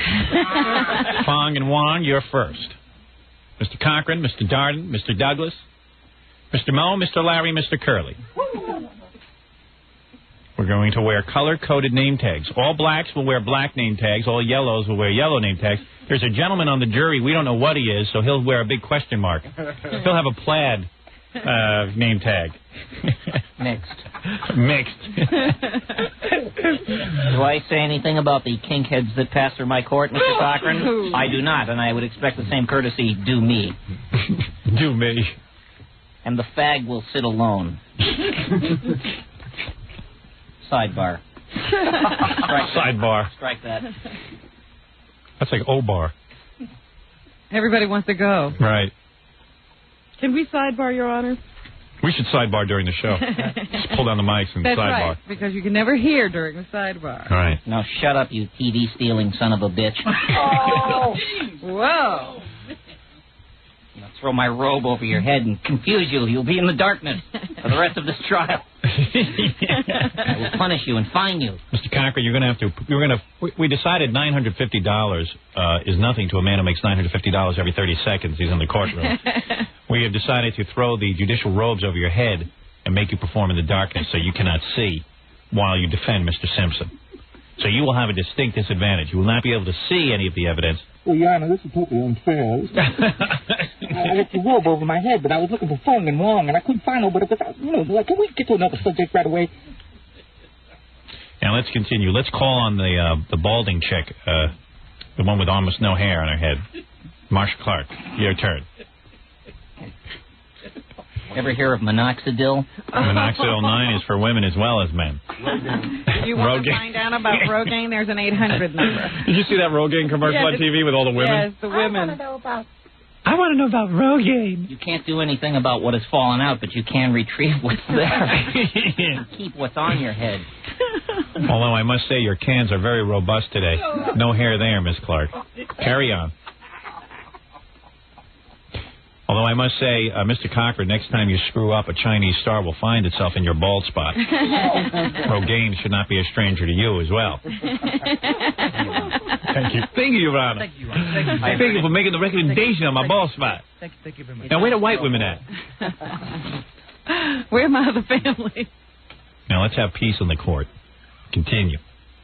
Well, can we get back to the facts of the case? Sustained. First of all, Marsha Clark has a hearing today about the custody of her two sons. Unbelievable. You mean that quickly? Yes, her husband filed for temporary primary custody. I'll take care So the judge now has to, some supervisor or something, has to hear this case to determine if Marsha Clark should have to turn over her sons to her husband because she's working so hard on this case. Yeah. It's often that the judge will rule against the mother because she has to work. Well, it has been happening. Really? Oh, absolutely. You don't remember the story of the woman who was going to school? Yeah. And she put her kids in daycare? And because the father lived with his parents and somebody would be at home all the time, the judge awarded custody to really? the father. Oh, that's cool. Why would a guy want the kids? Because they're angry at their wives. Yeah. I know a couple of guys like that who went through divorces and they're trying to get the kids, and I'm like, why? Yeah. They're really angry, and it's the only way they think they can hurt them. But judges have to be smart enough not to let children become pawns in this kind of a stupid game. If he really cared about his children, he wouldn't be fighting their mother for custody. He'd simply say, you know what, Marsha, you're working hard. I'll watch the kids for a while. Yeah, well, I don't know anything about it. That's what a guy who really just cared about his kids. He's not saying she's a bad parent. He's simply saying she's spending a lot of time out of the house. I tired of the bed and put hot peppers. It happens. It does happen, OJ. You're right. It happens. OJ, would you put hot peppers? I would love to. Really? I would love to. Really? You would put hot peppers by Nicole? It happens. Right. Has it ever been done to you? It is out. It's fun interviewing OJ. Yeah. It's a good time. What else you got there, Robin? Well, I was going to tell you that once again, Johnny Cochran will be hammering away at Tom Lang, one of the primary detectives in the case, on the stand today. Cross-examination continues, and then there'll be redirect by the prosecuting attorneys So Tom Lang could be on the stand for another full day. Here is a little bit of Johnny Cochran's cross-examination yesterday as he tried to once again point out that the police were up to shenanigans and were in a rush to judgment to try to frame O.J. with this murder. With regard to this small red spot on the Bronco, did you see that yourself? Yes. Who pointed that out to you? Detective Furman. Aha! Well, let's set O.J. free then. O.J., you can leave now. You're innocent. O.J., it's okay. Yeah, exactly. Okay, where are you going to go first? Have you decided maybe you ought to go visit a girl and have some sex? Why don't you do that? You know what I'm wondering? I like my life. Why isn't Paula Barbieri in that courtroom? She's visiting O.J. every day when he was in jail. Because if the black jury sees you her... You don't see her in that courtroom. If that black jury sees her, they're going to convict him. So, anyway, here's more of Johnny Cochran with Detective Lang. At the time that you directed Mark Furman to go over this wall, at that point, had you focused on Mr. O.J. Simpson as a suspect in this case? No. So the things you'd seen up to that point did not cause you to believe he was a suspect, right? Specifically recall discussing it with Phillips, Furman, and Van Adder that we felt we had an exigent circumstance and that someone inside could be bleeding or worse. All right, so you were going in to save bodies, is that right? We were going in to investigate if anyone, in fact, had been a victim, yes. So anyway, essentially, Johnny Cochran trying to establish that they planned to frame O.J. all along, and that they thought he was a suspect when they entered his premises. You know, it's amazing. Like Johnny Cochran says on the stand yesterday to the guy, so tell me something, did you ever investigate to see if it could have been anyone else but O.J.? The guy goes, No. No, of course not. I didn't have any other clues that would lead me in any other direction. Nobody else's blood was all over the place. Dope. Why would I go? He was very good. He answered that question extremely well. well. He was real good. Of course not.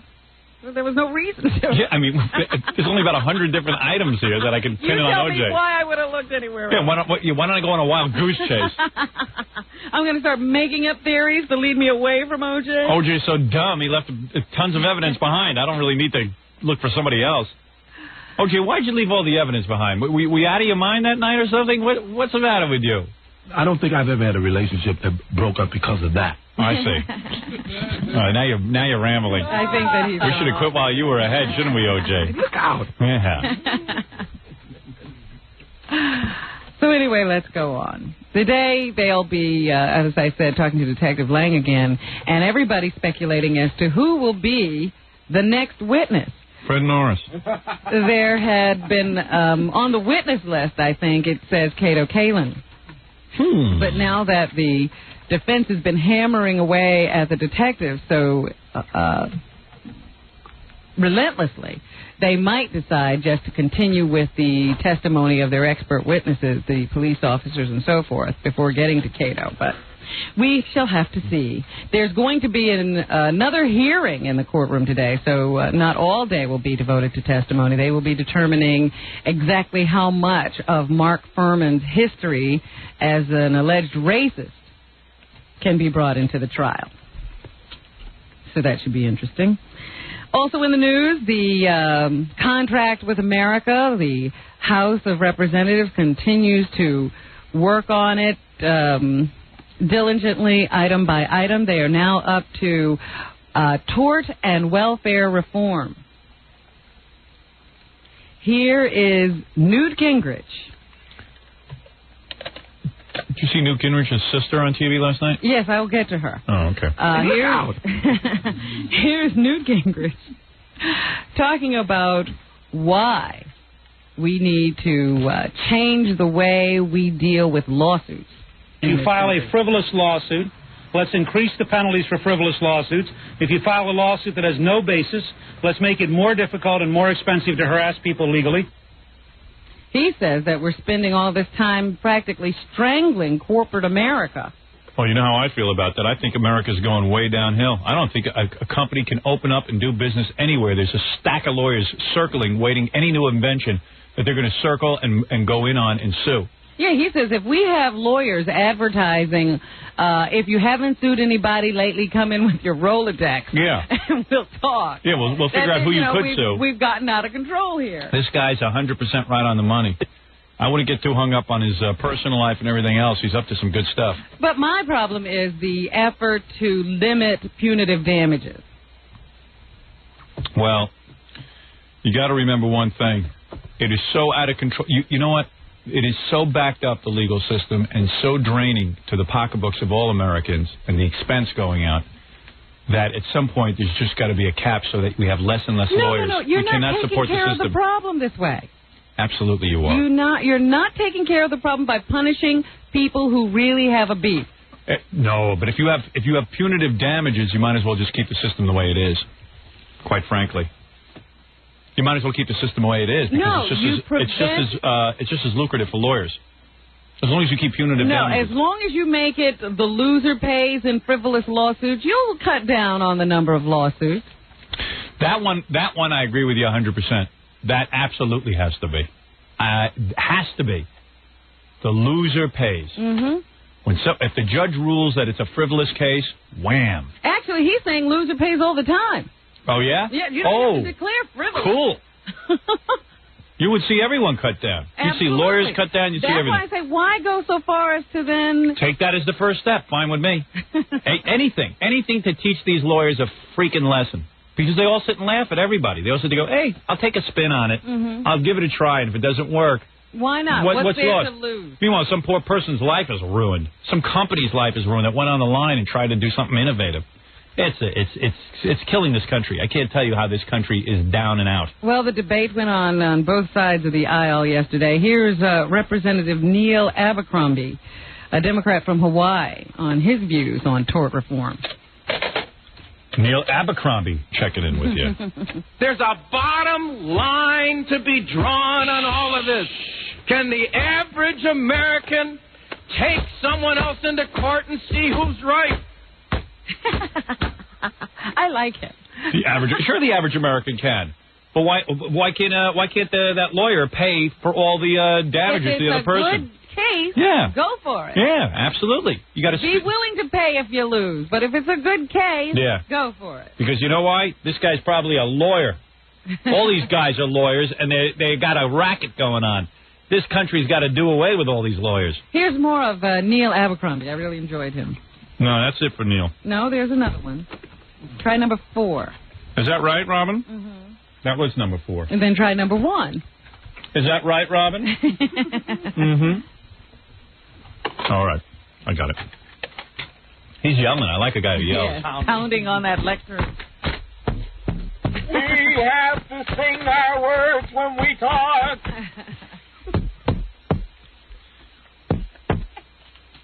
There's 3 things that define a free people. Mellow out, dude. The right to have a jury trial. The right to vote and the right to sue. The right to sue. The commoner can sue the king. Yeah, so who's saying the commoner can't sue the king? Sue the king. But if you're going to sit there and do frivolous lawsuits against companies and tie their hands, then just be prepared to pay. Yes. We have a right to sue. We have a right to yell in public. They are trying to take away my right to yell when I talk. And whoa, excuse me. Oh, I got so excited I made it my pants. My God, oh, it stinks in here. Oh, man, inhumanity to man. I have a right to scream if I want to. And you know who's really concerned about this tort reform? It's the lawyers. Larry Stewart, the president of Trial Lawyers of America. Shaking your pants, Larry. Was Larry yelling? Now the lawyers are yelling for the first time. They're nervous. Oh, bastard lawyers. I hate every one of them. There isn't a good one on the planet.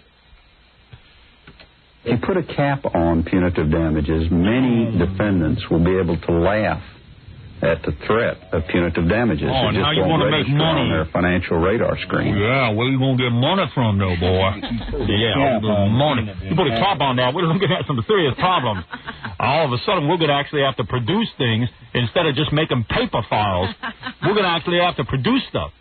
the guys who are producing things and putting their money on the line and risking financial ruin by sitting and putting out paper bags, now you're gonna have to produce something besides legal papers. Imagine if a lawyer had to produce something and actually go into business. Their heads would get woozy. It's more fun to be in litigation. Litigation. And where's my good microphone? Damn it, how many times do I get quoted? He's pretty funny. Sounding like a baseball player. No cap, please. No cap. He sounded pretty depressed. Please. Go for it, Newty. That's my boy, Newt Gingrich, whatever his name is. Now, you mentioned Newt's sister, Candace. She apparently is not all that enthusiastic about her brother's politics where homosexuality is concerned because she herself is a gay woman. Hey, forgive him. He's against the lawyers. How bad can he be? Did you see her? She looks like a boy. Yeah, she looks like Newt with darker hair. Yeah, she wasn't bad. She looked like a guy. She would have been a cute guy. Hey, OJ, what do you think of that? It happens. Right. So anyway, yesterday somebody caught up with Newt Gingrich and asked him about her as well. Does the fact that his sister is gay fly in the face of his family values politics? I don't know that one has anything to do with the other. I have a sister who I love a lot, who's my younger sister. My youngest sister, actually, I guess is the right grammar. Period. And you know, I don't necessarily mix my family with my politics. You know, she was saying on the news list that she can't get in to see her brother for an appointment. Mm-hmm. I thought that was pretty funny. Yeah.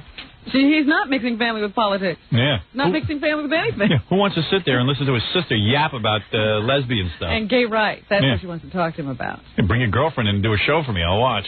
That whole family values platform says there's no such thing as gay rights. Gays have a right. Well, she claims that right now in this country they're not protected. Don't worry, I'll protect you. Once the lawyers are gone, I'll protect you. The other thing that Congress is taking up is welfare reform. Yesterday, Newt Gingrich was prevented from addressing some luncheon that he was supposed to talk to. They were, I think, county executives. Newt was going to talk to them about the way the House Republicans see welfare reform, and it was interrupted by a demonstration.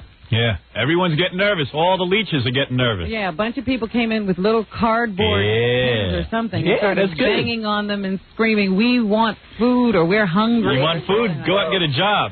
That's how you're going to get food now, under Newt's law. No, I didn't tell you to hit anything. Oh, did you trick me over there? Yes, I did. OJ, did Robin trick me? Look out. Right, yes, he sure did. I didn't tell you to hit anything. That has nothing to do with that. All right, go ahead. Jesse Jackson has noticed what's going on here and is getting involved. Go ahead. It is an illusion. Jesse Jackson got involved? Jesse Jackson is getting involved. Should I hit something? Jesse Jackson. Well, you didn't tell me to hit something. Hey, speaking of doing nothing, here's Jesse Jackson. Him and the lawyers. Gains have been made being lost, and he says he wants to review it. We need the commitment renewed, not reviewed. This is the time to stand up and to defend the poor. Oh, yeah. The poor better get it through their minds that it ain't going to happen anymore, baby. No more free lunch. No more free food. He's going to get a rhyme in. Yeah, he got a rhyme. Did he actually rhyme that? Yes. I got to hear that. I was so caught up in hating him It was that typical Jesse Jackson. I missed his rhyme. It's not time to review, it's time to renew. They want everything to be reviewed. It's not time to review, it's time to renew. You think view and new is such a tough rhyme, Robin? I got to review, renew, and reglue. Because I got to tell you something, I ain't working blue. Poop-poop-it-do, baby. Gains have been made being lost, and he says he wants to review it. We need the commitment renewed, not reviewed. This is the time to stand up. Renewed. Defend the poor. Stand up, not sit down. I'm tall, my pants are tall. Give me some money to buy some more. Look out. Once again, even in this fight, he's worried about the poor. Meanwhile, what's he doing for a living? He's a very wealthy man for worrying about the poor. Yeah, I want to worry about the poor and wear a huge gold Rolex. And take the Concorde when I fly to Europe. I ain't no jerk. Folks won't work. I'm talking and walking, and my mouth needs caulking. But the hell with you, you angry white man. I kick your ass.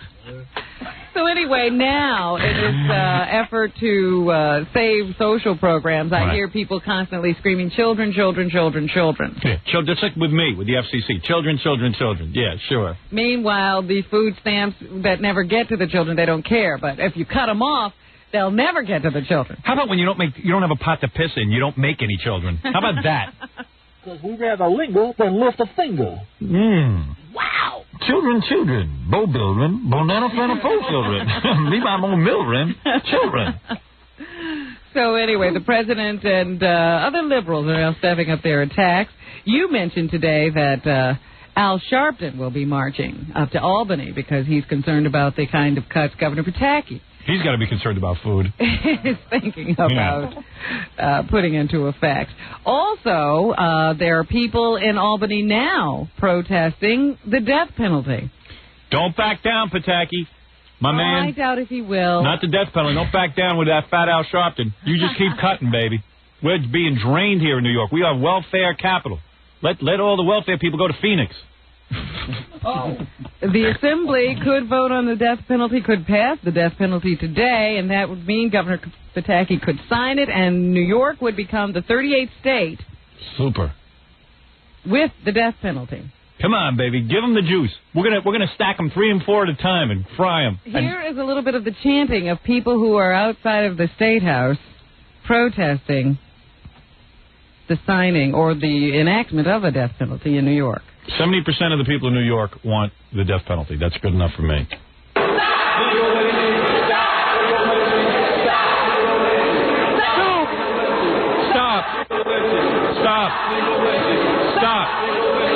Stop legal entry. Stop legal. What is it? Legal entry? Legal lynching. Oh. I'd have to stick with the stop part of this. Stop legal lynching.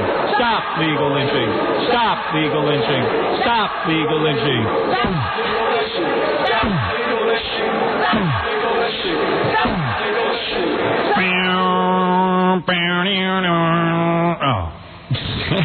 How do they actually? We would be going to a lethal injection mode of execution. So how do they actually choose who will do that? Do doctors have to play? Can only doctors get the opportunity to do that then? I mean, Pataki won't let me pull the switch?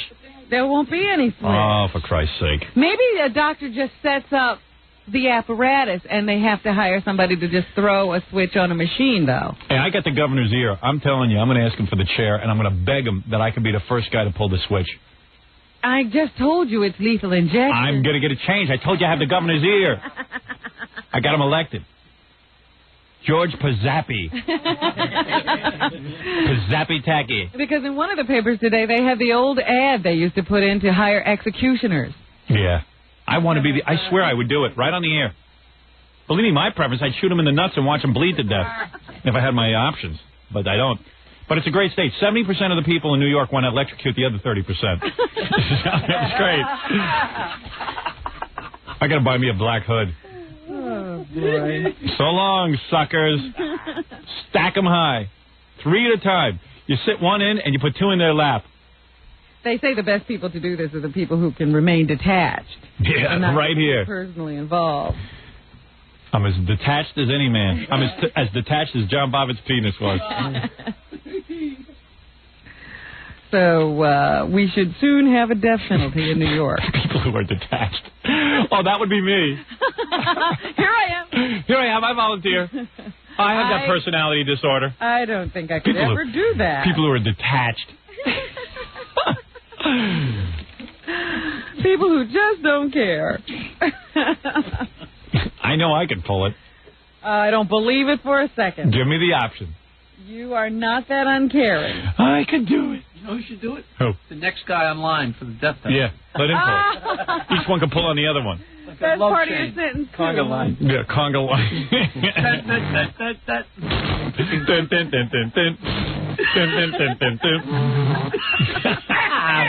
It would be like those basketball games where, you know, one guy gets the ball, throws it to the other guy, he gets to put it in the basket. Right. Alley-oop. Dun, dun, dun, dun, dun. Dun, dun, dun, dun, dun. Dun, dun, dun, dun, dun. Big conga line of cons. Electrocuting one another.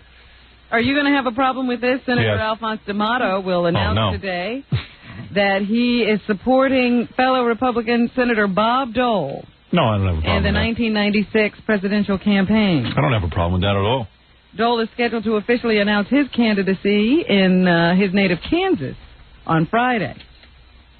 Senators Phil Gramm of Texas, Richard Lugar of Indiana, and Arlen Specter of Pennsylvania have all already announced their intentions to seek the Republican nomination, along with former Tennessee Governor Lamar Alexander and conservative columnist Patrick Buchanan. I don't think Dole will win. I think Arlen Specter could win because he's not hung up on that abortion issue. But I don't know. I don't know if people are embracing Specter, but I think he's on the right side of the economic deal. I mean, the Republicans always shoot themselves in the foot. They get hung up on this religious right crap. Arlen Specter said this to them. They said, you always do this. We're on a roll. Everybody's digging our platform. Everyone's digging our program. We almost got the Democrats down to being extinct. And you guys keep siding with this abortion issue when most of this country wants freedom of choice. And if you're going to elect a Republican president, you must do it by having a candidate who is pro-choice. You will scare off everyone. And this issue is such a non-issue for the presidency that the only one who could be elected in the final analysis is a guy who's pro-choice. And the only Republican willing to stand up and say, I'm a Republican, but I'm pro-choice, is Specter. There you go. What can I tell you? They shoot themselves in the foot. They do real well during the primaries. They do real great. And then when people get into the booth. And you're finally thinking, all right, this is the guy who's going to be up there in the Oval Office. That's right. And then all of a sudden, you're like, oh, boy, I'm not giving a man. If my daughter got raped or she became pregnant and I wanted to get an abortion, I'm going to let Bob Dole take that from me. And then it's just going to be Clinton.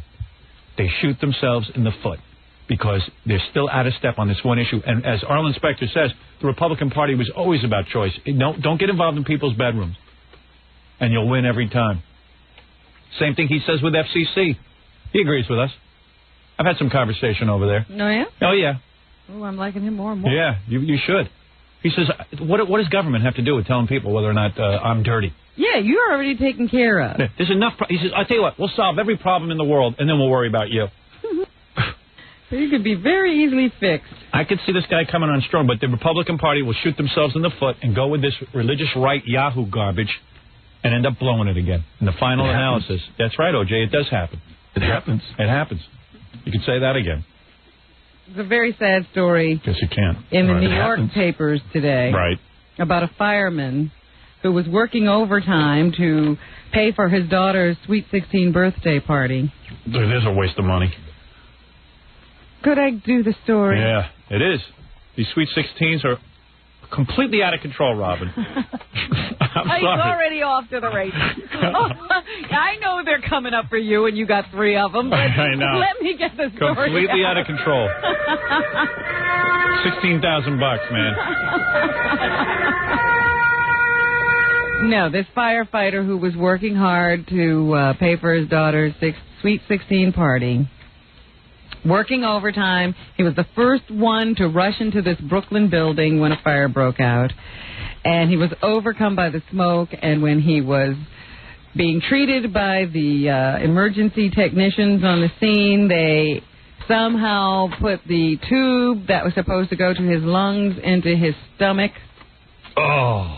And they killed him. And so the oxygen was going into his abdomen and not his lungs to get to his brain. He was deprived of oxygen for about 15 minutes. Who's that? Who did that to him?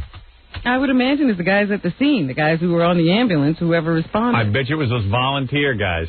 Those volunteer. It's Brooklyn, so, we're talking about a city crew here. They're not volunteers. I'll tell you something, man. If you're ever on the side of the road and you're in a car accident, get up and move. And some guy pulls alongside you and says he's had training in what are those guys called? Emergency medical technician. Yeah, somehow crawl away. Hey, look out! He thought he was a hero. Yeah. Yeah. He found out he did it wrong. Yeah. It's paramedic. A terrible story. Joseph Deutsch bragged that he saved Schreiber's life. Well, not quite. Well, look. Here's the deal. Nobody knows what they're doing. Well, it's a mistake that sometimes is made, but you're supposed to check. You don't just put the tube in and walk away. You have to make sure it's going into the right place. There are ways to tell. I don't know, man. Firefighters get pissed on, man. That drives me nuts. Well, that's why I did this story, because these are people who often have rocks thrown in. That's what I was going to get into. Running into a building to save people's lives and property. People in our ghettos, some misguided fools, whenever firemen go to their city, go to their buildings to help them, they throw rocks at them. I wouldn't even show up at some of these ghetto areas. If I was a fireman, I'd just I'm going to burn down. The whole place is burning anyway. The whole place is burning anyway. What How are we going to tell where we're supposed to put out the fire? I'll never figure that out, why the residents of the community throw rocks at the firemen. I'll never figure that out. But, firemen are very courageous men. Every time they go out, they're risking their lives. Yeah, I'll never get why you'd be angry at the firemen, but I don't know. I don't know what that's about. So anyway, this guy is now in a coma. Yeah. And it's doubtful if he'll survive. And what's the story on the Sweet 16? I don't know whether that's going to survive either. But you want my advice? Pass on the poo-poo platters. You save a lot of money. Like I say to my wife, you don't have to get everything. Just because I'm Howard Stern doesn't mean... You have to have it all. You have to have it all. But people are expecting you to have it all. I guess so. What do you know about Barry Diller?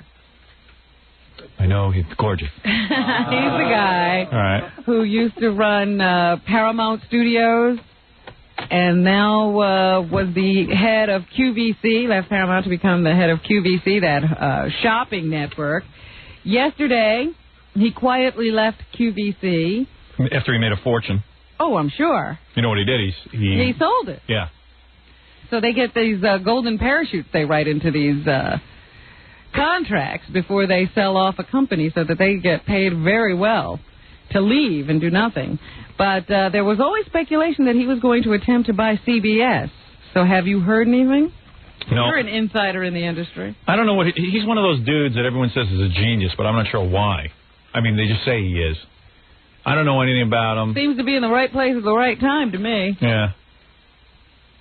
I mean, he bought QVC, and I don't know what he did any differently to help. I mean, I don't know anything about the guy. Everyone tells me he's a genius, but I don't know anything why he's a genius. But is he going to buy CBS? That I don't know. I don't know him. I've never met with him. I don't know if he even likes me. He might not like me. I don't know if he does or doesn't.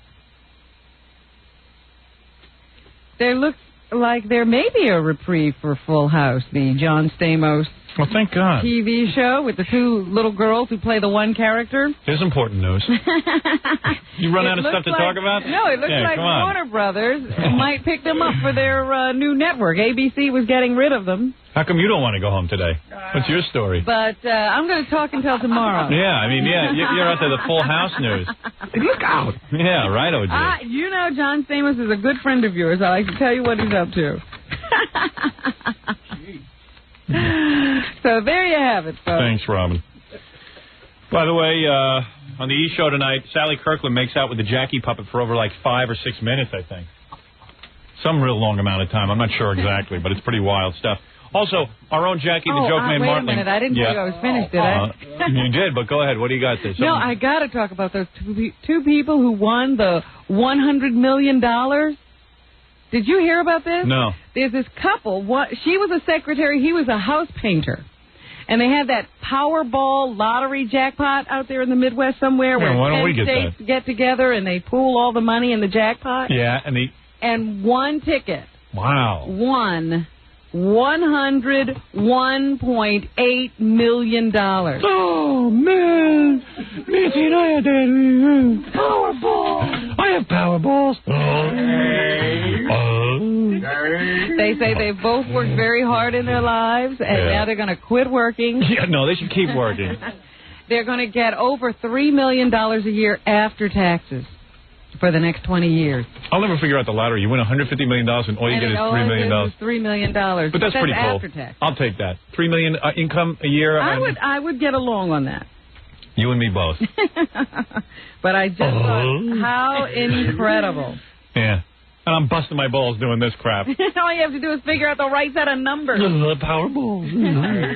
Jackie the Joke Man Marlowe, order Jackie's Wild Comedy CD or cassette. It's $10.